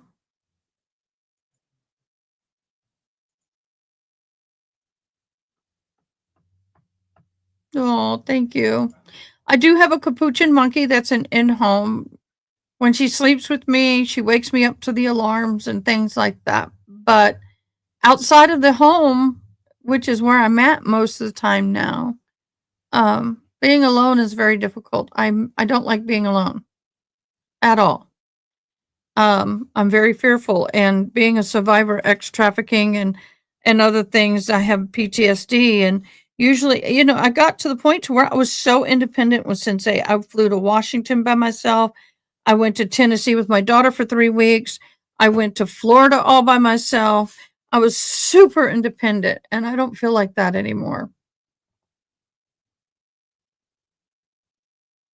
Thank you, Joni. But where does she live? I'm in Texas. I can't afford to fly all over the country. I mean, it's not cheap. But anyway, I am grateful that hearing aids are helping me at the moment. I don't get everything, but I say I hear things, but it's more vibration. I can feel the vibration of the alarms and things like that. So that's where I'm at. Okay. Yeah, everybody knew it. Like clockwork at 6 p.m., since he would start popping Ada's lap, letting her know it was time for her to shut the live down. It was so cute to watch. She would. She would. Oh my God, she would. Okay, Joni. Thank you. She would, and at 6:30, she would start really giving me hell to go home. And I'd have to divert her attention if I wasn't gonna leave. She was. At 7 o'clock, we were up. At 6 o'clock, we went. Time to wind down. Time to get out of here by 6:30. And by 8:39, she was ready to lay down and snuggle if we weren't working or going somewhere. Yeah, she was good. I really loved the dogs from the guide dogs from the blind. I mean, they had a lot of good training and they had a lot of good everything. It's just sad that I can't get one.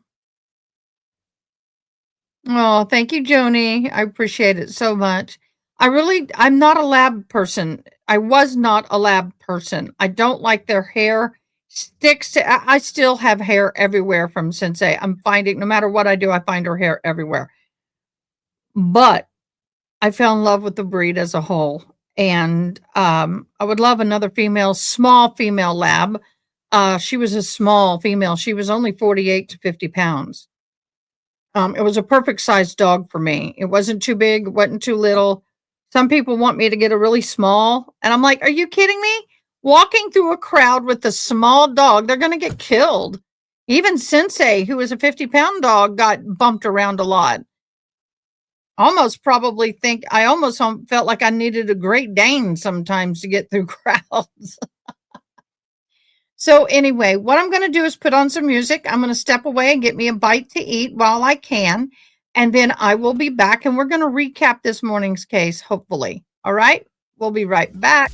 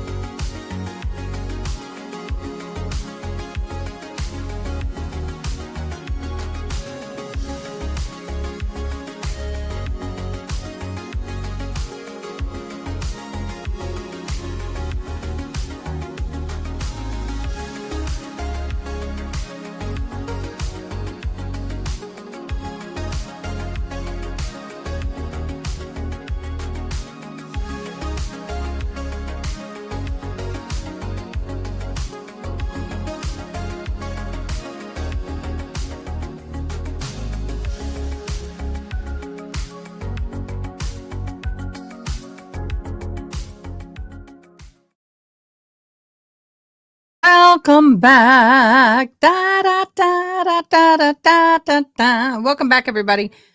Amen, Carmen.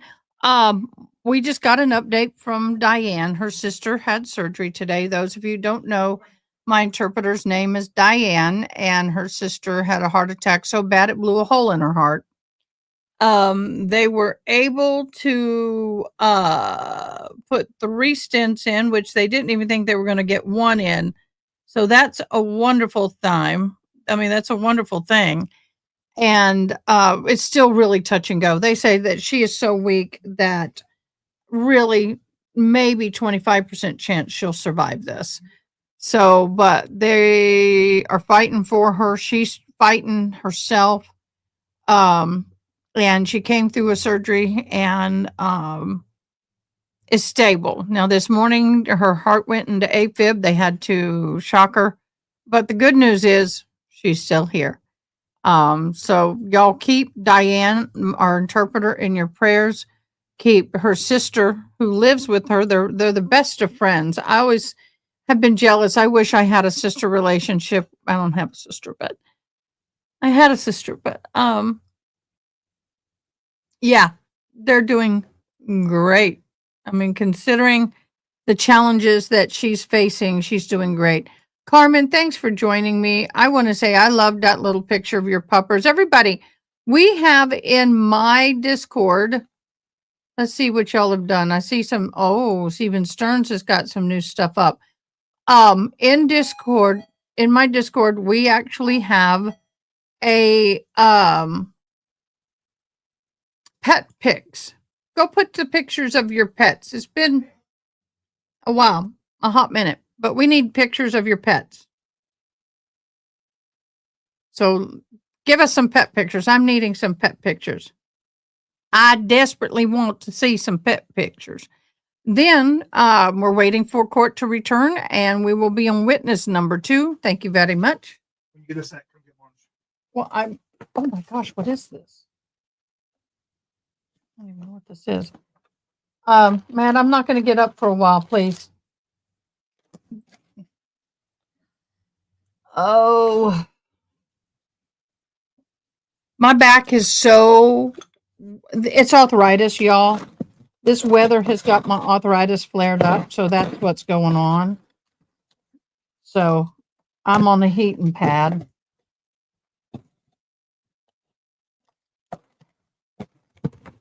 What in the world did I get? What did I don't know what this is, y'all. What?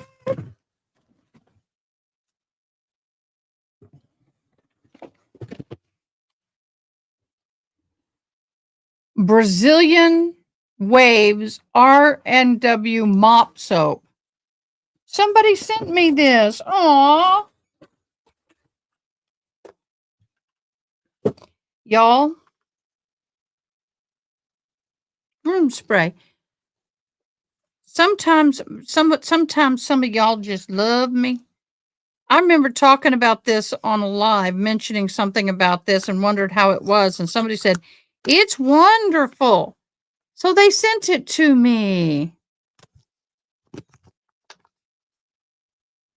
Oh my God, it smells good. Room spray. Oh my God, that's good.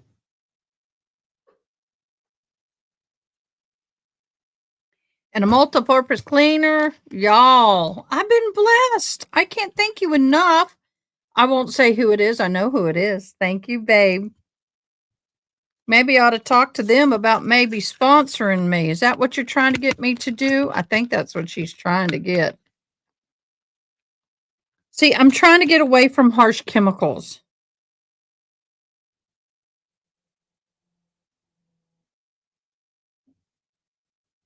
So this is supposedly healthy cleaner. Thank you, honey. You know who you are. I am absolutely loving that smell, that spray. Let's see how long it lasts. Oh, glad she made it through surgery. Huge blessing. I'm so glad that they're being honest with her about the outcome. Yeah. And I would have been honest with her if they weren't. They're keeping it real. Yeah. Along with my 2 labs, I have 3 Dachshund sausage dogs. Marlo is 17 and a mini red. Scooter and Marlene are litter mates, standard size. They're 11. Aww.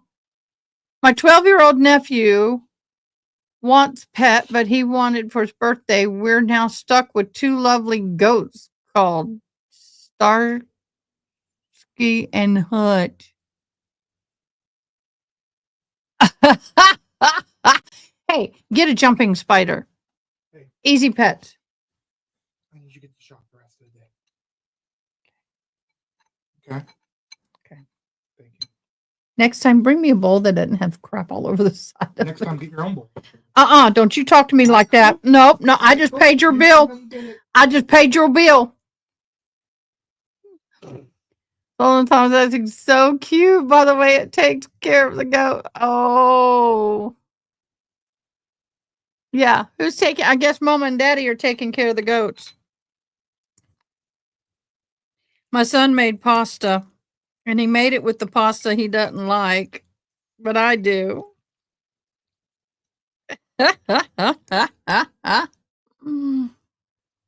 Next time, get your own bowl. Well, when I provide a bowl to him with food, when I bring things to him,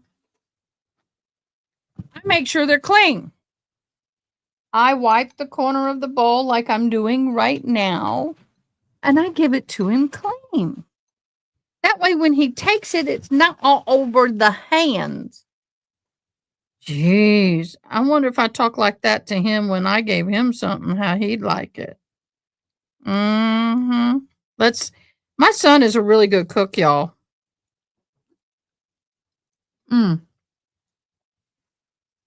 He barely ever does anything straight out of a jar. He always seasons it. And I already get something on my shirt. Oh, well. We josh each other a lot good. I gotta say, for mother and son that live together right now, we do quite well. Although I would say I would have been concerned if somebody told me that we would be doing this. It was no fault of his own. He rented a place, and the property, for some reason, the sewage from the neighbors kept backing up into his place.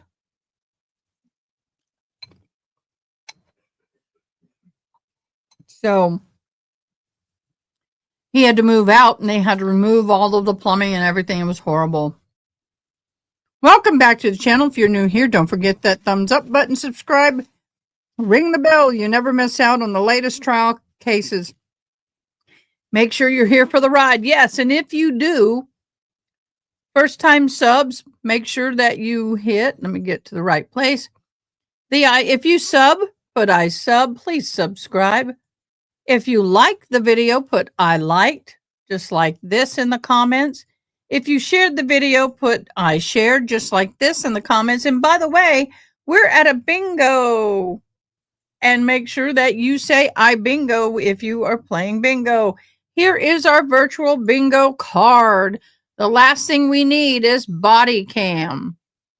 That is what we're waiting for, y'all. He's a smart ass. I know he is.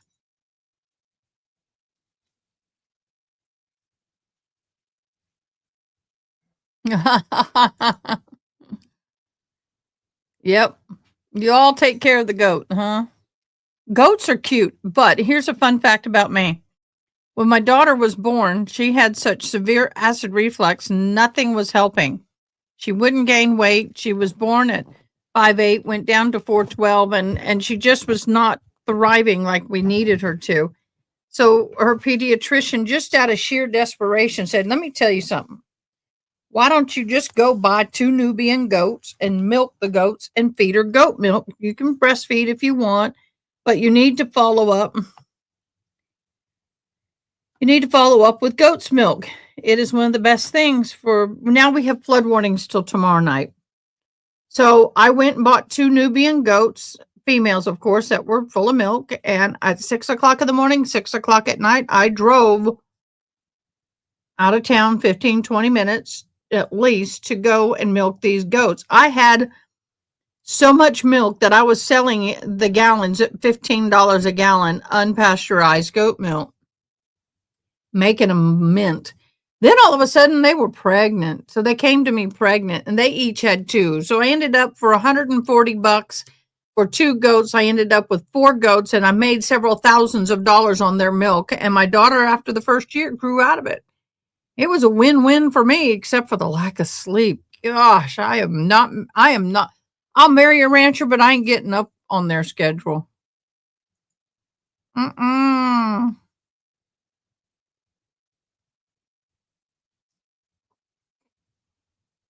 Yeah, that's the way it is usually. That is normal, you guys. Very, very normal. Oh, Carmen posted her pet pics. Oh, they are cute, Carmen. I'll have to come over there and see them. I keep saying I'm going to come up there, but I just gas and money and time. I mean, I guess I could make the time. It's just I do need to go up there and visit with my mother. I do need to make a trip. Maybe I'll figure out a weekend where I can go up on one day and come back on the next type thing and just spend the night one night. Just do a one-nighter. Drive 6 hours one way for one night. I've done it before. I've done it one day. Drove up in the morning, come back at night.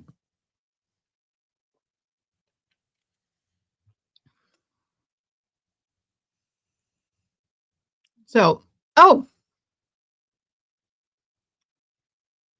we got about 6 minutes until, where's my thing? Okay, here's a little recap from this morning.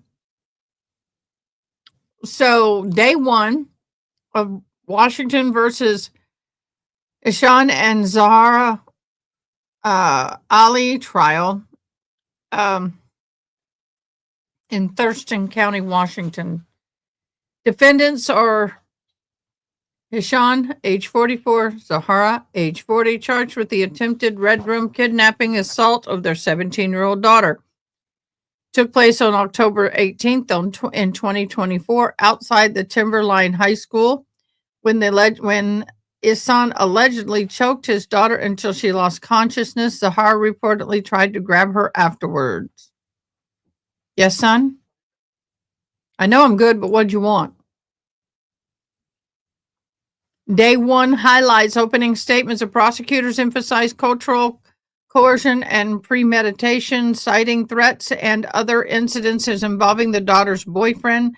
The defense's strategy was that the attorney hinted at challenging the intent behind the confrontation, suggesting emotional distress rather than calculated violence. Emotional distress rather than calculated violence. What were you so emotionally distressed? So she didn't want to get married? You, as a father of a young girl in America, should automatically be prepared for that possibility. And the way to handle it is not an honor red room. Now, there was a video footage that was admitted. It was a video cell phone footage of the attack was referenced, showing bystanders intervening as Ihsan allegedly choked his teen. But the bus footage was admitted, and we didn't watch it, but we did. The courtroom atmosphere is reported to be tense but orderly. The media presence and the community advocates are observing and watching closely while I try to wipe something off my shirt that's not going to come out.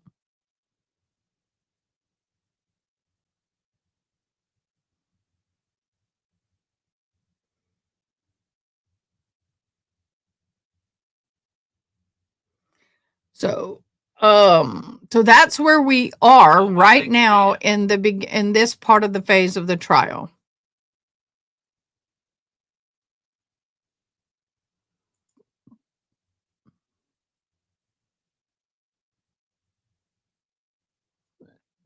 Aww. That's 2 hotel nights.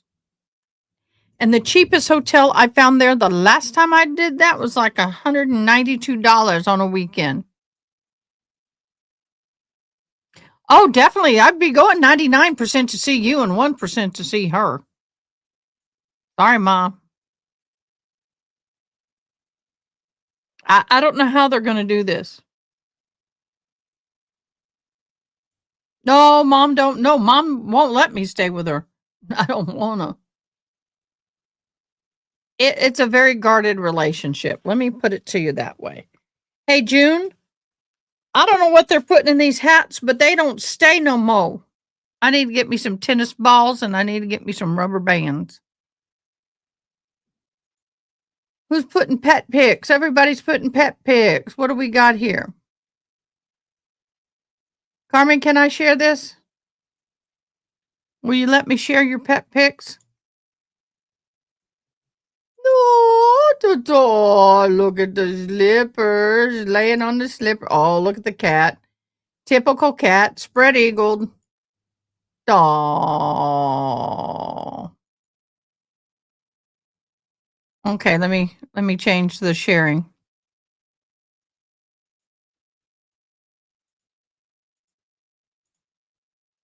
Alrighty, there she is. There she is. Miss America. Ah, Joe. What? Oh, look at the kitty. I like to go tickle their bellies and then them curl up real quick. See if they can catch me. Love that. That reminds me of Sensei so much. Those eyes. Oh, look at the ears. Look at those ears. The ears are bigger than the face. Oh, I hope it grew into his ears, right, Carmen? That looks like a youngin'. So that be Miss Carmen's. That be Miss Carmen's babies.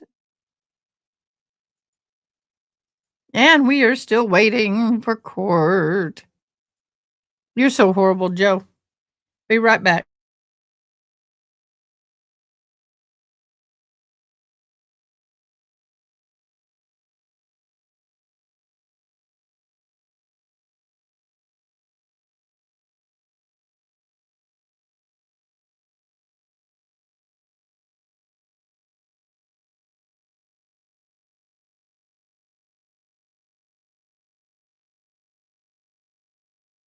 Okay. Someone asked if I was here, and I said yes, and then they didn't respond. She did not? Call her satellite. Radar. If it was a boy, you could call it radar. Oh, I found pictures of my doggy.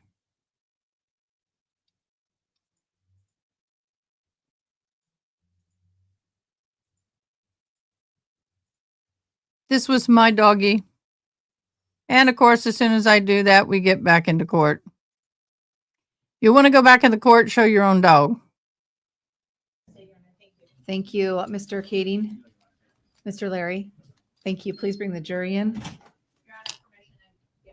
Yes, please.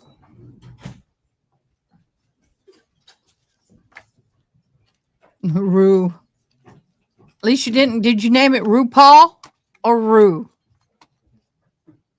I know a friend who named her dog RuPaul because it was a he and had surgery and became a she. So she called it RuPaul. I thought that was horrible, but I love it. It was a great name for the dog. Let me tell you, it fits the dog. And officer, if you'll come through the middle, but you can come forward, please.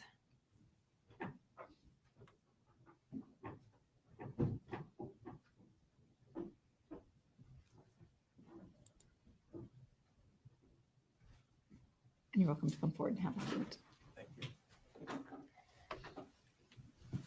He's a sneaky little bugger, huh? ADHD jelly bean. Okay, guys, I'm going to go up to live chat again. You can find me there, mods, if you need me.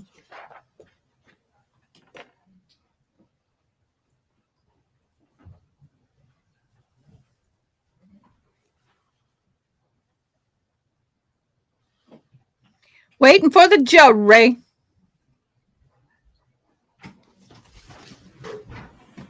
Yeah, they need somebody to pick out their ties.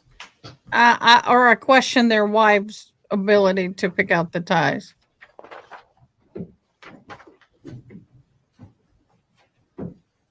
Yeah. Probably know it's a no win-win case. He's just going through the motions. You thought about it. She's just Rue.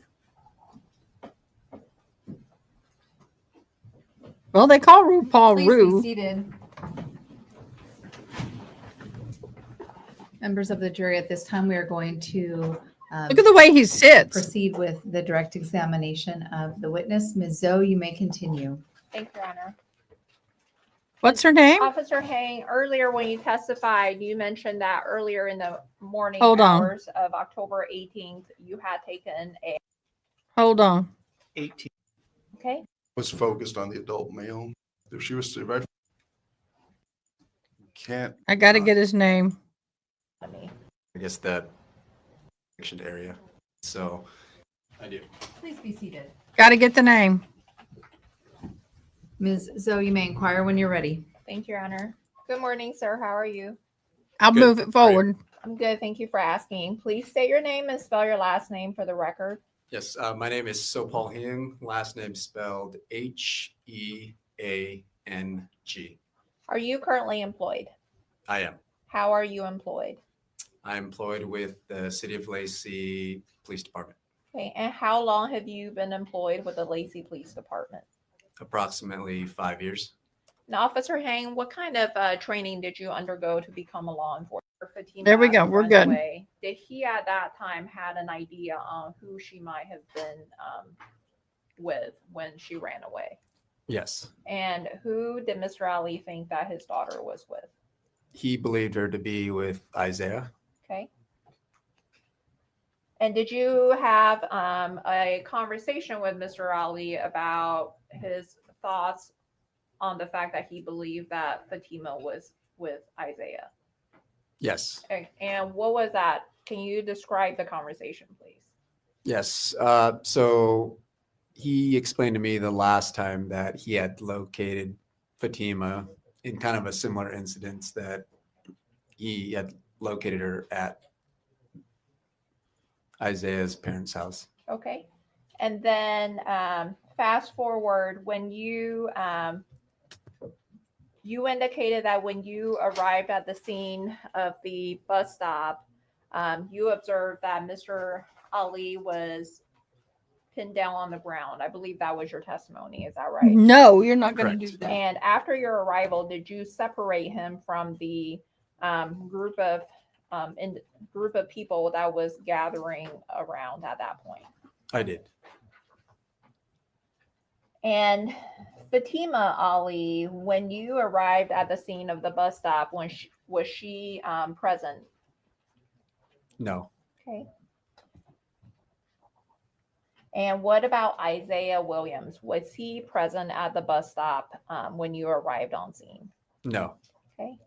And during the course of your investigation, were you able to determine where Fatima and Isaiah were when you arrived at the bus stop? I did. Okay. And where were they? They were inside of Timberline High School. Okay. And then after your arrival to the bus stop scene, at some point, the other Lacey officers arrived. Correct. And was it one other officer that arrived or several? Oh, there were several. Okay. Do you remember approximately how many? Just to name a few: Sergeant Newcomb, Landworld, Corporal Perneda, Corporal Stanford. It was me, Officer Chavez, Officer Bell, Officer Dawes, and a few others. Okay. Officer Beltran. Okay. And you testified that when you arrived at the bus stop, there was a group of individuals that was at the bus stop already. Did they appear to you to be students or were they adults? I at that time I couldn't tell. I think there was a mixture of both. Okay. And did any of the officers speak to any of the individuals that were at the bus stop? They did. Okay, and who was the officer that spoke with some of the individuals? Officer Chavez and Officer Bell spoke with some of those folks. Okay. And then you testified that when you got to the bus stop, you learned that Fatima and Isaiah were at inside Timberline High School. Do you know if any officers spoke with them? Yes, And who was that spoke with them? it was School Resource Officer Beltran. Okay. And the individual that was holding Mr. Ali down when you first arrived at the bus stop, who was that individual? That was Mr. Wagner. And did you at some point speak to Mr. Wagner? I did. And did he, without going into what he specifically told you, was he able to sort of tell you what his observations were of what had occurred at the bus stop? Yes. Okay. And you testified that Officer Beltran was the officer that spoke with Fatima and Isaiah when they were contacted at Timberline High School. Do you know whether after Officer Beltran spoke to them, whether he updated you on what Fatima and Isaiah had told him about what had occurred? He did. Okay. And did your involvement in this case conclude at that point after you spoke with Mr. Wagner at the bus stop? It did not. Okay. And where did you go next? Later that evening, I went to St. Peter's Hospital. Okay. And what was the purpose of going to St. Peter's Hospital? It was to speak with CPS and to get a recorded statement from Fatima herself. Okay. And where did you contact Fatima? I was in the emergency department. Okay.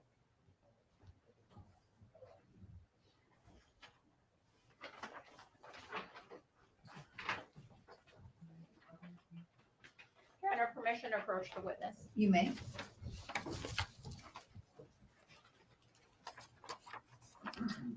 Officer Hang, I'm showing you what's been marked as State's Exhibit 35. Do you recognize what I've handed you? Yes. And what is it? It's a photo of Fatima at the hospital. And does Exhibit 35, the photo of Fatima, does that accurately depict the condition that she was in when you interviewed her? Yes. Your Honor, at this time, the state offers for admission to evidence Exhibit 35. Any objection, Mr. Kading? Mr. Larry? Number 35 shall be admitted. Permission to publish. You may publish.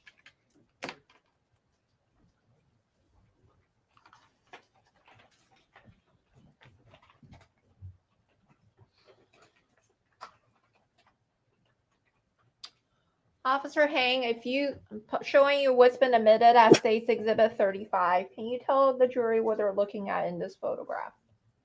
That's a photo of Fatima. Okay. And when you indicated that you contacted Fatima in the emergency department at St. Peter's Hospital, did you contact her in a room in the emergency department or sort of just in the lobby area? It was in that room. Okay. And then what was her demeanor like when you spoke with her? Pretty weak, pretty tired. Okay. And what did you hear or observe that made you think that she was weak and tired? When we started the interview, she was just very soft spoken, had a little bit of a raspy voice. And I had to continually kind of move my phone closer and closer to her so I can get a good recorded statement. Okay. And without telling the jury what Fatima said during your interview with her, was she able to tell you what had transpired on October 18th, that Yeah. letter to the hospital? Yes. Okay. And without telling the jury what she said to you, was she also able to relate to you whether she had any pains or injuries? Yes. Okay. And after contacting Fatima at the hospital, did you contact anyone else? I did. And who did you make contact with? Later that evening, CPS arrived, and then as well as Isaiah and his mom. Okay. And when Isaiah and his mother arrived at the hospital, did you also speak to them? I did. And when you spoke with Isaiah, what, if anything, did he provide you or did he show you? He showed me a video of the incident. The incident that happened where? At Timberline High School. Okay. And did you, were you able to obtain a copy of that video? I did. Okay. And after speaking with Isaiah and his mother, what did you do after that? I transferred custody to CPS and I cleared the scene of the Okay. hospital. Who did you transfer custody to CPS to? Fatima. Okay.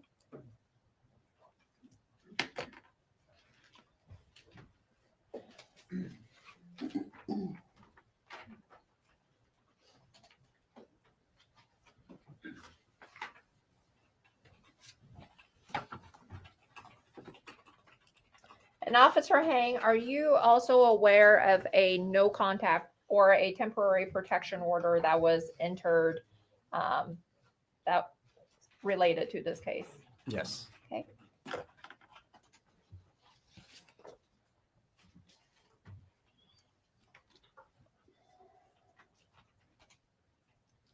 Under permission to approach the witness. You may.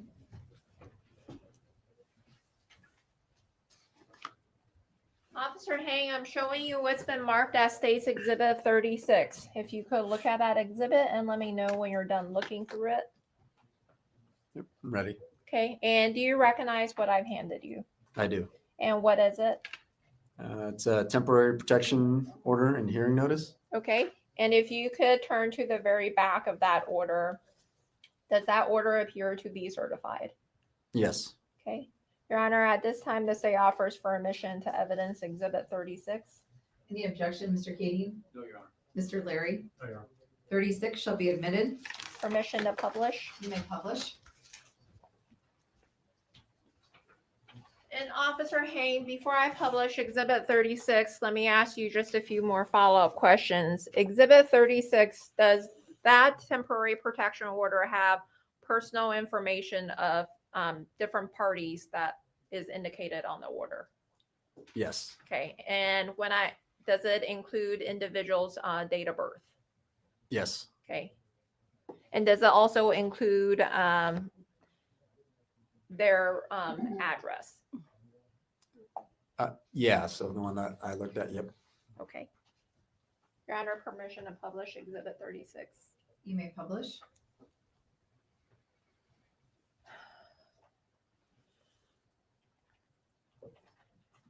I'm showing you what's been marked as what is page 1 of Exhibit 36. Officer Hang, can you tell the jury where this order was issued from? It was Superior Court of Washington, County of Thurston. Okay. And then can you indicate, according to the order, when the order was issued? Okay. I'm going to move it just a little bit. Okay. So October 14th, 2024. Okay. And then how long is the order to last? Till the hearing date, so October 24th, 2024. Okay. And who was the petitioner that was seeking?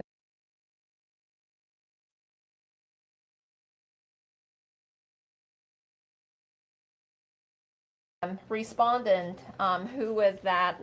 Who is listed as a respondent or the restrained party in this case? Zahraa Ali. Okay. And who does the protection order protect? What in the? Who is Thank you. prohibited from having contact with Isaiah according I don't know to what this the heck temporary that was. protection order? Zahraa Ali.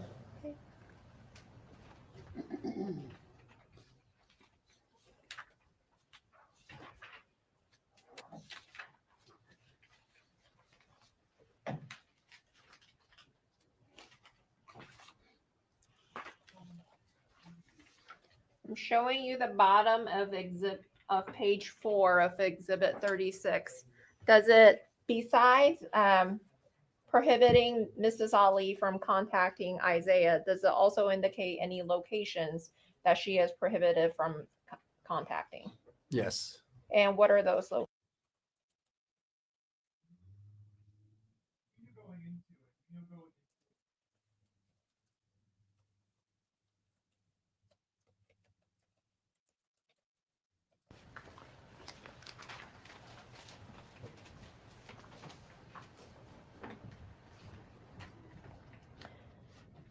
Officer Hang, do you know whether this temporary protection order was ultimately served on Mrs. Ali? I do, Okay, and how do you know that it was served on Mrs. Ali? because I served it. Okay. And after you served the temporary protection order, did you also have to file a proof of service? Yes. Okay.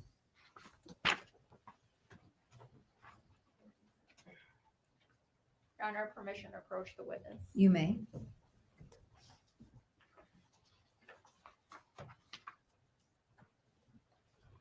Handed you what's been marked as State's Exhibit 37. If you could look through that exhibit and let me know when you're done looking through it.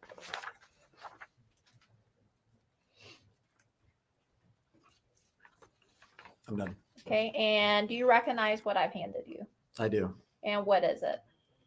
This is the proof of service. Okay, and if you could flip to the very back of Exhibit 37, does that appear to be a certified copy of the proof of service? Yes. Your Honor, at this time, the state offers permission to evidence Exhibit 37. Any objection, Mr. Katie? No. Mr. Leary? No, Your Honor. 37 shall be admitted. Permission to publish. You may publish. I'm really liking the way she's running her courtroom, y'all. What do you think? And Officer Hang, just a few more follow-up questions before I publish Exhibit 37. Does Exhibit 37 also contain personal identifying information of individuals listed on this proof of service? It does. Okay. Showing you page 1 of Exhibit 37. Can you tell the jury when the order was served? It was served October 16th, 2024. Okay. And who did you serve the order on? It was served on to Zahraa Ali. Okay. And then where did you serve the order? Mm-hmm. You're right, Carmen. Mrs. Ali, what was her reaction? She seemed a little surprised by it. Okay. And was your service of the temporary protection order also captured on your body-worn camera? It was. Okay.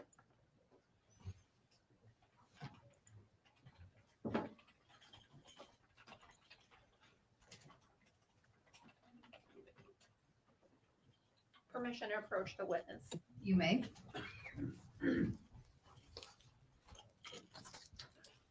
Officer Hang, handed you what's been marked as State's Exhibit 38. Do you recognize what I've handed you? I do. Okay, and what is Exhibit 38? It was a copy of my body cam. Okay, and is what's contained on Exhibit 38 a accurate? What's contained on Exhibit 38, does it accurately depict the conversation you had with Mrs. Ali when you served on her the temporary protection order? Yes. Okay, Your Honor, at this time, the state offers for admission into evidence Exhibit 38. Any objection, Mr. Katie? No, Your Mr. Leary? Honor. No, Your Honor. 38 shall be admitted. Your Honor, permission to publish. You may publish. And Officer Hang.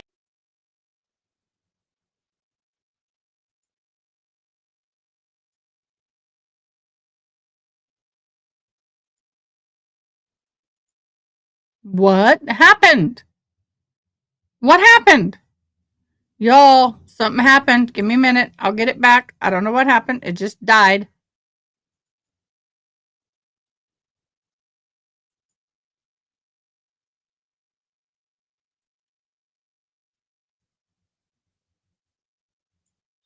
They're having some glitches, but I got it back. Give me a second. I'll get it on screen.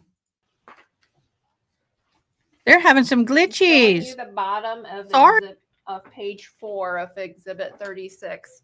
Does it, besides prohibiting Mrs. Ali from contacting Isaiah, does it also indicate any locations that she is prohibited from contacting? Yes. And what are those locations?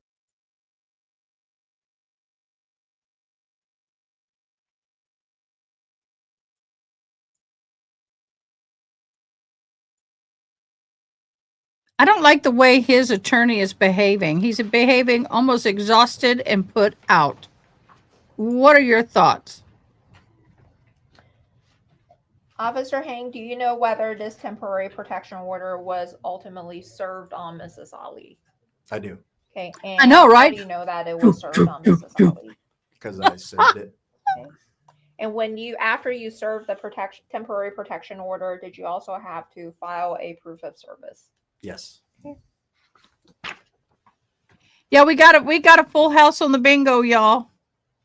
Y'all look, we got a cover all. So everybody is entered into the drawing for the end of the month. Everybody who played is entered. We got a cover all. Handed you what's been marked as State's Exhibit 37. If you could look through that exhibit and let me know when you're done looking through it.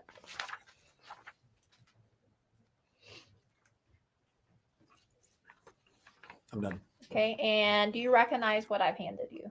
I do. And what is it? This is the proof of service. Okay, and if you could flip to the Oh, very June, back I see your of puppers. Exhibit 37, does that appear to be a certified copy of the proof of service? Yes. Your Honor, at this time, the state offers for admission to evidence Exhibit 37. Any objection, Mr. Kading? No. Mr. Leary? 37 shall be admitted. Permission to publish. You may publish.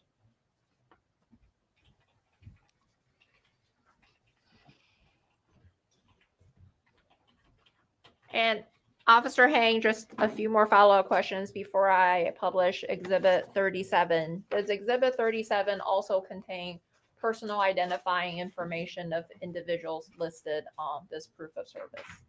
It does. Okay. Showing you page 1 of Exhibit. Okay, guys, I have to say, go in pet pics. Y'all have to see the conversation that's going on over there, y'all, in Discord. Just saying. 37. Can you tell the jury when the order was served? It's okay. It was good served thing. October 16th, 2024. Well, everybody can win every once in a while. And who did you serve the order Harmon, on? you got a gremlin It on was your served hands? on to Beautiful Zahraa gremlin. Ali. Okay. Very And then beautiful where gremlin. did you serve the order?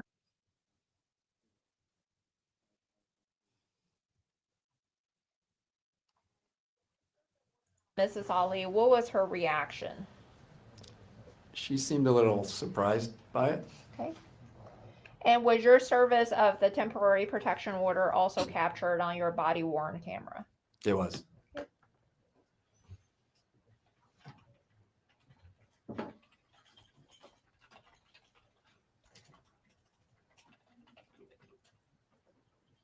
Permission to approach the witness. You may.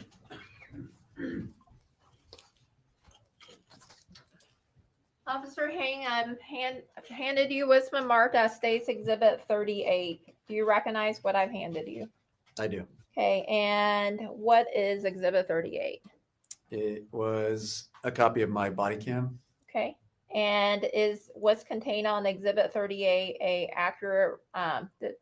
What's contained on Exhibit 38, does it accurately depict the conversation you had with Mrs. Ali when you served on her the temporary protection order? Yes. Okay, Your Honor, at this time, the state offers for admission into evidence Exhibit 38. Any objection, Mr. Kading? Mr. Leary? 38 shall be admitted. Your Honor, permission to publish. You may publish. And Officer Hang, before publishing this exhibit, just a few more follow-up questions. When you served the order on Mrs. Ali, was someone else from the household also present? Yes. And do you know what the relationship was between Mrs. Ali and that individual? I do. And what was their relationship? It was Mrs. Ali's daughter. Okay. Was it Fatima Ali? No. Okay.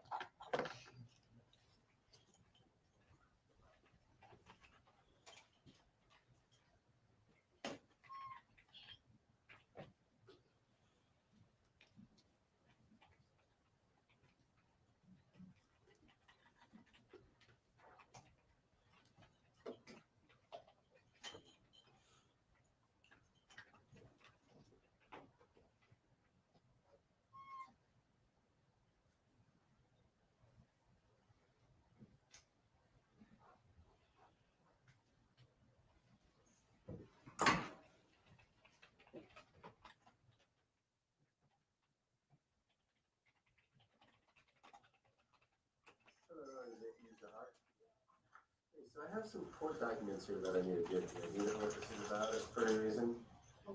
You're not in trouble. So it sounds like somebody filed a petition for an anti-harassment against it. You know anything about that?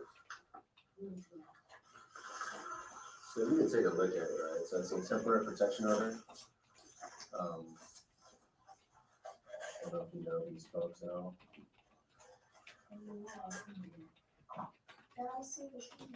Yeah, that's fine. And I'm assuming maybe I don't know if you know these folks.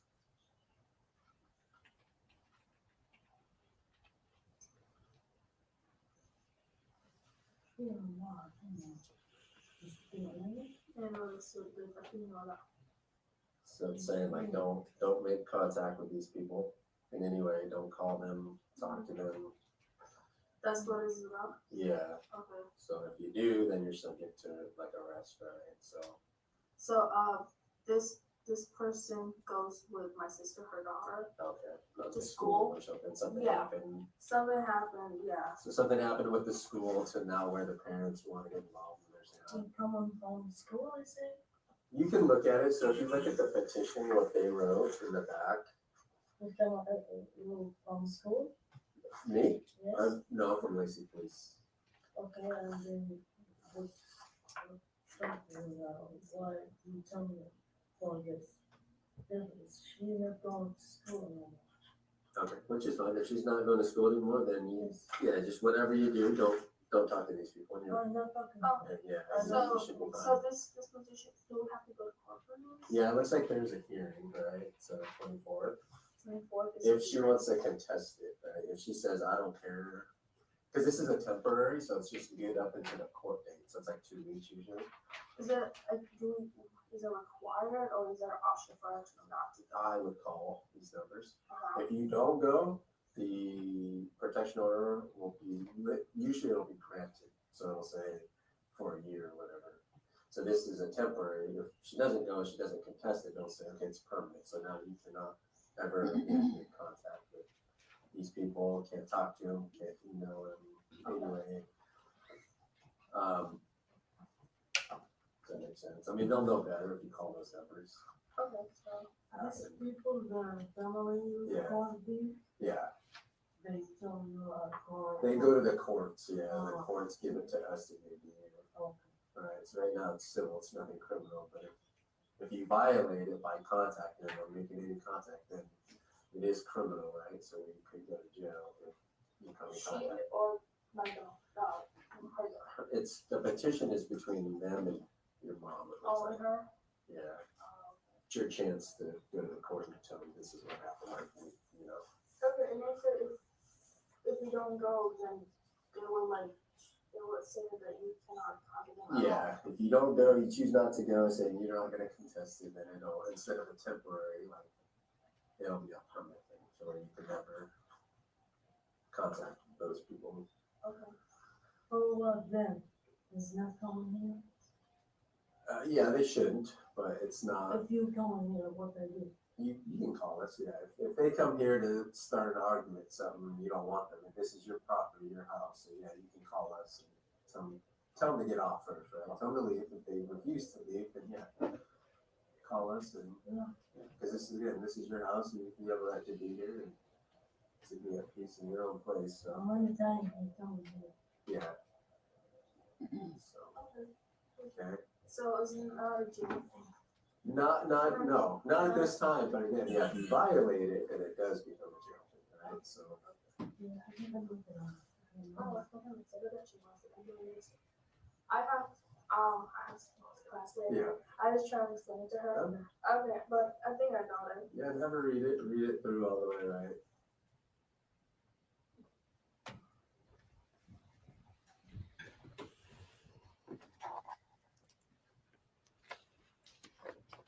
No further questions at this time. Thank you. Thank you.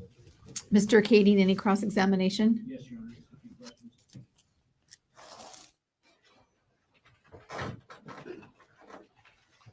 Good afternoon, officer. Good afternoon. I just wanted to clarify on the 18th of October, you were on shift at what time?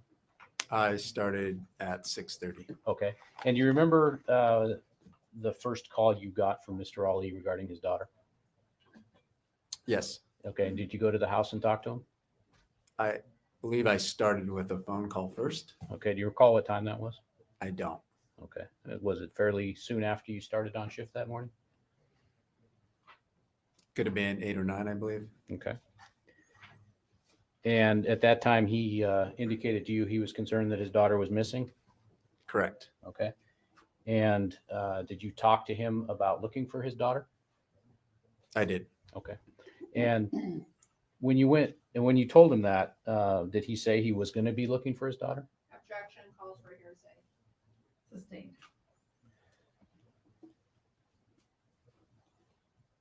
All right. So did he ask you what his options were? Objection calls for hearsay. Sustained.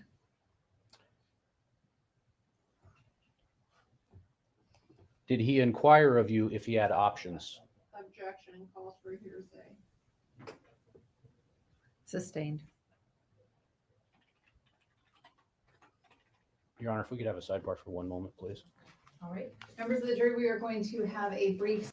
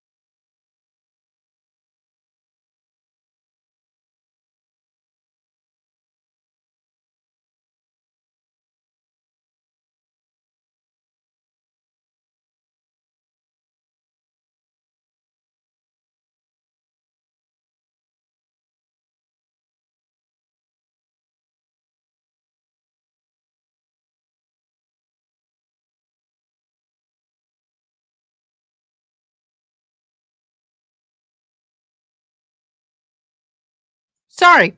We have our first official. Is it our first or second?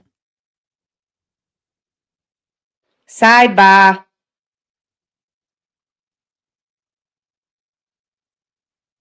I'm not liking his attorney very well. Mr. Kading, you may continue. Thank you. Excuse me, Yeah. officer, you went back to the house a second time? Or you went to the house Correct. after that, is that right? Correct. And what time was that? I can't recall, maybe 10, 11. Okay.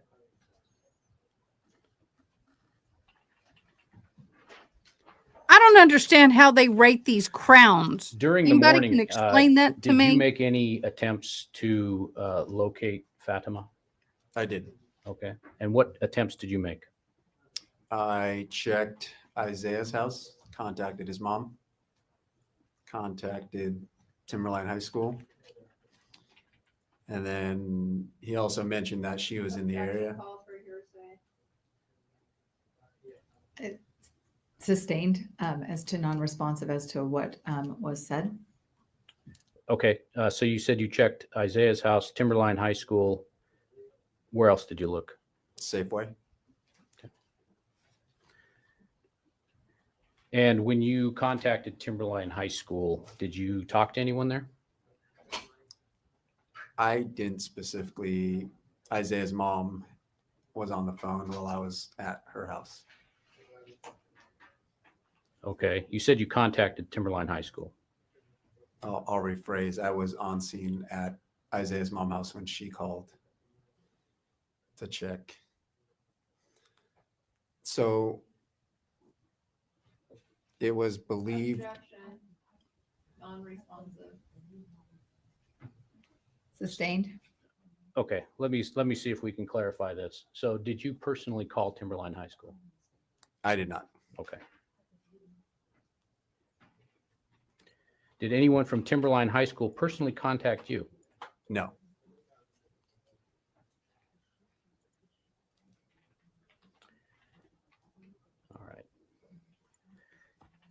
And so is it fair to say then up until 2 o'clock approximately, you did not know where Fatima was that day? Correct.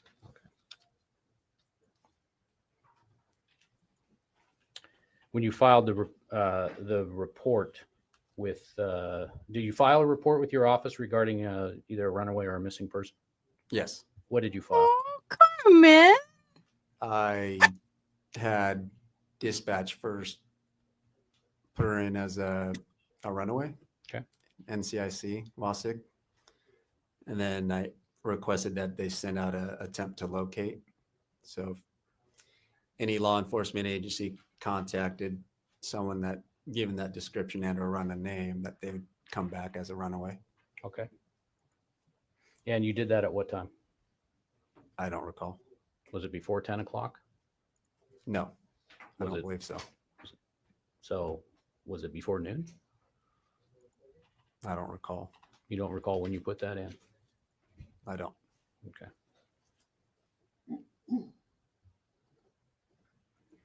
All right.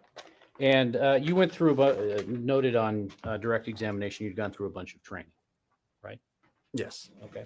Is one of the parts of your training learning what something called petechia is?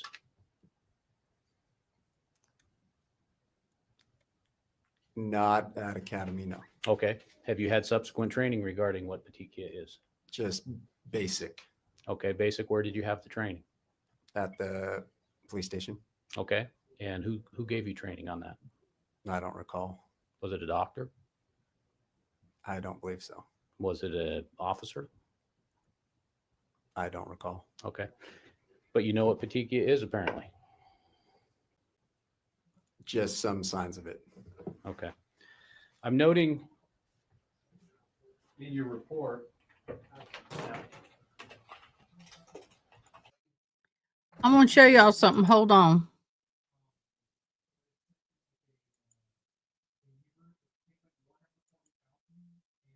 Wait a minute. Let me do this. I'm going to try something new. They've got some new things on our in Discord that I'm playing with. Let's see if I can do it.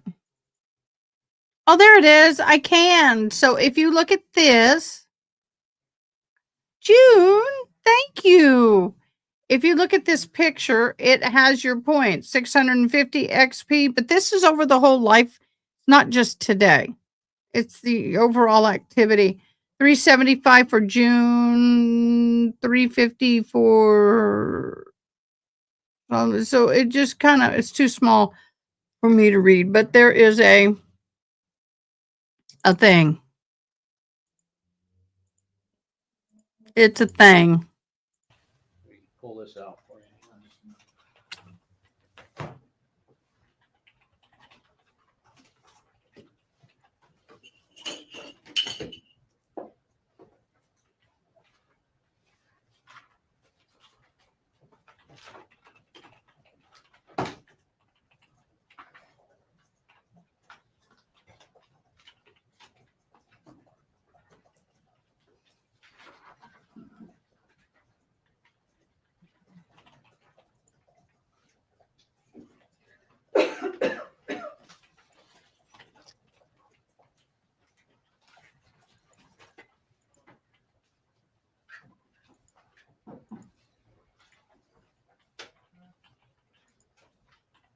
Oh, Carmen, thank you, babe. Y'all are just so awesome. All of this money goes to the victims of the Kerrville flood, which I'm one of, but not to me.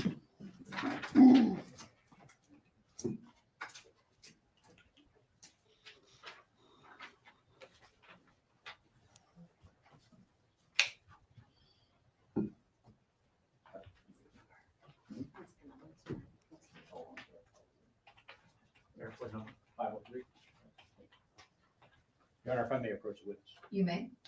Officer, I'm going to hand you a copy of this document noted as defendant exhibit 503. Take a look for that. Look at that. Tell me what that is.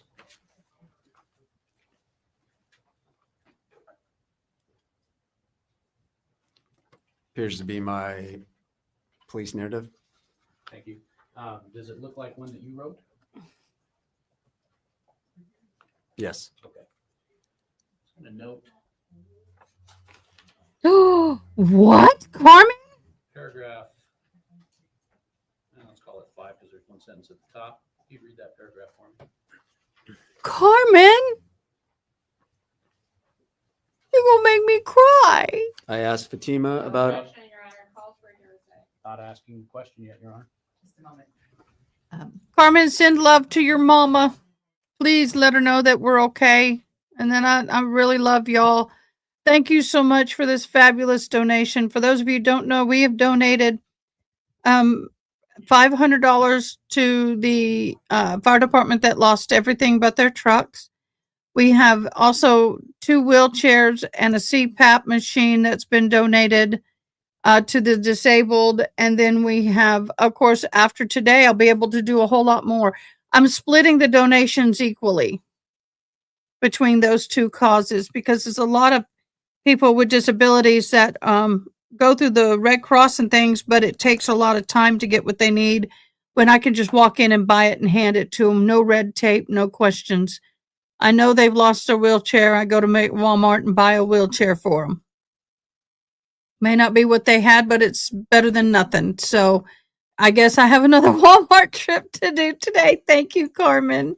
There is an You are objection. an I'll sustain the angel. objection. He's just asking you to read it to yourself, and then he'll ask you a question. Thank you. Sorry. Thank you, Your Honor. Okay, so officer, did you get a chance to read that paragraph?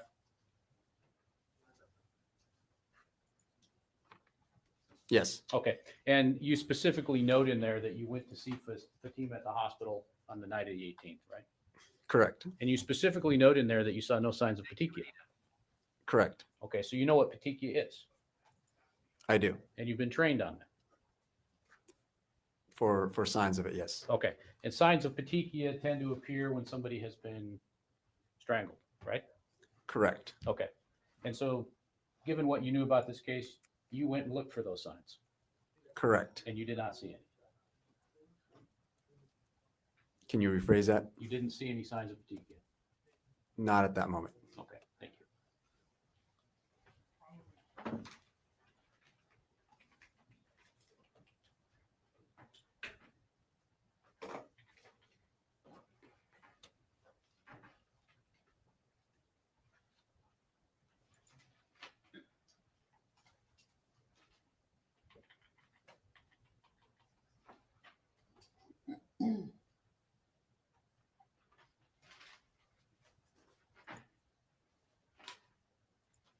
Hey, Carmen, I don't know if you're still here, but I have a 501c3 that the donations are going through. So if anybody at your job wants to make donations, but it has to be a 501c3, I can provide all that. I have the EIN number and everything. And if they want to help with the disabled community, which are really struggling because nobody's really focusing on the disabled Approximately needs. 5 years. Let me know. What, All Carmen? with the city of Lacey? Correct. You enjoy it? Yeah. What, do you rotate shifts during the days, at nights? How does that work? No, it's we bid once a year, so just depending on what you bid at the beginning of the year. Do you have a preference? I mean, All right. pros and cons Will do. to each shift. Okay. That would be great. So you were a patrol You can just officer on Venmo it and I'll October send a 18th, receipt. 2024, correct? Correct. And we've heard about your actions kind of throughout the day. Responded to a telephone call, is that correct? Correct. And how did that call come to you? So earlier I talked about beats, or districts, so that it was assigned to me based on my patrol area for that morning. So is it that a call comes into dispatch and then they connect to the Correct. patrol officer? Correct. And so this was a situation that could be handled over the telephone in theory, as opposed to responding to a scene, correct?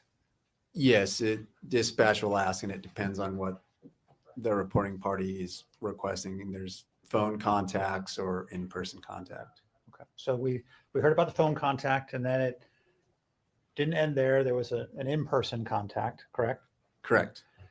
And then you conducted additional follow-up based on those 2 citizen contacts, correct? Correct. Okay. And then were you specifically assigned to respond to Timberline High School based on your prior involvement during the day?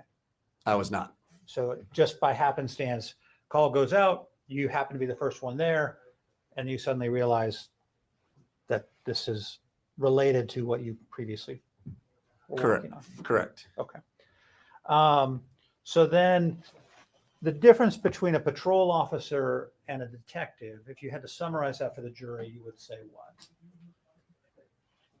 Kind of in terms of duties and jobs and responsibilities. I would just I think they have more specific training, and they have just more time to do additional follow-ups, as we're a patrol where sometimes can jump from call to call. So, and correct me if I'm wrong, but so like as a patrol officer, you get, on this instance, you were sent into disturbance at Timberline High School, you respond, correct? Correct. And so your job is to be there. Well, disturbance can mean a lot of different things, right? Correct. And you don't necessarily know what you're walking into, correct? Correct. So you're trying to figure out, okay, who do I need to talk to? Yes. Whose contact information do I need to preserve? Yes. Do I need to separate people? Correct. Do I need additional officers to respond? Correct. So when you got there, you could see that there was a civilian holding down Mr. Ali, correct? Correct. And Mr. Ali didn't appear to be resisting or fighting, correct? Correct. And you presumably knew that they were fellow officers on their way. Correct. So at least from your initial impression, the situation appeared to be somewhat stabilized, right? Yes. No active fighting, correct? Correct. There were witnesses around who were at least potentially willing to speak with law enforcement, correct? Yes. You were able to determine where Fatima was, where Fatima was and Isaiah, correct? Correct. Or at least you were told where you could potentially find them, right? Yeah. Yes. You made contact with the Wagners, correct? Yes. And so then you took it upon yourself. So somebody else was going to deal with Mr. Ali, correct? Well, I did. Oh, so you, thank you for correcting me. So you placed him under arrest or detained him or basically Just took possession of him? I detained him at that moment. Okay. You knew that other officers were going to check inside the school, correct? Yes. And then over the course of the next minute's time there, you then had contact with the Wagners, correct? Correct. And the Wagners were the individuals, civilians who happened to stop, is your understanding, correct? Correct. Does somebody need water? I can't see who's. All right. So you spoke with them, correct? Correct. And you had them there together when you were talking to them, right? Correct. They were side by side. Correct. Sometimes it makes sense to separate people to keep their stories separate, correct? Correct. But in this case, you were speaking to both of them, correct? Well, initially it was Mr. Wagner. Mrs. Wagner came into contact with us kind of after the fact. Okay. And you got their contact information, correct? Yes, they completed a written statement. Okay, but before we got there, you kind of figured out who they were. I don't want to say go into what they told you, but you basically figured out these people may have some information that could help me. Correct. At least help with the investigation. Correct. And you handed them witness statement forms that they filled out. Correct. And they wrote those statements themselves? They did. And then you read them over, correct? Yes. And in fact, you handed back Mr. Wagner his form and said, hey, I need a little more detail with respect to these particular questions, correct? Correct. All right. And he was willing to do that, right? Yes. All right. And those statements pertain to Mr. Ali, correct? Yes. All right.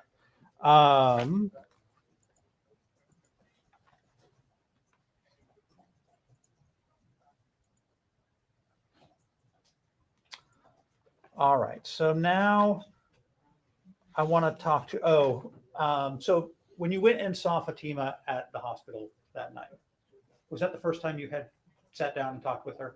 It was. And you were able to take a recorded interview with her, right? Correct.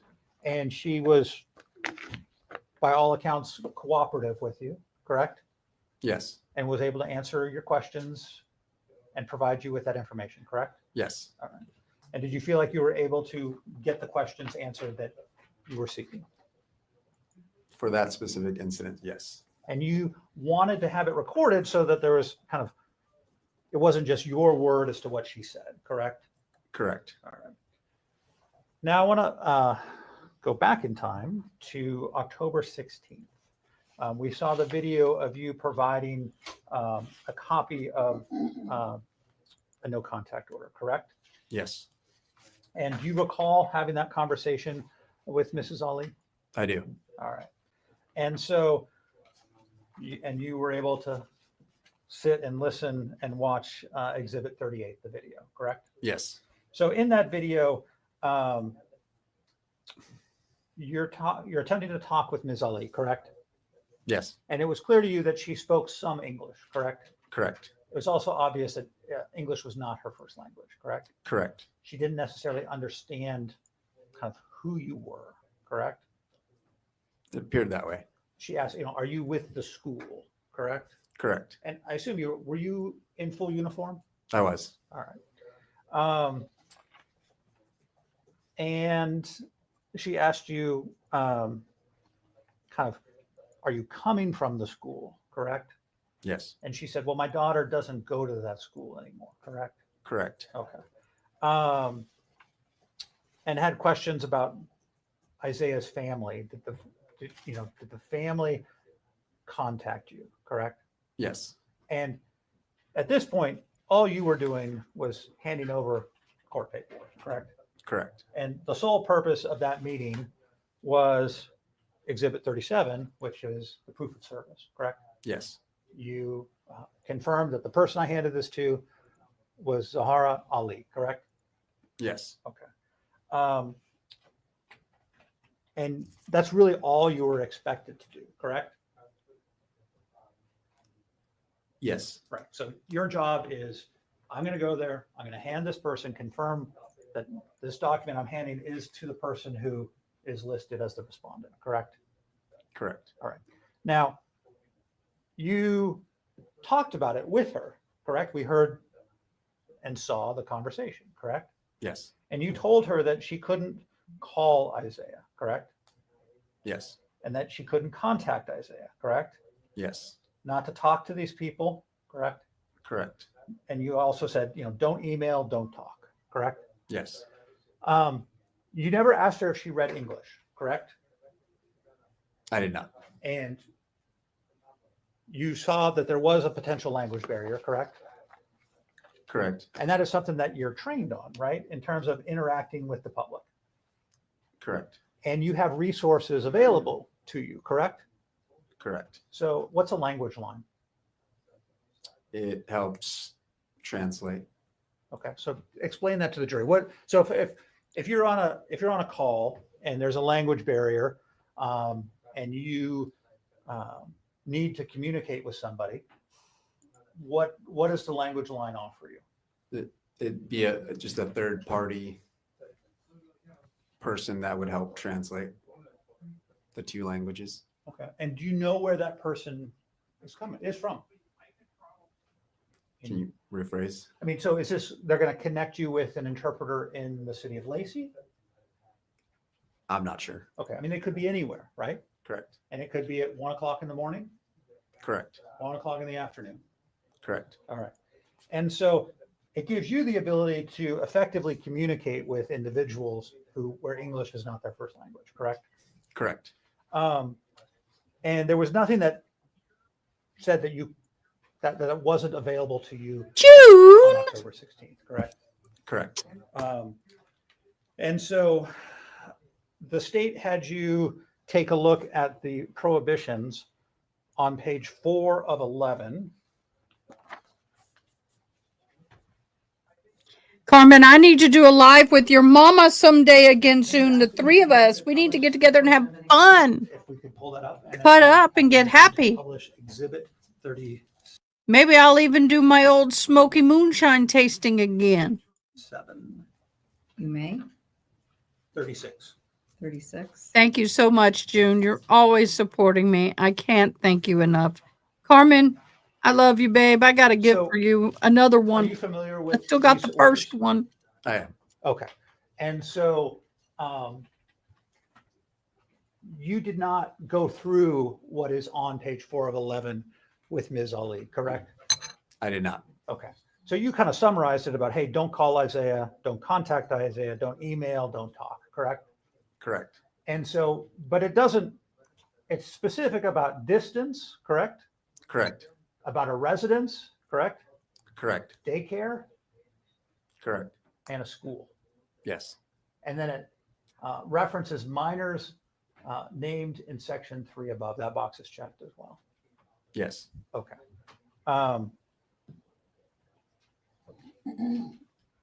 And had you called a language line, you would have been able to have that conversation with her in her native language, correct? Yes. Okay.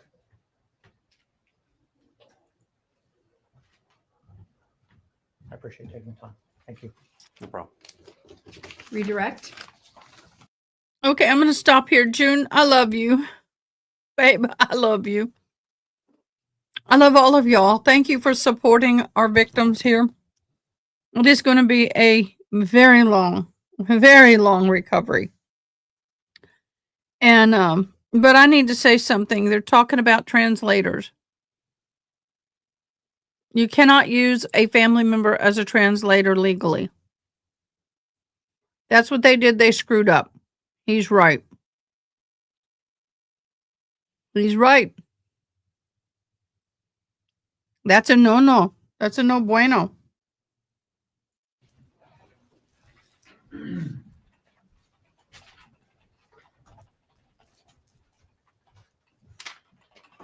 Officer Hang, just wanting to seek some clarification. The morning of October 18th of 2024, when Mr. Ali called to report Fatima as a runaway, was your first conversation with him over the phone or in person? I believe it was over the phone. Okay, and then at some point you went out to his residence, Correct. and while at his residence, you then had another conversation with him about the runaway call that he reported? Correct. Okay.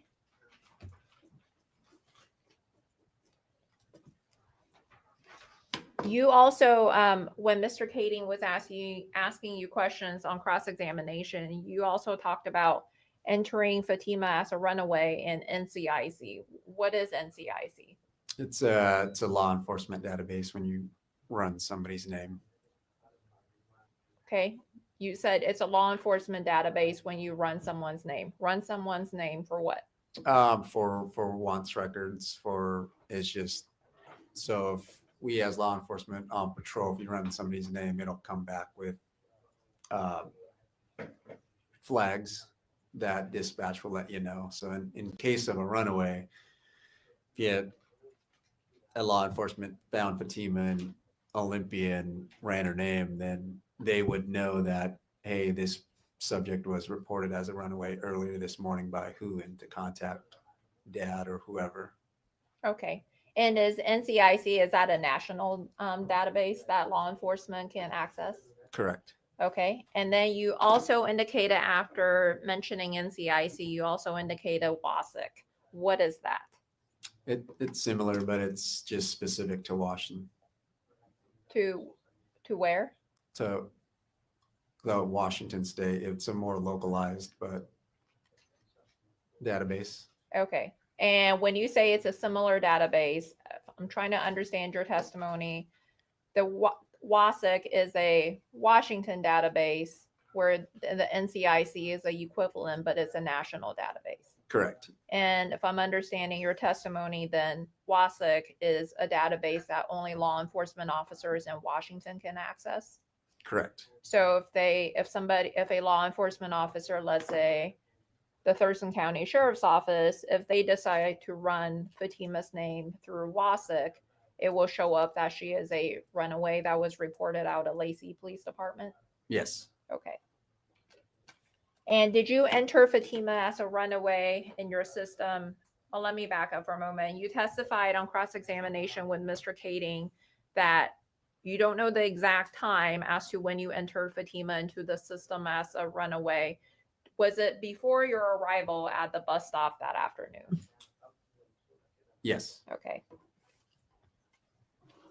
Mr. Kading also asked you some questions on cross-examination about your ability to recognize petechia. Do you remember that line of question?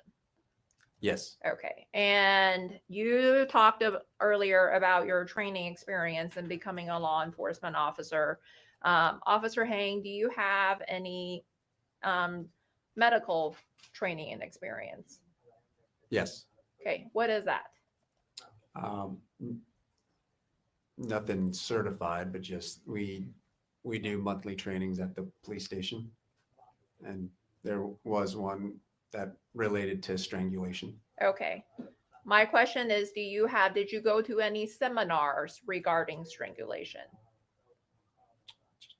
Workshop. I don't know about a seminar. Okay. Did you attend a 40-hour seminar that medical professionals attend when it comes to conducting strangulation examinations? No. Did you go to any seminars that medical professionals attend where it teaches them the signs and symptoms of strangulation? No. Okay. And are you a medical doctor? I'm not. Okay. And you indicated that when you spoke with Fatima at the emergency room, that at some point you had to get a little bit closer to her because you were having a difficult time hearing her. Is that correct? Correct. Approximately how close did you get to her? I think pretty quickly I put the recorded phone next to her chin. Okay. But were you yourself right next to her chin? No. Okay. And when you were interviewing Fatima, did you at any point ask her to take her clothes off so you can do an examination? I did not. Okay. And did you actually conduct a strangulation exam on Fatima that day? I did not. And based on your trainings, based on the training that you received at the Lacey Police Department when it comes to strangulation, was it taught that law enforcement should do the strangulation exam, or should that be left to the medical professionals specifically trained to conduct that examination? It'll be the latter half, the medical professionals. Okay.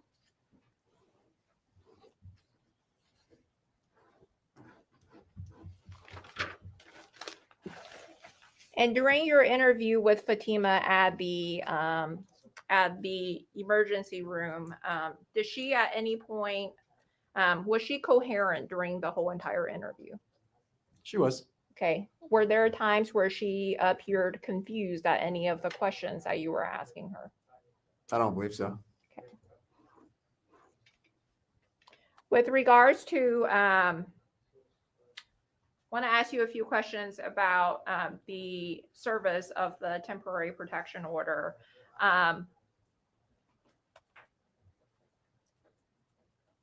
You watched the service of the temporary protection order earlier on direct examination. Is that correct? Correct. And do you recall there was a point when Mrs. Ali was asking you if you were with the school? Yes. Okay. And I believe you testified on cross-examination that let me back up for a moment. Were you in your full uniform that day? I was. Okay. And are you aware of what school resource officers are? Yes. Okay. And what are school resource officers? What are they? Yes. So they're uniform commissioned officer that is assigned to specific schools. Okay. And are there specific Lacey police officers that are in fact school resource officers? There are. Okay. And I believe earlier on direct examination, you mentioned one of them was Officer Beltran. Is that right? Correct. Okay. And besides Officer Beltran, are there other school resource officers that works for the Lacey Police Department, but actually are assigned to the schools? Yes. And do you know any of their names? I do. And who are they? School resource officer Howard, and currently right now school officer or School Resource Officer Newcomb. Okay.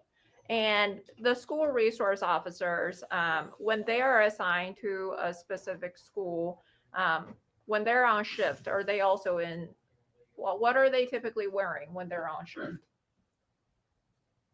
Same uniform Okay. When you say same uniform as who? as patrol officers. Okay. Would it be the same uniform you were wearing the day when you served the temporary protection order? Correct. Okay.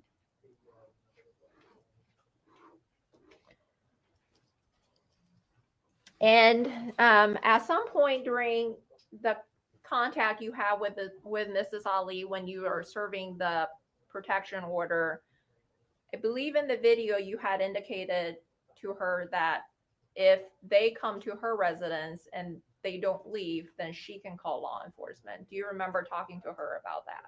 I do. Okay. And you indicated that to her. What was that in response to? Her question. Okay. And what was she asking you?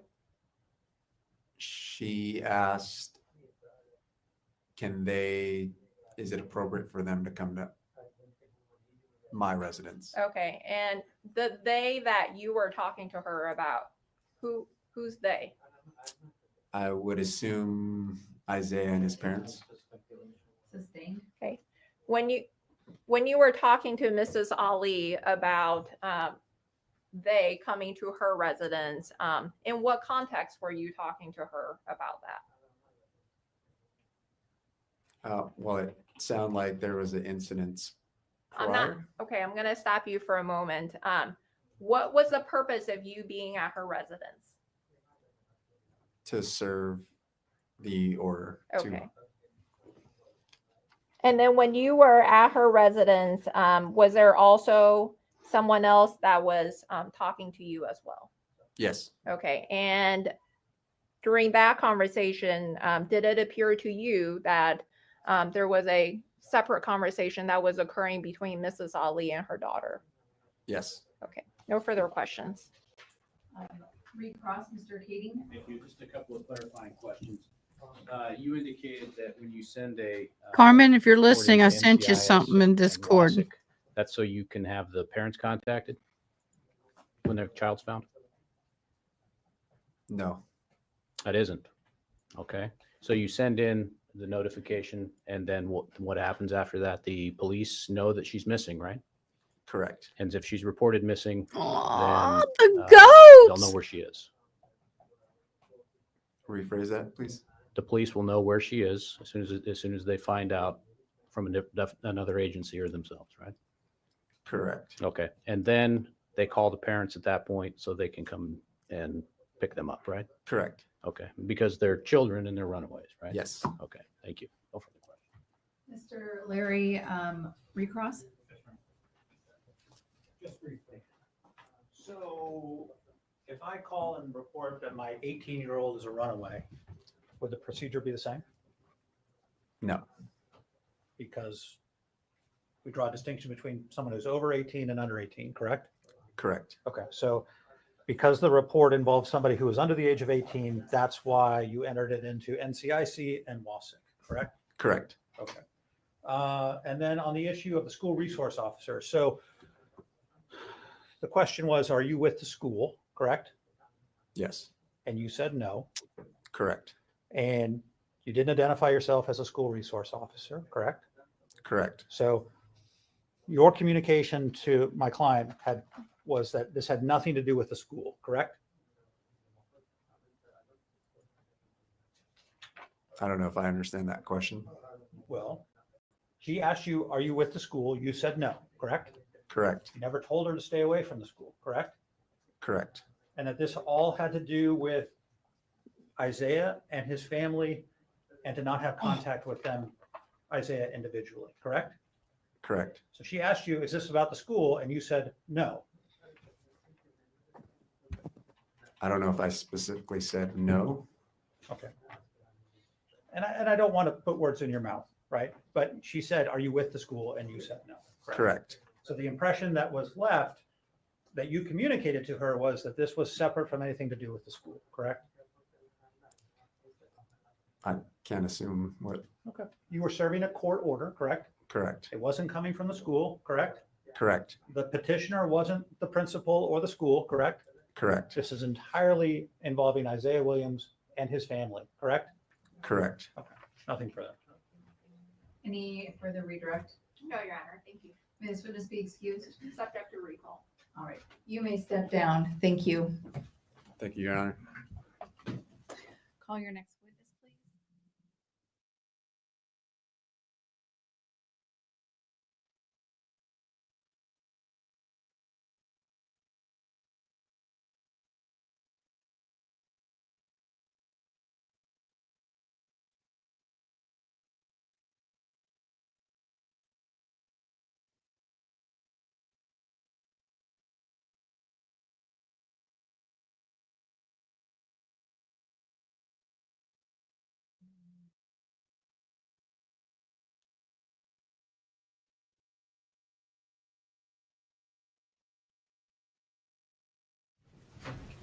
I'm going to place you under oath. Will you raise your right hand? Do you solemnly swear or affirm that the testimony you're about to give will be true and correct? Yes. Please be seated. Oh, why, thank you, Ada. Ms. Stoney may inquire when you're ready. Thank you, Your Honor. Good afternoon, ma'am. How are you? Good. Can you please state your name and spell your last name for the record? Yes, my name is Mary Wagner, last name Wagner. And are you employed, ma'am? I am. How so? I work for Pierce County Planning and Public Works. And are you familiar with the area of Timberline High School located at 6120 Mullen Road Southeast? Yes. Is that in Lacey, Washington? It is. Were you in or around that area? Oh, on wait a minute. October 18th? I'm looking at comments and we had a change of personnel. Let me catch that name. My apologies. I had somebody requesting some 501c3 information. I'm like, yeah, baby, I'll give it to you. Under oath, will you raise your right hand? Do you solemnly swear or affirm that the testimony you're about to My give will be true and apologies. correct? Yes. Please be seated. Oh, so polite. Please be seated. Ms. Stoney may inquire when you're ready. Thank you, Your Honor. Good afternoon, ma'am. How are you? Good. Can you please state your name and spell your last name for the record? Yes, my name is Mary Wagner, last name Wagner. And are you employed, ma'am? I am. How so? I work for Pierce County Planning and Public Works. And are you familiar with the area of Timberline High School located at 6120 Mullen Road Southeast? Yes. Is that in Lacey, Washington? It is. Were you in or around that area on October 18th, 2024, shortly after 2 p.m.? Yes, I was. And did anything of significance occur in that area that you observed on that date and time? Yes. And well, first of all, where were you coming from? Why were you in that area? My husband and I were coming back from a late lunch that we had that day. We were driving down the road in front of Timberline High School back to our house, and we saw an altercation on the side of the road. Okay. And when you say on the side of the road, which side of the road? On the high school side of the road. Okay. There's a public bus stop there, and it was right around the public bus stop. And you said you were in your vehicle driving at the time? Yes. What kind of truck is that? It's a Ram 2500 pickup truck with What a cab. color? It's like a dark gray color. My husband was driving it. I was in the passenger seat. And who is your husband? Josh Wagner. And what did you do when you observed that incident? What was your first action? Well, as we were driving up, we saw there were several people involved, and we thought that it was possibly a high school altercation. And so we pulled into the left turn lane in front of the high school and stopped, and my husband got out and crossed the road. And where were you at that time? As soon as he pulled in, I was still in the passenger seat. When he stepped out of the vehicle and crossed the road, I climbed over the console in the middle of the truck and went over to the passenger side. And what happened next? well, my husband kind of disappeared into a group of people, and I got out of the vehicle, and I called 911. And Well, let me ask you a question. Why did you call 911? there was quite a bit of screaming that was going on from the situation, and I heard several people say some rather alarming things, and that 911 should be called. So I did. When you say people hear people say alarming things, what do Mhm. you mean by that? Do you want me to say specifically what I Yes, heard? please. I did hear, these were mostly teenagers that I heard yelling. There were sentences such as, her eyes are rolling in the back of her head. She can't breathe. Someone call 911. Let go. Everyone seemed in a panic of like everything that everyone said was a very panic stricken tone. Okay.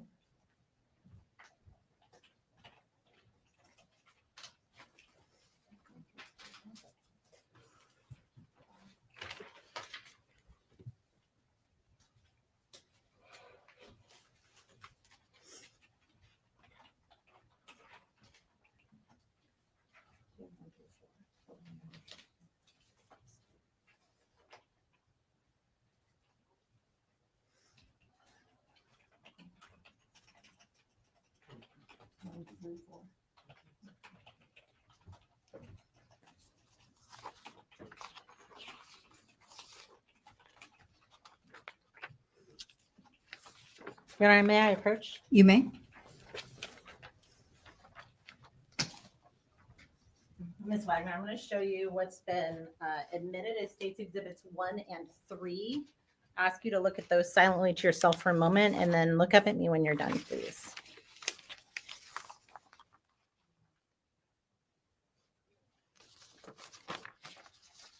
Do you recognize what I've handed you there? Yes.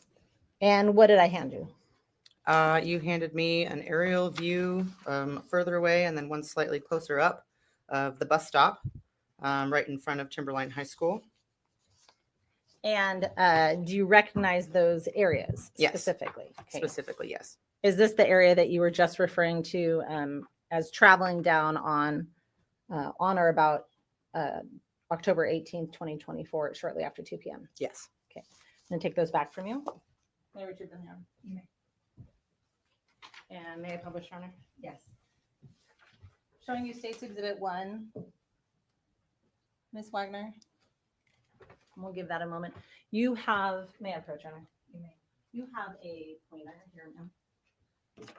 This dot has a cursor. You just have to give it a second. There's a delay, okay? This one right here. Yeah, the circle. Okay. Let's give it a second. See it? Oh, okay. Ms. Wagner, can you, well, first of all, what are we looking at here? Let me zoom out just a little bit. And then we'll let that recalibrate itself, so to speak. Okay, what are we looking at here, ma'am? Well, this is Timberline High School, and this is Mullen Road. I'm trying to get it. Sorry, where did it go? It's all the way at the top. Is it? Oh, okay. This is the bus stop right here. And in the middle of Mullen Road, there's a left-hand turn lane to turn into the school. Okay, I'm going to show you States Exhibit 3. The witness was using the cursor to highlight the high school, the bus stop, which is an icon on that exhibit, and the road directly next to the bus stop. And where you were pointing was about center of the page towards the bottom. Is that correct? I'm sorry, I don't understand. About towards Sure. center When we of the say page. center of the page towards the bottom of the Oh, towards the photograph. bottom. Yes. Okay. Yes. Showing you what's been admitted as States Exhibit 3. And do you recognize this area? I do. And what area is this? Am I? This right here is the bus stop that I mentioned. This is right in front of Timberline High School. Right there, this is the left-hand turn lane that we drove into and then parked, or put on our hazards rather. Okay. So. And when you parked, I'm sorry, and the witness was using the pointer around the center of the exhibit. Thank you, Your Honor.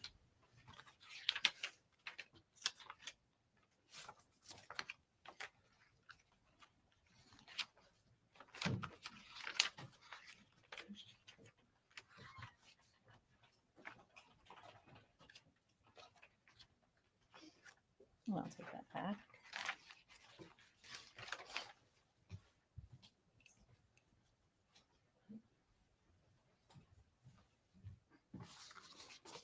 And so when you parked in that location, you said Josh got out of the car. Is that correct? That's correct. So what happened next?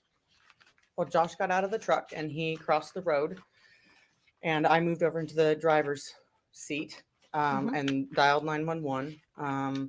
And then I was on the phone with 911, and I was telling them that there was an altercation that was taking place, and that somebody was hurt. And did you want to know what I saw or what I did? I'm going to ask you the next Okay. question. Okay. And how long do you think you got out of the truck after Josh got out of the truck?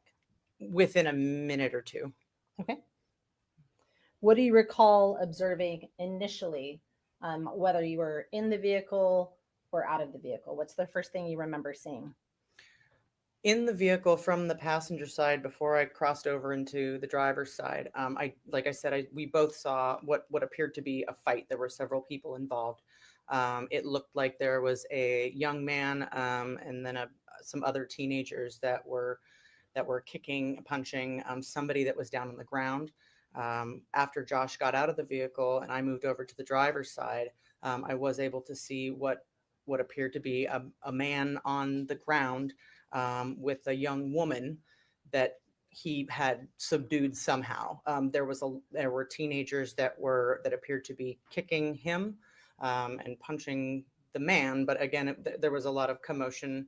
So I don't know how many teenagers were doing it, but Sure. but that was kind of the setup of the situation. And you said that there was a young woman. Where did you see this young woman? The young woman, she was on the ground. And on the ground where? On the ground in front of the man. And when you say in front of the man, can you describe to me what you mean? Like underneath the man, on top of the man? Were they standing up, sitting down? What does that look like? They were on the ground, and what it looked like was that the man had, and I couldn't see if it was a young woman yet, because she had hair in her face, and there was dust coming up. So but what appeared to be is his arm was around her neck, and her, like I said, her face, she had hair on her face, and then I feel like she was wearing a pair of pants too. So initially, like I said, I couldn't see if it was a young woman or a young man, but I learned quickly thereafter, after she got up, that it was a young girl. And what is Josh doing during this time? When Josh crossed the street, he disappeared into the group of people, and then he was pushing people aside to get down to what was the source of all of the conflict. And do you recall if he pushed? Who did he push aside? So there was the man that was holding the young woman, and then there were other teenagers that were hitting the man, and then there were also two other women that were trying to get in the way of the teenager who was hitting the man, and then Josh was pushing everyone aside, and he got down to the man who was holding the young woman on the ground. And at that point, that's when let's see, So I don't know how much further, sorry, I don't know how much of the story you want, or if there's initial questions that you want me to stop for. Okay. So as I understand where you're at right now, have you exited the vehicle yet? Or are you still in the vehicle? Do you remember? At this point, I had exited the vehicle, but I was still standing next to the vehicle, and I was on the phone with 911, and I was describing to them what I was seeing.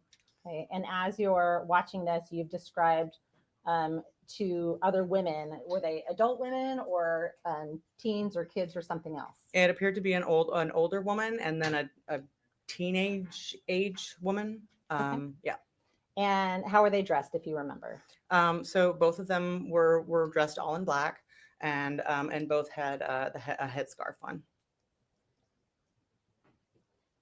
And when you saw them appear, did you see them doing anything to help assist the woman on the ground? No. What it seemed to me is that they were trying to stop the teenagers from hitting the man in that situation. So no, I didn't see them trying to stop the situation. Stop.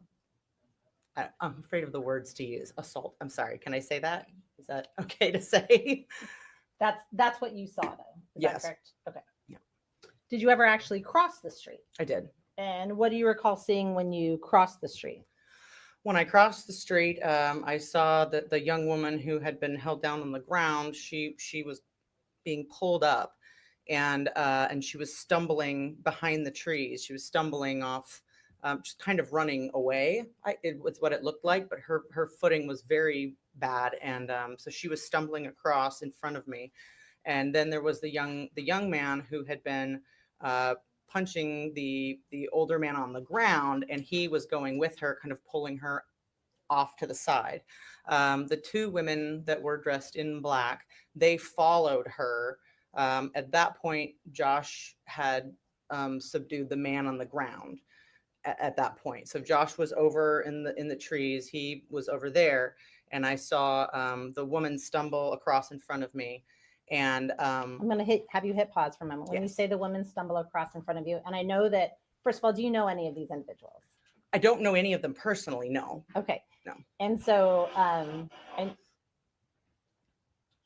I know that we are using a lot of young man, young woman, Yes. the woman. I know that can be difficult. So I'm going to ask you to do a couple of things for me. Okay. First, I'm going to ask you to slow down just a little bit. Okay. Okay. And so when you are talking about the young woman stumbled, which young woman are you referring to?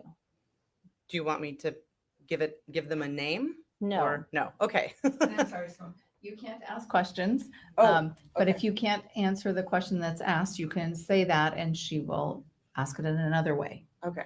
Thank you. Yes. So I'm going to ask, since you don't know any of these people individually, Mhm. and I don't want you to testify about something that you may have learned later regarding names, I'm going to ask you to only use the description of the individuals that you saw at the time. Does that make sense? Yes, it does. Okay.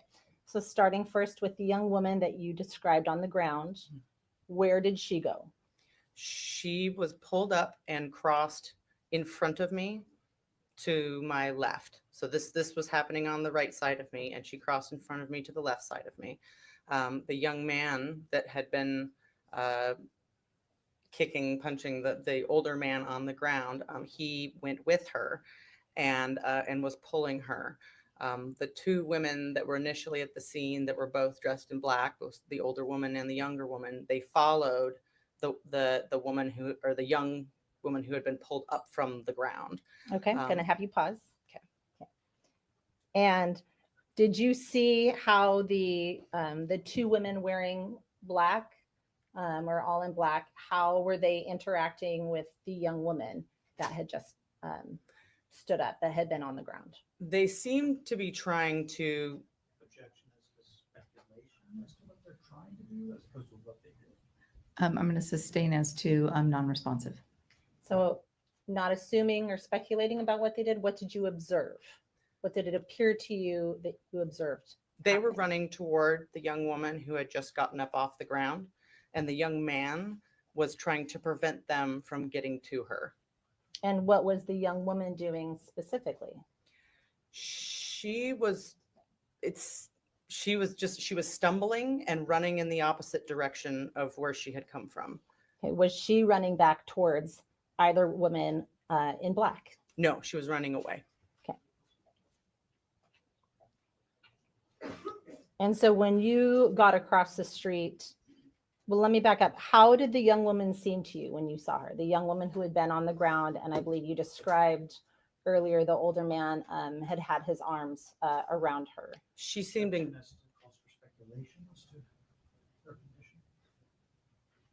Overruled. That means you can answer. How did she seem to you? How did she appear? She appeared incredibly confused. And what do you mean by that? What does that look like? She seemed to not know what her surroundings were. She was like I said, she was in kind of a panic. At one point, there was a slight altercation between the women that were wearing black and the young man who was assisting the young woman who was on the ground. And at that point, I ran. I was in the middle of the street at that point, but I ran across and started screaming at everybody to just stop. because there was still fighting going on. And the young woman she turned around and looked at me, and her eyes were huge. I mean, she had hair in her face. She looked completely disheveled. She looked very confused, absolutely terrified. And she looked at me and then turned the opposite direction and ran towards the high school. So she didn't say any words or anything to me. So. And initially or earlier in your direct, you, I believe you used the phrase, she was not sure-footed. Mm-hmm. What do you mean by that? She was stumbling. She could not stay on her feet. She was trying to run, but was falling, tripping over herself.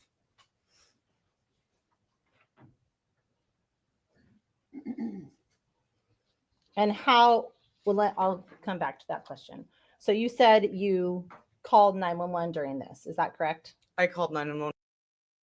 She didn't have enough oxygen going to the brain and in her body. She was being choked to death and all but passed out, or she did. And she's not going to be sure-footed. One before I left the truck, yes. Okay.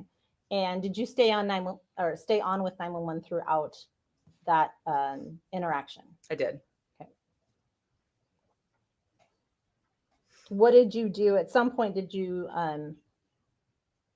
what happened to the vehicle? What happened to your truck? So after the young woman ran off towards the high school, the young man who was with her went that direction as well. And then I went back to the truck, and I pulled the truck into the high school parking lot. I was on the phone with 911, and they had informed me that police were almost there. So I pulled into the parking lot and stayed there until police arrived. Thank you. And I want to go back to when you described how you observed the older man on the ground with the later, as you know, younger female or younger woman on the ground. You made a gesture earlier in trying to describe that. Can you describe what that gesture was? How was he holding her? What I saw was her head was right about here. So can you describe it with words? And describe it with words. Yes, absolutely. So let me just explain something. So Yes. we have a court reporter. Mm-hmm. So again, I know it's very difficult to talk slower, but our court reporter has to write down everything that is happening. Okay. So we have to describe what's happening as if you were reading it from a piece of paper. Okay. Okay. Yeah. So if you can slow down just a little bit more. Okay. And then describe what you were seeing. What I was seeing was a head with with hair in the face in the elbow area of an arm. So the head was in between a bicep. I'll look at it in a minute. and the bicep and the forearm, I suppose. That's the area that I saw the head, her head. And when you said you observed these, the young male striking the older man, or the adult male, and the other kids engaged, were their strikes effective in releasing the young woman from the adult male? They were not effective.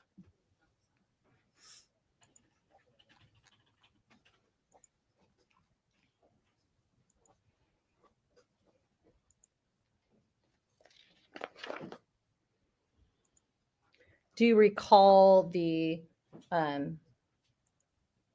older woman dressed all in black saying anything about the girl on the ground? I did not hear anything that was audible, no. Okay. How would you describe the build of the young female that had been on the ground? She was a petite woman, young girl. I'm almost 5'9", and I was quite a bit taller than her. So she was slender. And how would you describe the adult male in terms of build and size? He appeared to be a larger man. The entire time that I saw him, he was either close to being on the ground or on the ground. So I didn't get a full, I didn't get a, side by side. Sure. And do you recall if the adult male was saying anything at the time? Not that I was able to hear, no. And where did Josh go once if anywhere, once the younger female had been released? Josh stayed in where he was. He stayed next to the man that was on the ground. Okay. And did you make contact with law enforcement? I did after they arrived, yes. And did you provide a statement to law enforcement? I did. Ms. Wagner, how would you describe the fullness of your statement today in comparison to the statement you gave to law enforcement? I would say as close as it could be. Okay. And would it be fair to say you've provided more details today? Yes. Okay. And why is that? Well, you were able to show me the map so I can pinpoint exactly the location. And the questions that you asked me, when the police asked me to give a statement, they just said, tell us everything that you think is important. And so I wrote that down, and there weren't any other additional questions. So. Okay. And I want to show you some still shots. Actually, Ms. Stone, I think that we'll do that after our afternoon recess. You can just stay where you're at. Members of the jury, the bailiff is going to come forward and lead you back to the jury room for our afternoon break, which will be about 15 minutes. Thank you very much for your time and attention.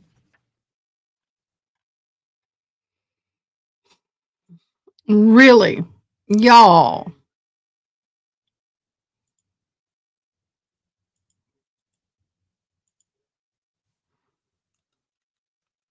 We got some stuff that just dropped. And I'm going to put it in our file, and then I'm going to start reading.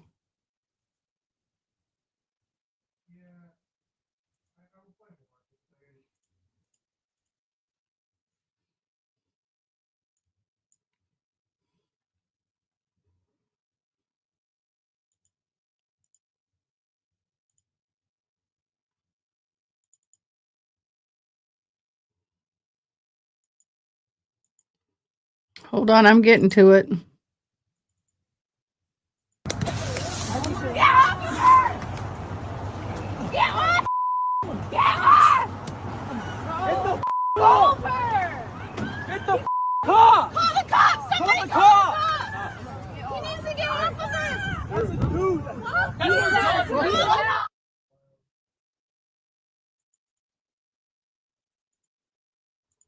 This is insane, y'all.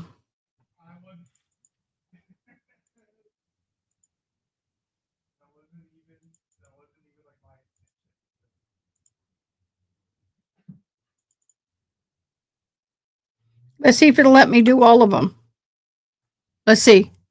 Yes, it did. Okay, guys. Thank you so much. You sent that to me. Oh, Mandy, thank you so much. Oh, shoot. I just did something I didn't mean to do. Lori Daybell. There we go. That's where I wanted it to go. There it goes. It's in. All right. We have a bunch of documents from Lori, Miss Fabulous, Miss Infamous Lori Daybell. I'm going to try and do this if I possibly can. It's pretty hard to read. I'm going to enlarge it.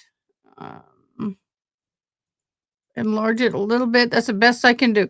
The defendant, Lori Daybell, hereby requests the court to grant the defendant's motion for a new trial. There is violations to the USCA the constitutional amendment for violation of medical evaluation, lack of impartiality, and abuse of discretion. 1, denial of Rule 135 hearing. 2, not releasing the jury from the admonition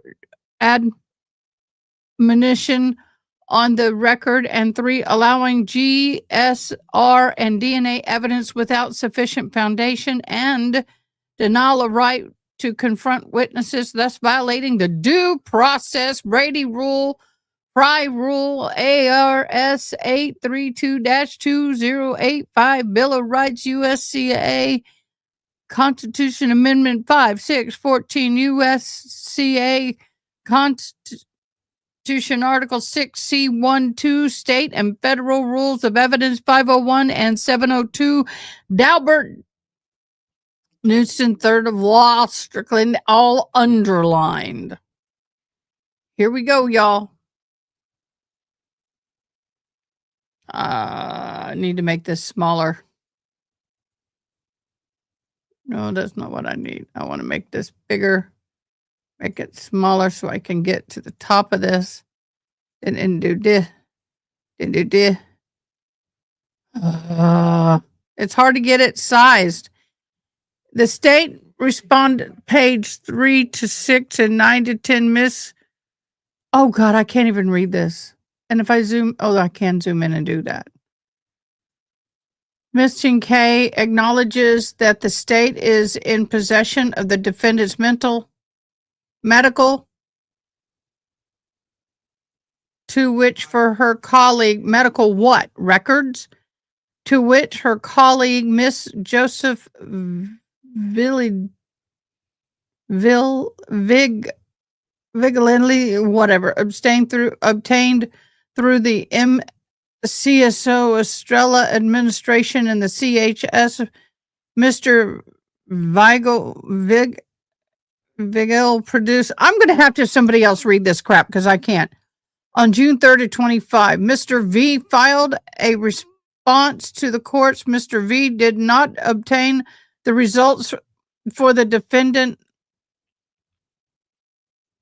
urinary tract infection because the test was sent to the lab outside of CHS and MCSO. Therefore, the records was incomplete and incorrect, misdiagnosed the defendant actual illness. On June 8th, the CHS informed the defendant antibiotics were given for the treatment. Oh my God, y'all, this is going to be freaking brutal to read. So we've got 8 of these pages to read. The Chat GPT lawyer, you're right. Okay, we'll read a little bit more just for the shit giggles and grin. On June 4th of 2025, the MCAO civil attorney, Mr. Joseph Vigil? I don't know, Mr. V, presented the defendant's medical records and evaluation to the court and to the public.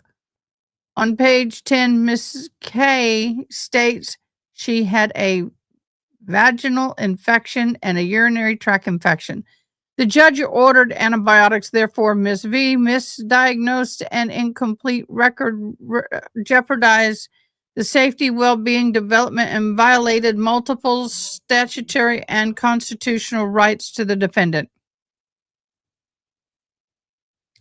Mr. V is not CHS civil attorney. Miss Kimberly Chamberlain is, because Mr. V and Miss K admit to obtaining the document medical records from MCSO, Estella administration, which MCSO admin gained through the CHS bypassing Miss Chamberlain, who legally represents the CHS and is obligated to obtain a consent waiver or court order to provide patient physical records, holds Miss V and Miss K, the court, MCSO, Estella administration, CHS in multiple violations. Honey boo, when you are a ward of the state, you don't have all these privileges that you seem to think that you do. The discovery conflicts with the Bill of Rights in a direct manner, then due process is superior right. USCA Constitution Amendment 6, the information sought includes information to which she is entitled as a matter of due process. The state and Ms. V failed to produce to the court for a camera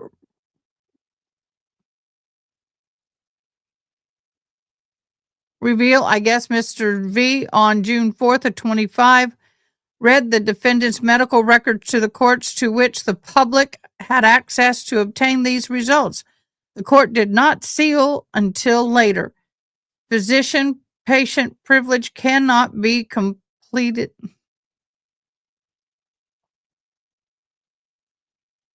Cannot be compelled. A patient can only waive in writing or by consent by court order under the AR 9322085. The disclosure for medical records violates the defendant's rights to confrontation clause of the USCA Constitution Amendment 6 and HIPAA. All of that to say that they got her medical records when she didn't give them consent to have her medical records, and she disagreed with the medical records. And the medical records were read into court and public court at that and were not sealed. Thus, her rights were violated. All of that for that. She's been talking to her daddy again. The court abused its discretion by allowing disclosure of the medical records and forcing the defendant to evaluation. USC Constitution Article 6, CL2, the USCA Constitution Amendment 4, 5, 6, and 14. The Bill of Rights must yield to the federal and the state constitution mandates due process. The USCA all underlined Amendment 6 and the Brady violation, the Brady versus Maryland 373 U.S. 83, 1963.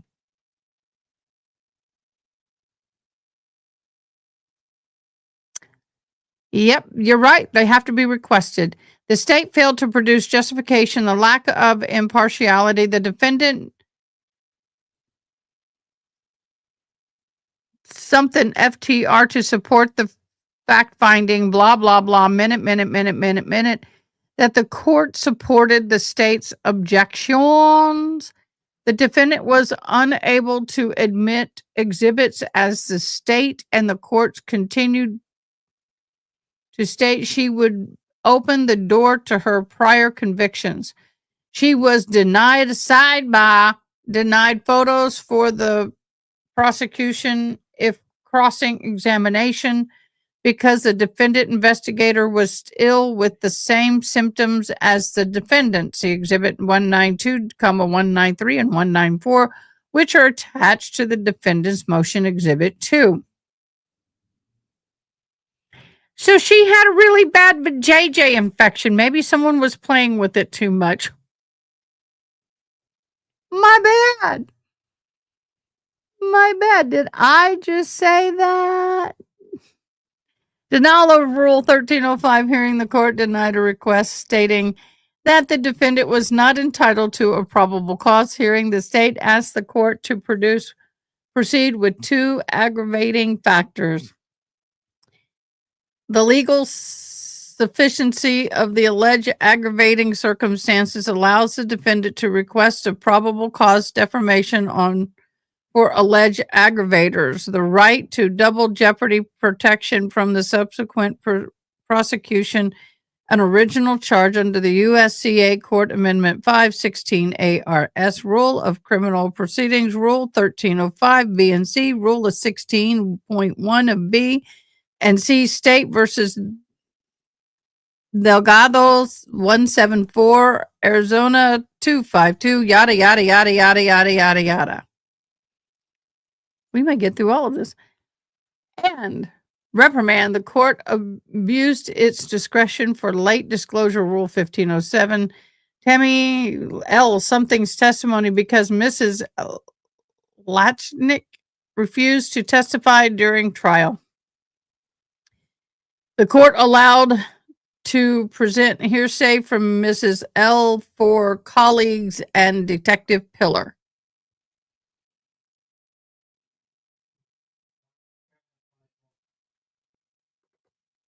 Interesting. The state presentation of the expert testimony should have been excluded when the expert testimony is offered as evidence. The district courts act as a gatekeeper, excluding junk science that does not meet the standard for reliability. Oh, an expert testimony may properly be excluded if there is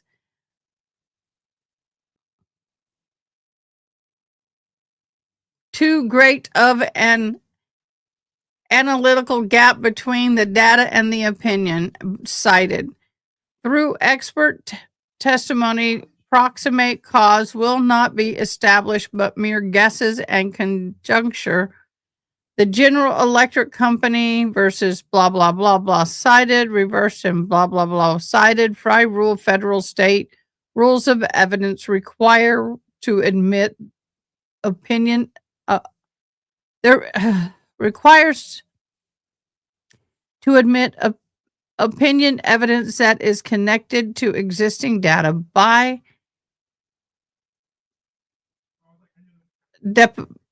I can't even read that. By the something Dixit or something of the expert. Also, William versus blah, blah, blah, blah, blah, blah.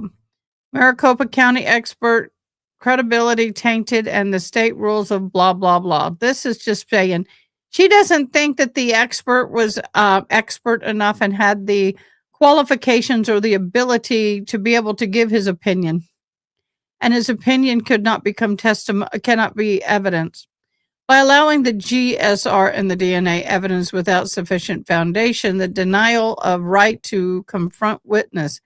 Miss L on June 3rd, 25, in the middle of a trial, indicated she was not be testifying.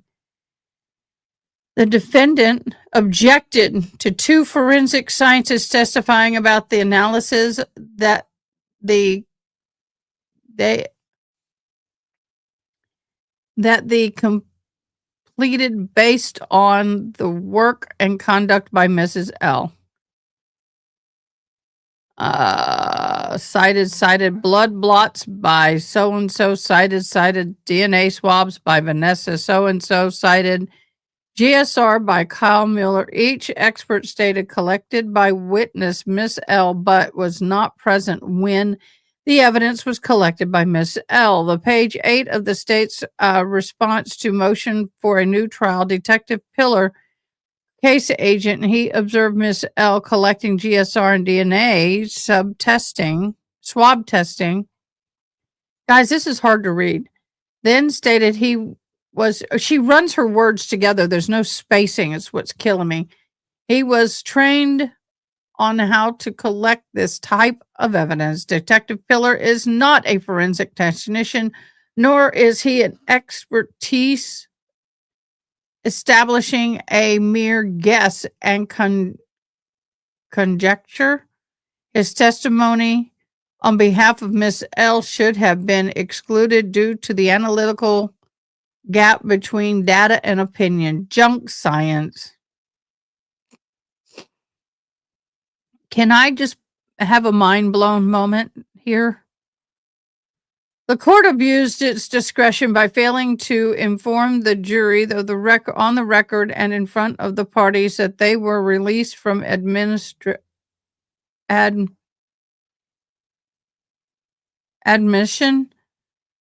This alone supports the defendant's motion for a new trial. The legal rules. Oh, thank you for getting a sharper pencil. Governing the outcome of the case, admission, which tend to be cautionary states regarding the jury conduct, such as the state requiring the jury to disregard certain testimony of James versus Kentucky, blah, blah, blah, blah, blah, blah, blah, blah.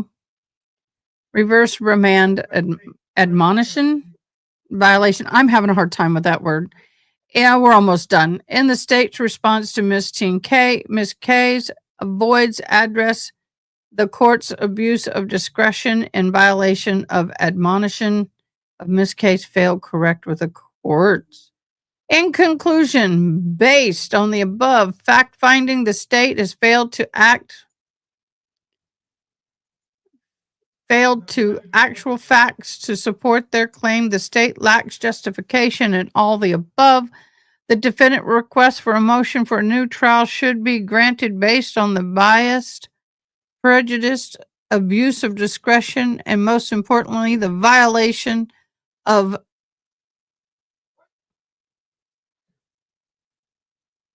a motion which the state is desperately avoiding. Admonishment? That's, I don't know. Submitted day, yada, yada, yada. This is her signature. Now we get something. Minute entry. The court has received and reviewed the state's motion for defendant's correctional health services records on June 24th of 25, as well as the defendant's objection to the state's motion of the defendant's correctional health services record on July 10th. This was 7/11/25. The defendant put her medical condition at issue by claiming she was too sick to proceed with trial, contrary to the court's finding that there was no objective medical evidence to support the defendant's claim that she was medically unable to proceed with trial. The defendant also injected a specific diagnosis into some of her pleadings to which there is no evidence other than the defendant's statement. By preparing various pleadings with all of her alleged illnesses, the medical diagnosis, as well as other references to her illness, she also disclosed otherwise protected information in third parties and public, thereby partially waiving the patient medical professional privilege. Booyah. Thank you very much. That is so true. That is so true. We're coming back into court, but let's pause that for a quick sec. Ordered granting the state's motion to direct correctional health to disclose the state copies of the defendant's medical records for all services, assignments, testing, and treatment, provided the defendant limited to the time period of May 30th, 25, and no later than June 13th. CHS shall provide the records to the state within 5 business days. And of course, there's the ugly picture of a prima donna. I can't believe I got through that, y'all. That gave me a headache. I kid you not. That gave me a headache. Reading her stuff is a headache. Hurts too damn much. And you can stand or sit, however you prefer. Yes.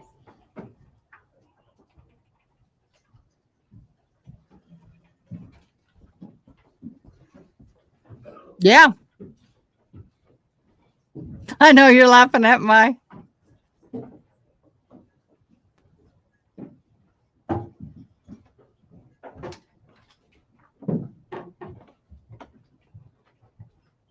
Yeah, that was her motion. It's in Discord. Mods, I did put it in her file. It may not be filed properly. Please do so. Members I of the just jury, got we're it going in there to so we wouldn't continue with lose the it. direct examination of this witness. Ms. Stone, you may continue. Oh, you're being too kind. Only I think that she's getting too much personal attention in jail. Self-attention probably, but too much.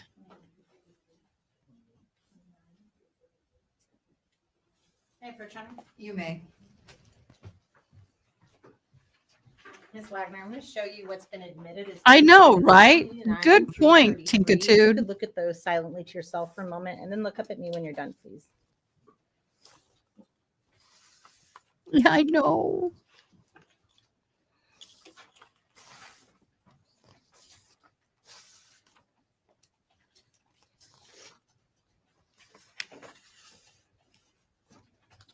As long as that appeal's open, she stays there. I Do you know. recognize what those are, ma'am? I do. What are those? That is our pickup truck. In each of those photos? In each of the, do you want me to flip? Oh, sorry. No, that's okay. In the photos, yes, there's our pickup truck pulled into the left turn lane in front of the high school. Do those appear to be true? And well, are those from October 18th of 2024? Yes. Okay. Do those appear to be true and accurate representations of your vehicle and those events as it appeared to you on that day? Yes. Okay, I'm going to take those back from you. May I publish, please, Your Honor? That's You may. me.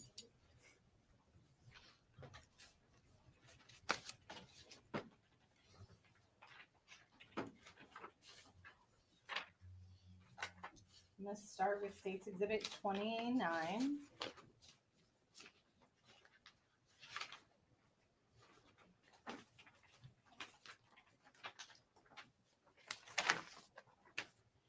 So starting first with State's Exhibit, actually, I'm going to go backwards. Start with State's Exhibit 30. What are we looking at State's Exhibit 30? What is this a photograph of? This is our pickup truck. Okay. And where is that vehicle located? In just a moment. You can put the pointer down. On the So what street I'm next to the actually gonna school ask bus you and to between do, the if you don't school bus mind, and the pick school. pointer back up for a moment. Just move the cursor off the middle of the photograph. Thank you so much. So in State's Exhibit 30, where is your vehicle located? The vehicle is parked in the left turn lane that would be turning in towards the high school. Okay.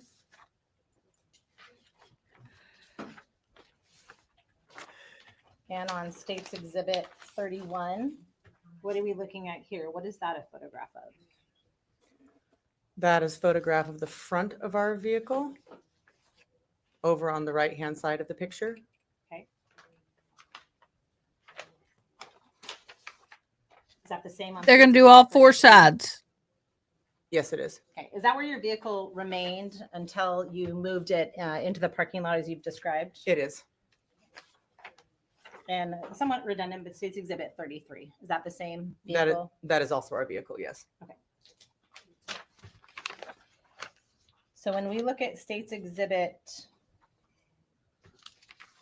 actually, I want to show you a couple more photos.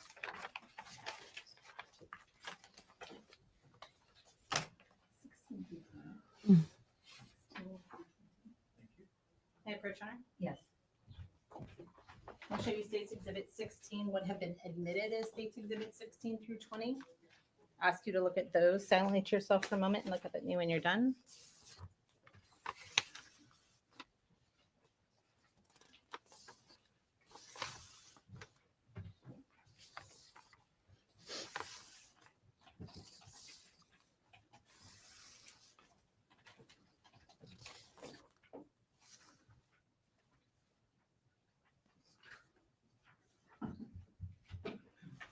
And Ms. Wagner, do you recognize what I've handed you there? Yes, I do. Okay. And what are those? These are pictures of our vehicle. And are those pictures of your vehicle during the events about which you've just been speaking? Yes, Okay. Those appear to be true and accurate representation of those events. they do. I'm going to go grab those from you. May I approach on it? You may. May I publish on it? Yes. So in State's Exhibit 16, Ms. Wagner, zoom in a little bit.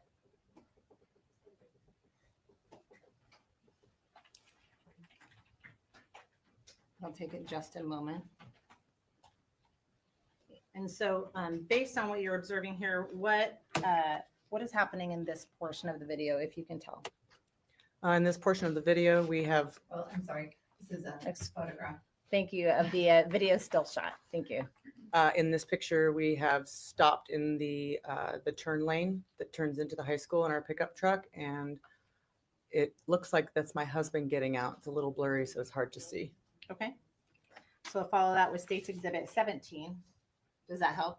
Yes, it does. That is my Okay. husband crossing the street. And your husband, when you say that's your husband crossing the street, can you just identify where he's located in the picture with a description, please? He is the gentleman that is just over the white line with the sweatshirt and the ball cap on in the street. Okay. I'm showing you State's Exhibit 20. And do you see anyone in that photograph that you recognize? Thanks for speaking up, I am BK Jr. standing outside of the truck, just inside the driver's side door, but standing on the street. Okay. And is that, as you've described in your testimony, after moving out of the passenger side? Yes. Okay. And a few moments ago, you looked at State's Exhibit 29. Do you recall that? Just now. In a batch before. Do you recall seeing yourself in another I do photograph? recall seeing myself, yes, in another picture. Okay. I'm showing you what's been admitted as State's Exhibit 29. Can you identify where you're located in this photograph? Yes, I am in the upper right-hand corner wearing a red skirt.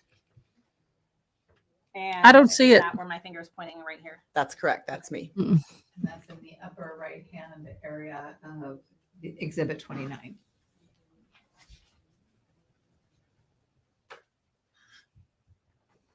And Miss Good Wagner, one. you looked at those photos, is that correct? I did. And are you familiar with those photos being associated with the video? Yes, I am. And have you seen that video before? I have seen that video. And based on your review of that video, was that a true and accurate representation of those events as they occurred? Yes. Permission to publish State's Exhibit 34 previously admitted, Your Honor? You may.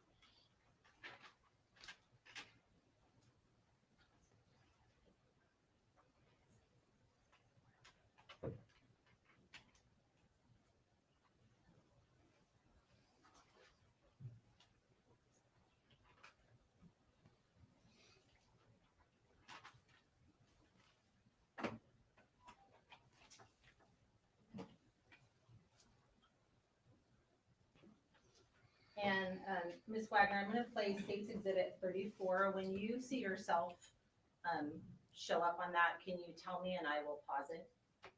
Yes. Thank you. So I'm playing it from the beginning at 2:12:52. And this is the road view video.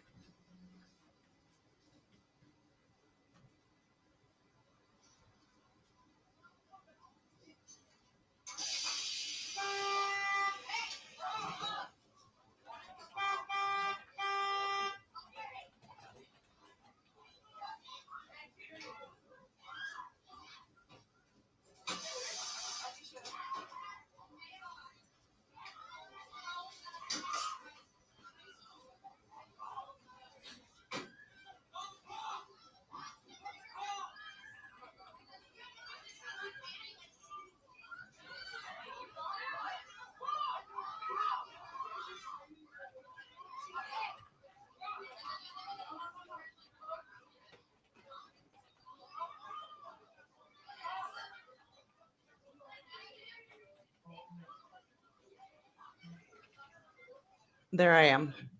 Okay. And so is that your head just peeking out of the driver's side? It is, yes, after I crawled over the console. Okay. Were you able to watch what was happening then while you were coming from the passenger side to the driver's I side? was able to see, Can you yes. indicate, the time you stopped the video, please? Yes, Your Honor. 2:14:13 p.m. Is that correct? Is that what it says? That's what it says, yes. Okay. And had you started calling 911 yet, or did that happen afterwards? If you know. I honestly couldn't say. It was between that time and the time that I got out of the vehicle. Okay. So I'm going to start it and then play until we see you across the street. Is that okay? Yes.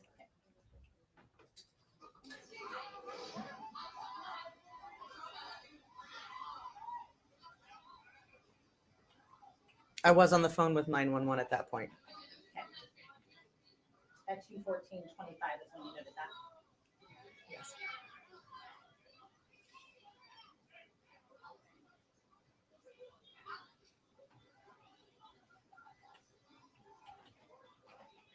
I still like this comment. I really hope they do put her on the stand. The last thing they hear on the weekend, that's all they can hear. That last bit is put that girl on the stand.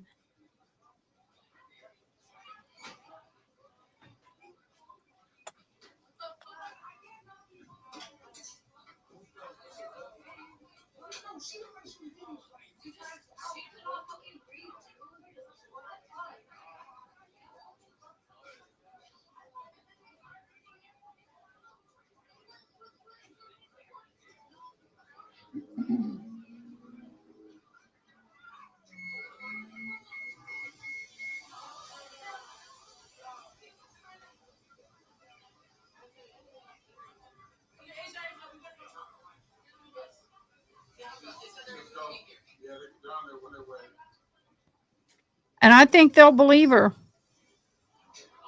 I really do. Thank you, June. Thank you, June. At 2:15:47. Thank you, Ms. Wagner, what was Carmen. happening there when you were coming across the street? Can you Thank explain you, to the jury what they were June. saying? When I was coming across the street, I had seen the young woman who was on the ground had gotten up and was stumbling through the trees there, and there was a young man who was helping her, and then the two women that I described earlier that were in black were trying to get towards the young woman, and the young man that was with her was trying to prevent them. So And- I had ran over because there was still physical altercation happening, and I was screaming at everybody to stop. So Okay, thank you. And was the young woman at that time going towards the two women all in black or away from them? away from. Okay. Thank you. I have no further questions at this time. Thank you. Mr. Kading, cross-examination. No question, Your Honor. Mr. Leary, cross-examination.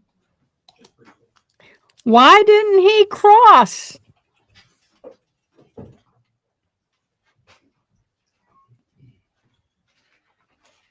I wonder, said the putty cat. So your husband out of the truck, correct? Yes. Runs across the street. Yes. Yes. All right. And then you climb over into the driver's seat, correct? Yes. And then at some point you call 911. Yes. And it appeared that from the video that your husband kind of had the situation under control before you had actually come across the street. Is that fair? If you recall. If I recall, I was uncertain about whether the situation was under control or not. Okay. Just from what you could see from where you were. That's correct. Okay. Nothing further. Thank you. Thank you. Any redirect? She's like, please get me out of here. May this No. witness be excused? Yes, please. Yes, thank Any you. objection, Mr. Kading? No, Your Honor. No. Mr. Leary?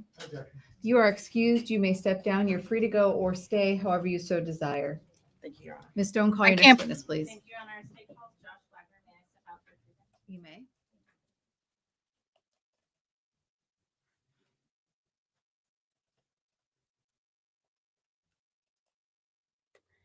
I don't know what he does for a living.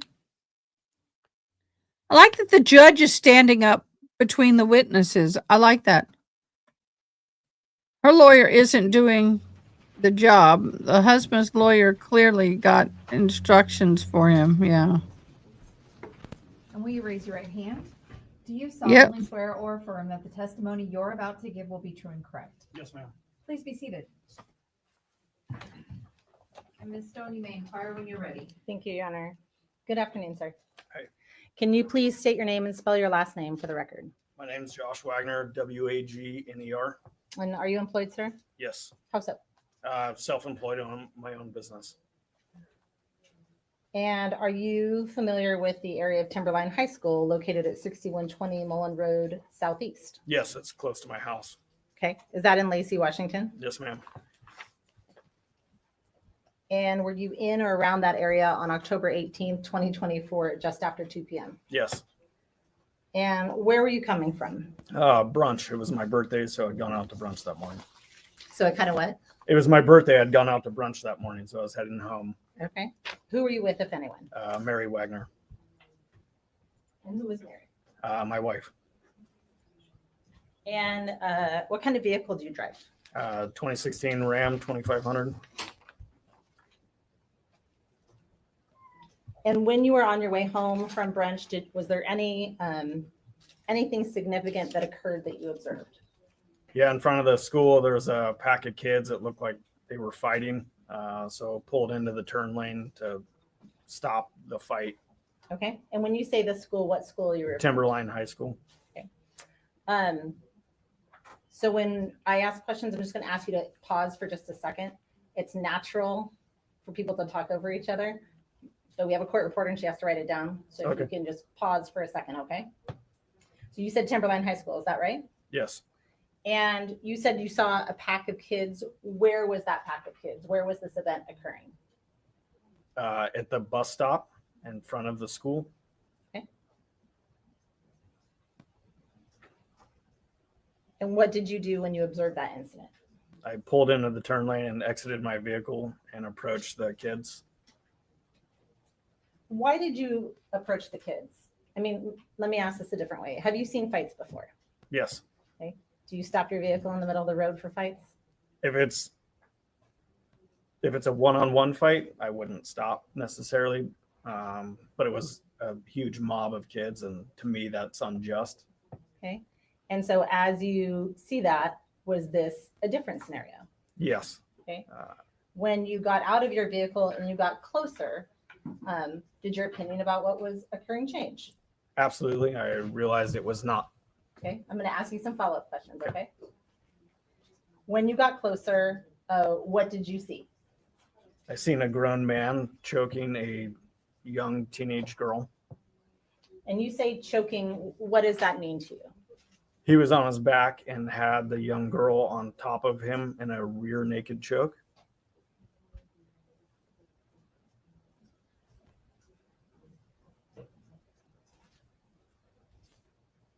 That is a pretty specific term. So tell me what you mean by that. Why do you use that term? That's what I know it is called. He had his arm wrapped around her neck. How do you know that's what it's called? I was in the military and we did training, and we What branch of the military? U.S. Army. Okay. What'd you do in the Army? I was a mechanic. And you said you did training. Were you associated with any particular unit that gave you that type of training? I was in the special ops community. And so when you say you observed him holding her in a rear naked choke, is that a specific hold that you're familiar with based on your training? Absolutely. How long were you in the Army? 13 years. So what did you do when you made that observation about what the adult male was doing to the young female? I stopped him from choking her. Okay. Were there any other adults that were present at the time that you observed? There was a adult woman screaming and crying. I didn't know who it was at the time. What about any other adult males there besides the one that you've identified on the ground? Not initially, no, not that I remember.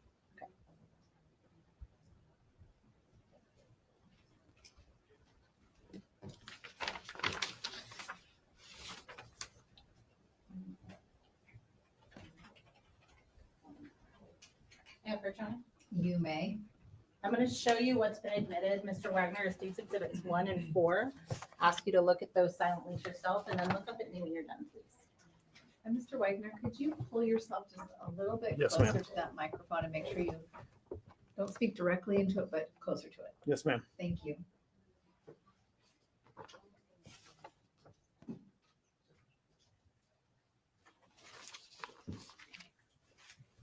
And do you recognize what I've handed you in States Exhibits 1 and 4? Yes, ma'am. What are those? Aerial view map of the area of Mullen and Timberline High School. Okay, do those appear to be true and accurate representations of that area as it appeared to you on October 18th of 2024? Yes. Okay, I'm going to take them back from you. Thank you. May I publish, Runner? You may.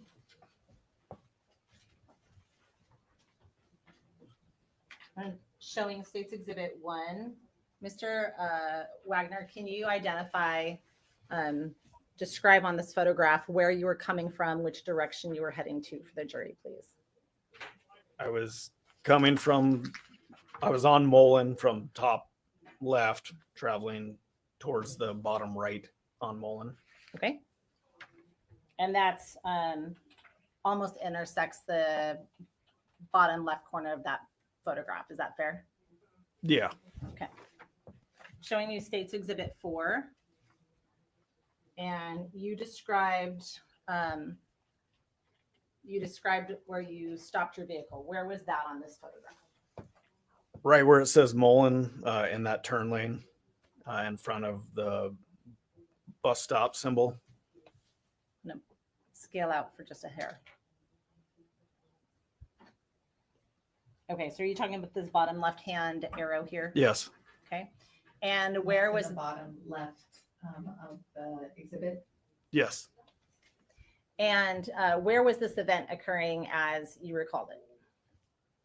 Pretty much right where that bus stop symbol is. Okay. Was it on concrete or was it on dirt?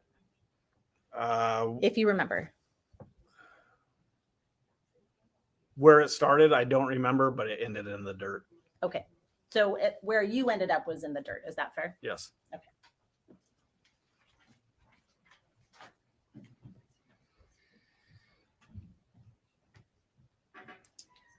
When you saw the female that was being choked by the adult, how old did this individual look to you? Are you talking a child, an adult? Where in that range would you assess this female? Teenage girl. Okay.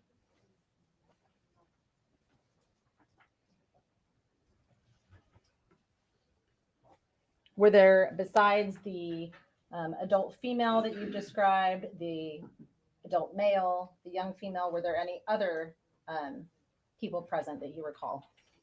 Yeah, there was a pretty good group of kids trying to stop what was going on. I couldn't tell you how many. I would estimate 5 to 10 roughly. Was it apparent to you that they were trying to stop what was going on? Yes. How would you describe their demeanors in terms of how did they present to you? They were very frantic and afraid.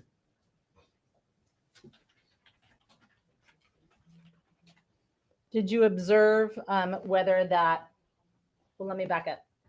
The adult female that you saw, how was she dressed in appearance? If you remember.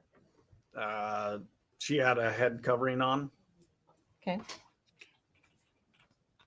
Did you see if she was assisting? You've described yourself as assisting in trying to remove the young female from the older male. Were there any other adult males that were helping you with that? No, not initially. Okay. What about later? There was the bus driver that got out and he was kind of standing there. I don't think he knew what to do. Okay. And by that point, it was already kind of under control. Okay. And what about that adult female that with the head covering? Was she assisting in any way, helping remove the? I don't female remember that. I wasn't focused on that. Okay. You don't remember her assisting? No.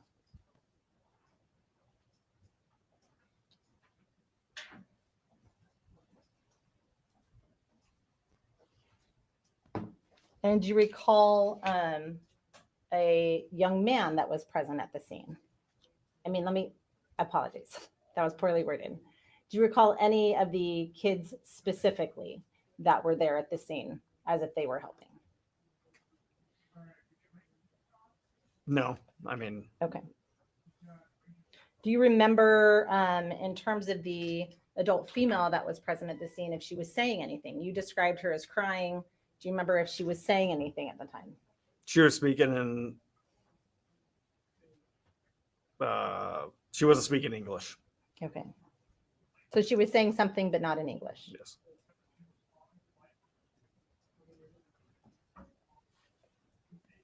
When you saw the young female, how did she appear to you when you saw her? Her face was changing colors when she was being choked. What kind of colors? I mean, when you say that, what does that She mean? was going to lose consciousness if it continued.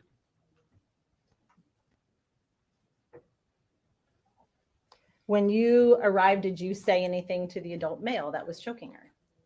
No. Okay. Was the impact of the kids, was that having any effect on them, on the adult male releasing the female? No.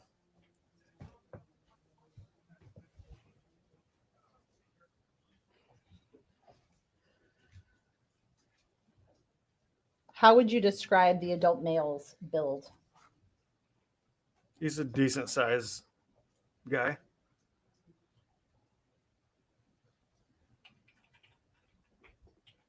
Would you recognize him if you saw him again? Yes, ma'am. Do you see him in court today? Yes. If you are able to, could you please identify where he's located and an article of clothing that he's wearing? He's wearing a dark blue blazer or sport jacket sitting near the window. Then I just ask that the record reflect the witnesses identified the defendant. The record will reflect that the witness has identified Mr. Ali. Did you speak with him at all during the course of this, if you recall? No. Okay. How would you describe the build of the young female? How did she appear to you? I mean, I know what you described her kind of physical appearance as the events were occurring, but how would you describe her build? She seemed to be a petite girl. And did you speak with her at all? No. While you were there with Mr. or the male, was he saying or doing anything? Was he speaking to the female in any way that you observed? Not that I recall. Did you know any of these people? No. Okay. And is there any way you could have confused what was occurring with maybe just a hug or a restraint type hold? Absolutely not. Why do you say that? It was due to the young girl's color changing and recognizing what was going on. It was very obvious she was being choked.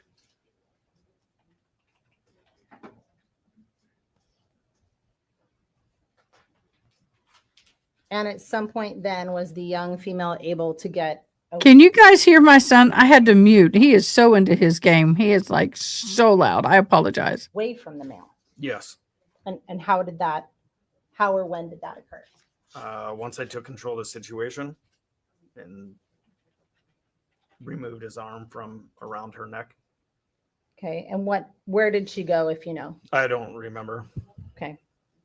What did you do next? I just held him there until the police arrived and told the kids to call 911. And did law enforcement arrive? Yeah, shortly. And did you speak with law enforcement? Yes.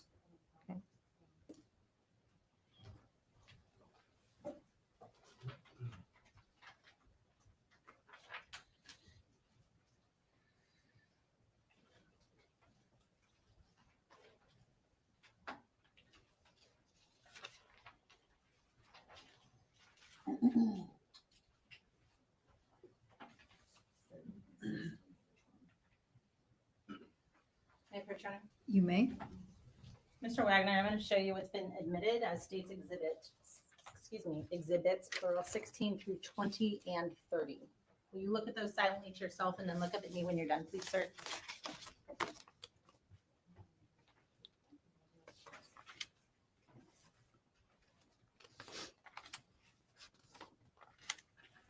You can't hear him because I mutted my mic.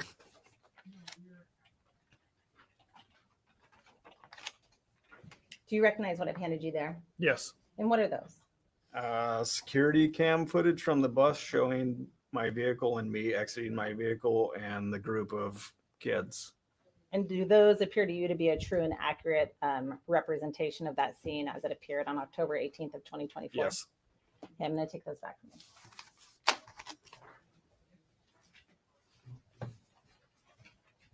And permission to publish, Your Honor? Yes. Just showing you State's Exhibit 16.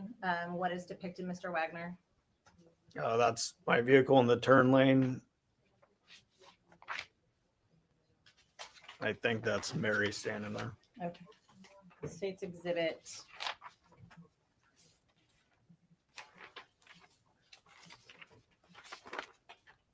17.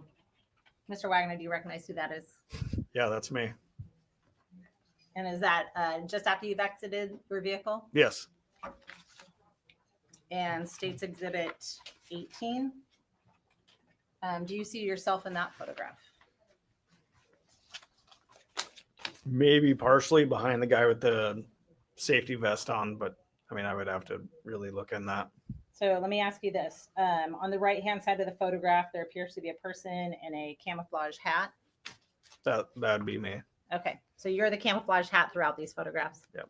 Okay. When you arrived at the scene and thank made you, Ada. contact with the adult male at the time, was he conscious and actively engaged? Absolutely. Okay.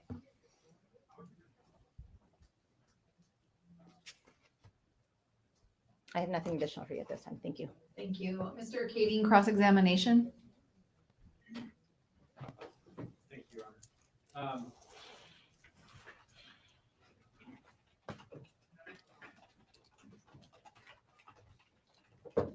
Mr. Wagner, fair to say that you came upon this scene sometime after it had started? Yes, sir. Okay. Fair to say you don't really have any idea how long that was? No. Okay.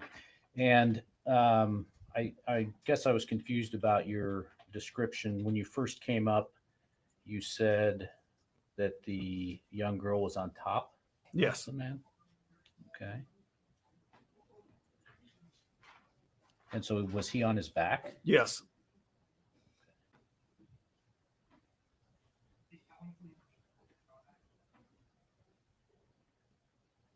And it was you that made him let go?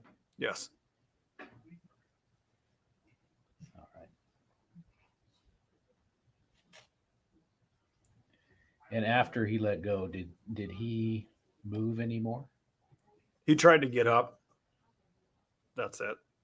Okay. How long after the young woman got up did he try to get up? I don't remember the exact time. It was shortly afterwards. Mr. Kading, can I have you just get a little bit closer to that microphone? Oh, I'm sorry, Your Honor. And so when he tried to get up, did you stop him? Yes.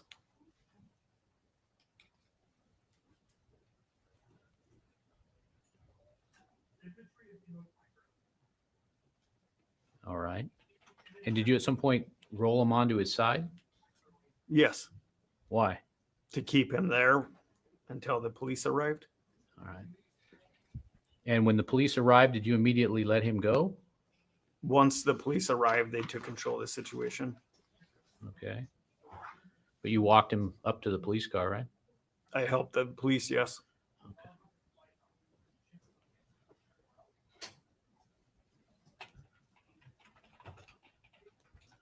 Are you a police officer? No, sir.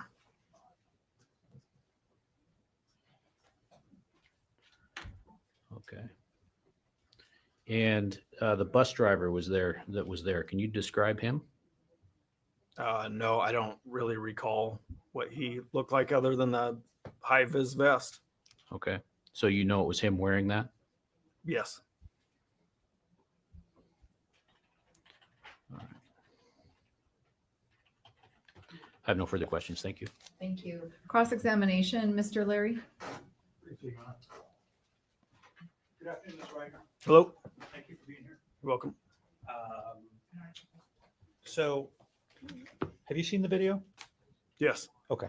And did the prosecutor show it to you or did you see it somewhere else?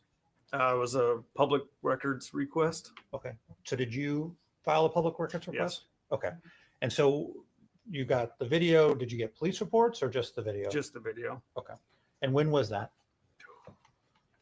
Months ago. I don't remember the exact time. Okay. How many times do you think you've watched the video? A few times. I mean, couldn't give you a number. Okay. All right. So from the looks of it, you were able to kind of get control of Mr. Ali relatively quickly. Is that fair? Yes. All right. So we've seen the still shots of you getting out of the truck, correct? Yes. Yes. And then running across the street, correct? Yes. And then you kind of make your way through the crowd and then you pointed out or you recognized your hat, correct? Yes. And at that point, you then go down kind of hands-on, correct? Yes. And was there anything in between you and Mr. Ali in terms of your ability to get to him? Just the kids, the group of kids that was around. Okay. And they were mostly standing around? Yes. All right. So you kind of work your way through, and then when you go to the ground, you're able to kind of get hands-on Mr. Ali almost immediately. Yes. And you're able to free the young woman from his grasp correct? Yes. And that's almost immediately? It was pretty quick. All right. And you described an older woman wearing a headscarf, correct? Yes. And you said older in the sense that there was a younger woman with a headscarf and then a woman, an adult woman. Fair? I didn't say anything about a young woman with a headscarf. Okay. Okay. So how many women did you see there with a headscarf? One that I recall right now. Okay. And that's exactly what you're supposed to do. I appreciate you correcting me. So you saw a woman with a headscarf. Yes. Okay. And I don't want to put words in your mouth. So how would you characterize her age? Roughly my age or older. Okay. And you are how old? I'll be 43 this year. Okay. So an adult woman with a headscarf. Yes. All right. And so, and you described her as kind of upset and crying. Yes. And where was she in proximity to you? 15, 20 feet maybe. Okay. Did she get in your way at all? Not that I recall. Did you see her getting in the way of anyone trying to kind of address the situation? Not that I recall. I Okay. wasn't focused on that.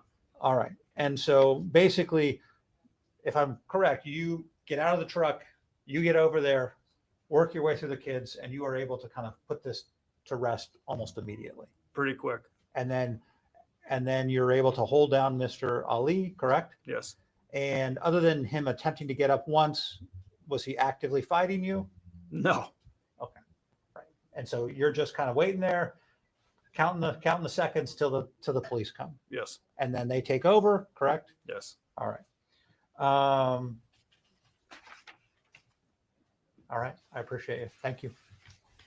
Ms. Stone, redirect. Everything, Your Honor, thank you.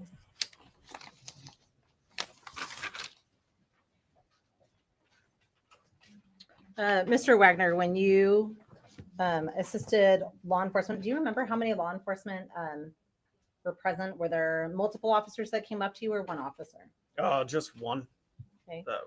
Yeah. So in terms of the time that the older man was down on the ground, it was essentially you and that one officer. Is that fair to say? Yes. Okay. And that one officer didn't ask you to step back, disengage, anything like that? No. Okay. And when you say pretty quick, you got the older man in control pretty quick. Was that because he suddenly decided to cooperate with you?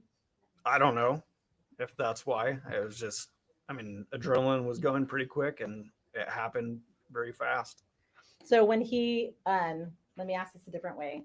When the young female was released, what did that look like from the older man? Did he just suddenly hands up, push her away, I'm done with her, or something else? He tried to get up and I didn't allow him to get up. Okay. So to be clear, she was released because of your engagement with him, not because of a voluntary choice by Yes. him. He released because of me getting involved. Thank you. I have no further questions. Mr. Kading, any further cross-examination? No, Your Honor. Thank you. Mr. Larry? May this witness be excused? Yes, please, Your Honor. Any objection, Mr. Kading? No, Your Honor. Mr. Larry? No, Your Honor. You are excused. You may step down. You're free to stay.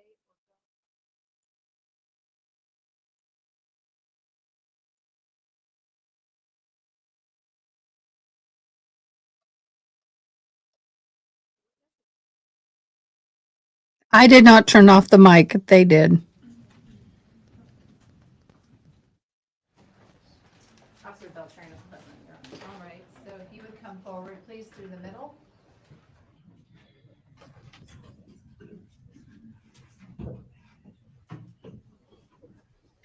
It's 4:12 there, so they should be getting close to done for the day. Do you solemnly swear or affirm that the testimony you're about to give will be true and correct? Please come forward and be seated. I'm going to need you to speak up, okay? Okay. Good afternoon, officer. Good afternoon. Can you please state your name and spell your last name for the record? Yes, Justin Beltran, Beltran.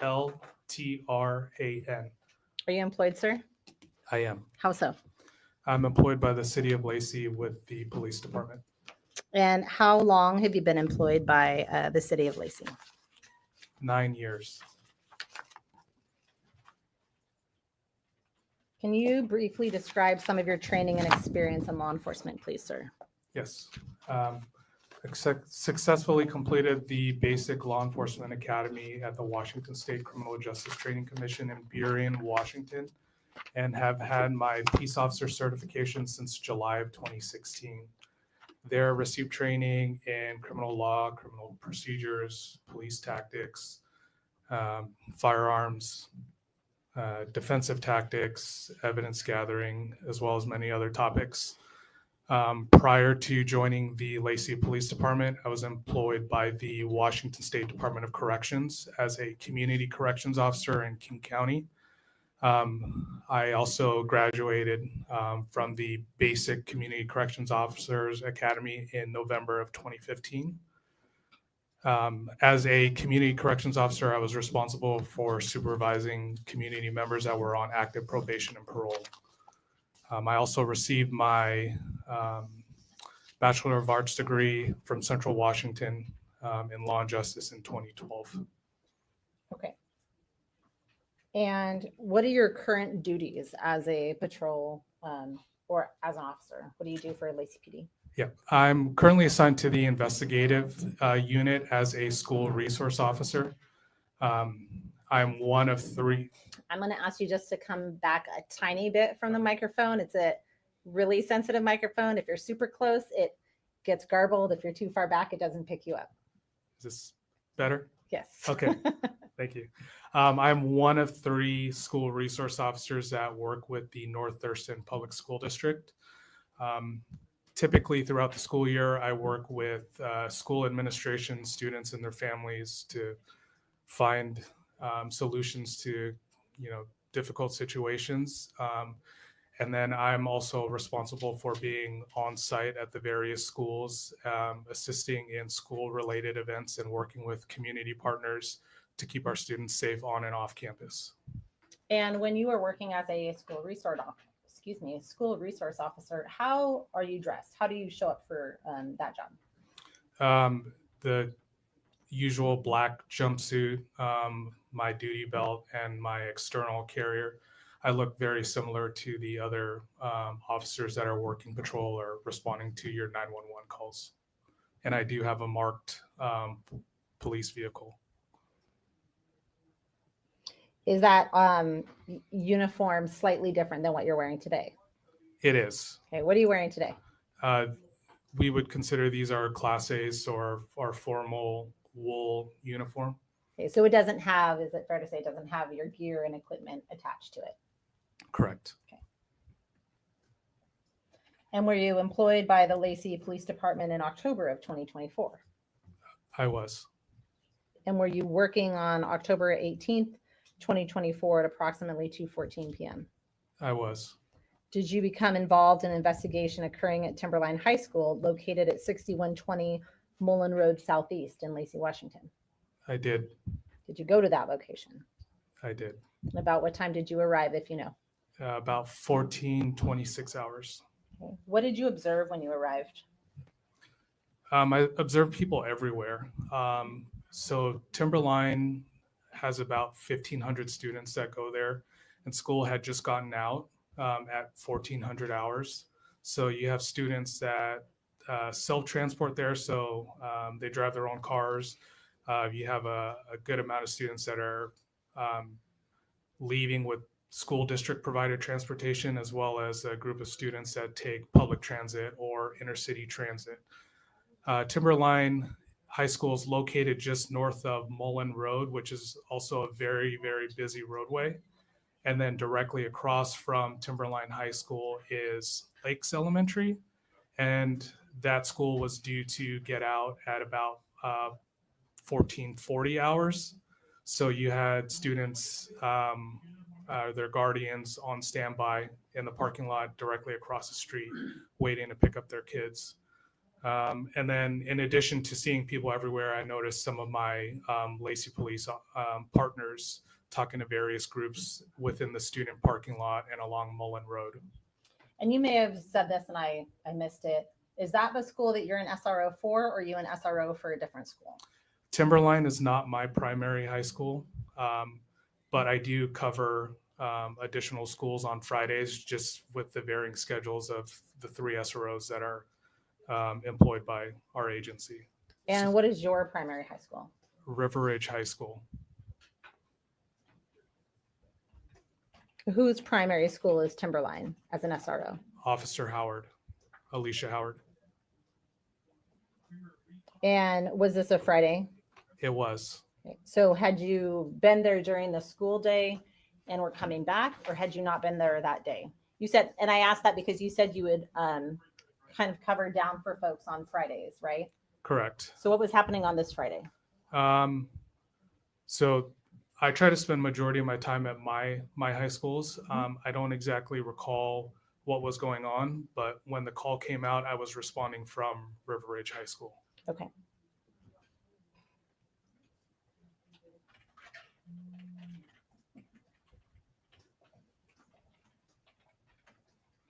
So you said you arrived and you saw lots of people, lots of cars based on the time of day it was, and you saw some of your law enforcement folks there too. Do you remember who was there?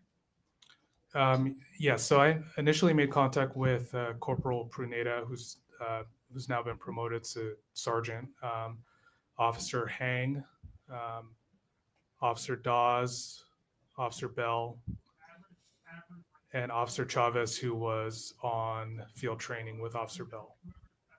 Okay, so Chavez was on field training with Officer Bell. Correct. Does that mean they would have ridden together? Correct. Okay.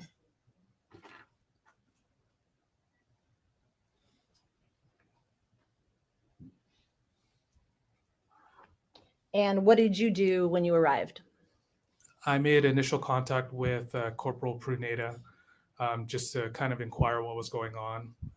And then Officer Hang, I also made contact with him and I inquired if anybody had made their way into the school to locate Fatima. And I was advised nobody had made their way into the school yet.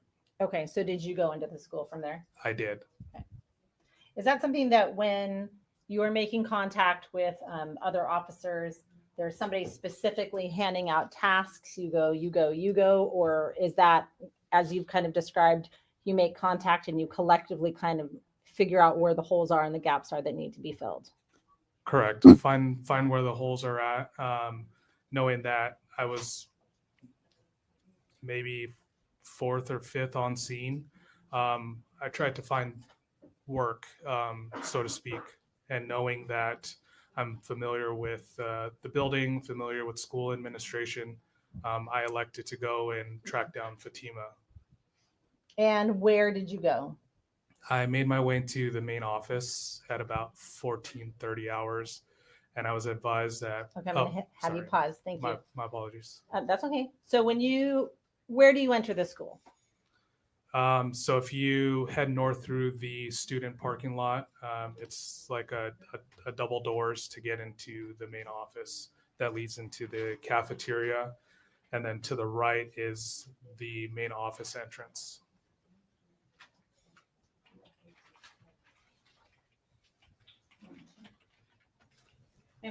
You may. Officer Beltran, I'm going to show you what's been admitted as State's Exhibits 1 and 2. Ask you to look at those silently to yourself for a moment, please, sir, and then look up at me when you're done.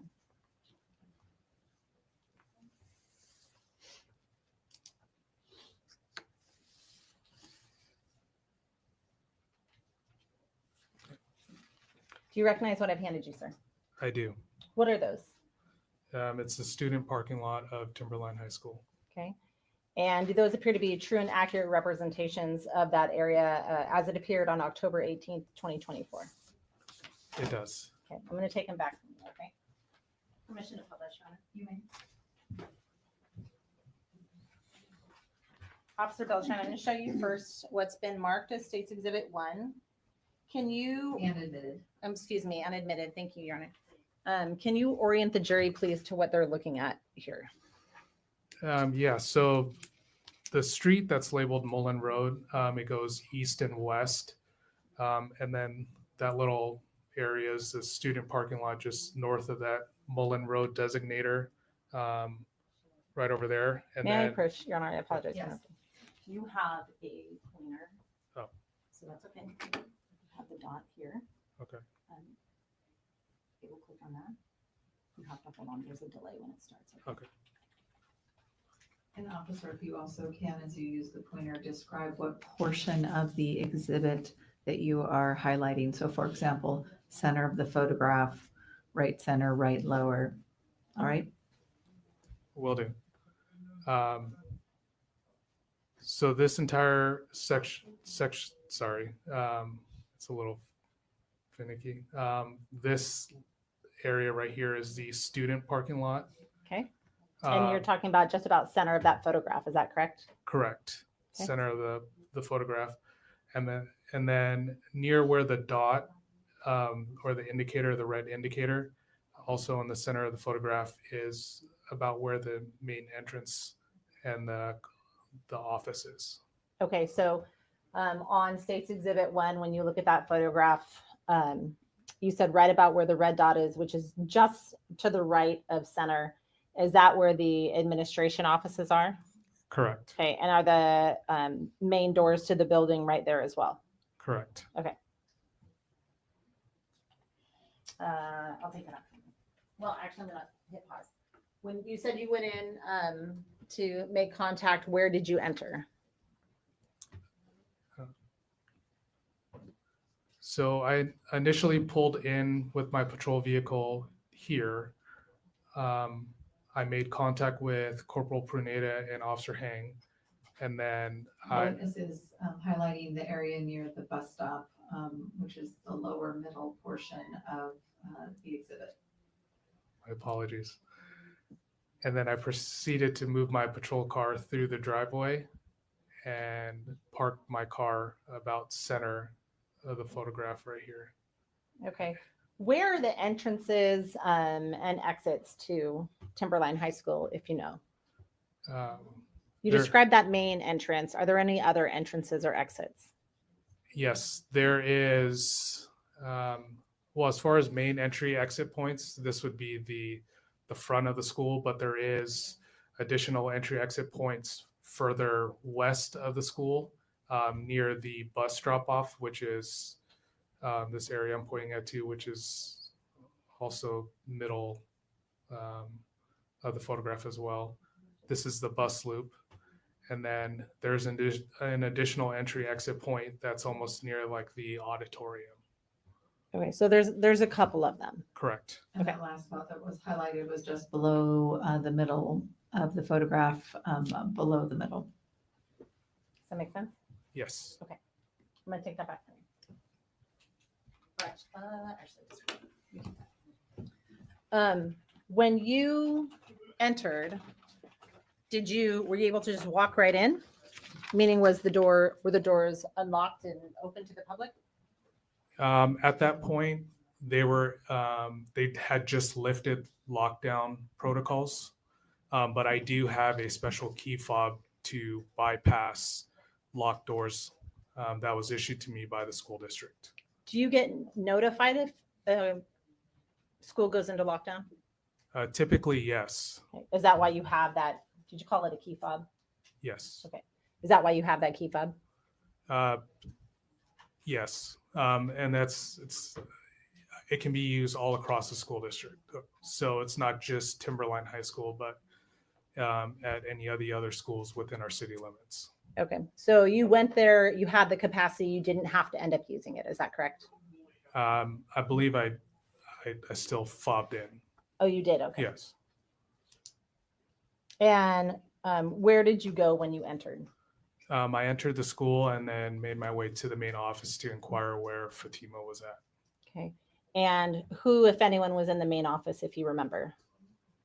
There were several counselors. There was Principal Dean. There was the Dean of Students. I don't recall her name. But several people pointed me back to an office where the nurse was present with Fatima.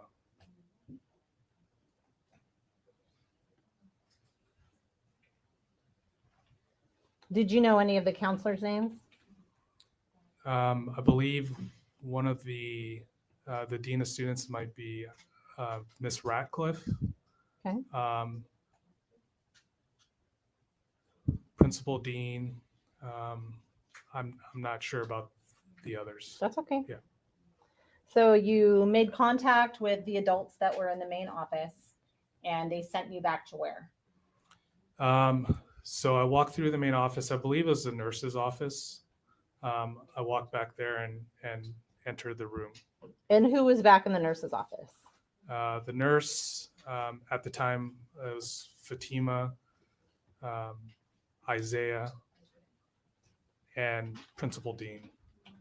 And there might have been one or two others, but I was only in there for maybe 10 seconds or so. I was in there very, very briefly. Okay. And then where did you go after that initial about 10 seconds is the nurse's office? What happened next? Yeah, so I inquired if Fatima needed medical, and I was advised yes. So I exited the room and called for medical or fire to respond to evaluate Fatima.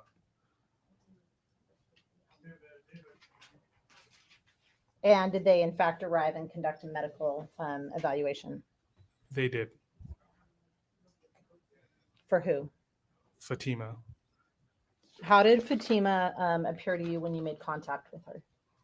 Upon initial contact, she was seated. She was quiet in the corner.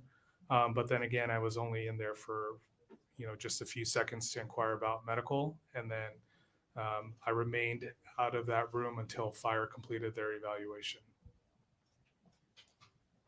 Where did you go while fire was doing their evaluation? I remained outside in the main office, going back and forth to see if we can track down video surveillance, to talk to my partners, to just kind of figure out where we're at in this investigation. Do you know how long it took medical to see her? How long did it take fire to see her? I believe they conducted their evaluation within like 11-minute span. Were they already on the scene of the school when you arrived, or were you still waiting for them to arrive when you got there? I was waiting for them to arrive. So that 11 minutes Thank that you're you, Peter. referring to, is that 11 minutes from the time they arrived? That's how long it took them to actually evaluate her, or is that how long you had to wait for them to arrive on scene? I believe it took them about, let me think about this 1 second. That's okay.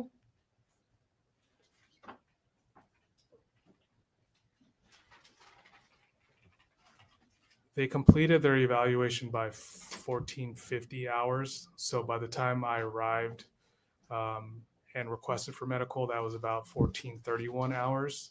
I don't know exactly when they showed up, but they had completed their evaluation by 1450 hours. Okay. And did you take a statement from Fatima at that time? After being advised that she was to be transported to Providence St. Peter Hospital, I conducted a preliminary statement from her, or obtained a preliminary statement from her. Were there any, let me back up. Did you make contact with anyone by the name of Isaiah Williams at that time? I did. And were you able to take a statement from him regarding those events? At a later time, Okay. And were his parents on scene at that time? yes, Okay. At the time that the statement was taken, were his parents on scene? they were. Okay. Prior to that, were his parents on scene? They were not. Okay. Do you know about what time you took that statement from Isaiah? About 1545 hours. And regarding Isaiah, were you able to observe whether he had any kind of markings or apparent external injuries on his person? I did. What did you observe?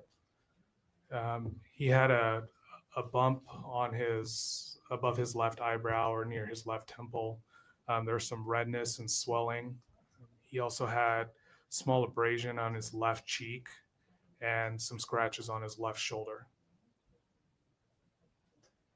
Did you take any photographs of those injuries that you identified? I did.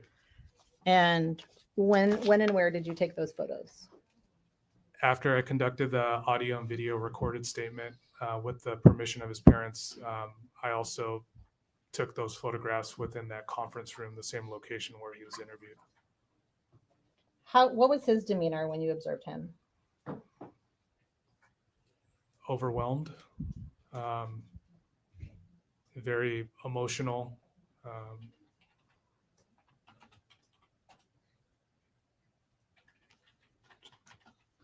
As far as him providing me with information about his involvement. And I don't want you to repeat Yeah. anything he says. Okay. I won't. He seemed to almost be kind of jumping around, like he didn't know how to gather his thoughts initially. So it seemed like a lot of what he was going through was a lot.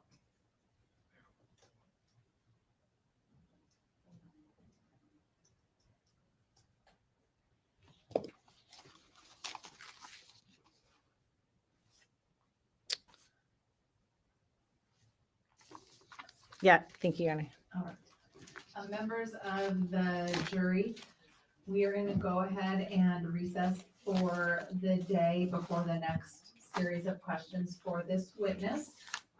I truly thank you for your time and attention today. We anticipate starting back at 9 a.m. tomorrow morning.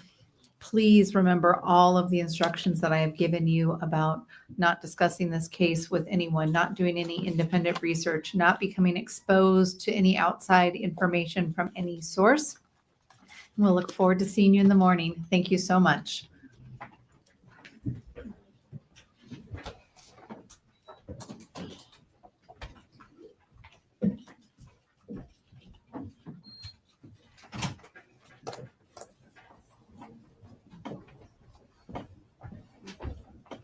All righty then.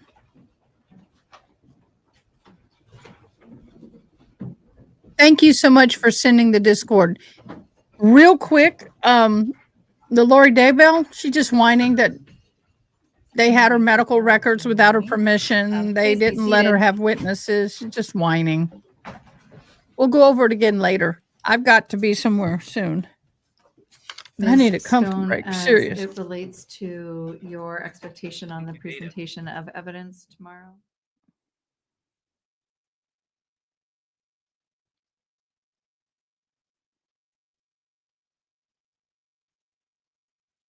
I don't know why they're cutting the mics, but they're cutting the mics. Lori is filing a motion for a, I can't even think. I read it and I can't remember half of it anymore. My apologies. Nothing new. It's very devastating. We've had rain for 2 days. So it's just making everything worse. I was out in the rain all morning this morning. In fact, I came in at 11 and did my live and I was soaking wet. She wants a new trial because she's a whiny little biatch. I don't know why you're muting. So we're going to go ahead and if they're not going to play, we're going to go ahead and come off of that. Okay, guys, y'all have been simply amazing. And all the money that y'all donated today will go to split between the fire department that lost everything except their trucks because they were on the trucks when it happened. The floods washed away an entire firehouse contents other than the trucks that they were on. So I'm raising money for them. And also I got some disabled people who need wheelchairs and such because theirs were all floating away. So so all of that today, y'all were amazing. I love you. You're awesome. Oh my gosh. Thank you, Ronnie. I haven't looked yet. I haven't even looked yet. My apologies. I'll go look. Thank you so much, love. And if anybody does need a 501c3 receipt, I do have them, so I can get that to you. All right, guys, tomorrow, 11 o'clock, same place, same time, same case, different day, day 2. Today, we didn't get to see the videos with the court, but we did watch them here. Laying the groundwork pretty much. I think the first witness was the best one, in all honesty, so far. Okay, guys. With that, I'm going to go and get me dinner. I'm going to try and get some sleep tonight. And hopefully we won't have any more rain. It looks like we don't have any rain in the forecast, so they can start. I mean, they were working in the rain, some of them. So, yeah, I was in the rain too. So, but thank you guys. Music by Brian. I don't know if I've seen you here before. We've had a couple of new people in here. The GOAT, thank you for joining. I can't see the names. Where is it? All of you. If I miss you, don't be mad. Sorry. It's just a lot of comments to read through. But everybody, thank you so much for joining. It was a fabulous day, a wonderful live. As always, my mods, you are simply the best, and I love you very much. Thank you so much for all that you do.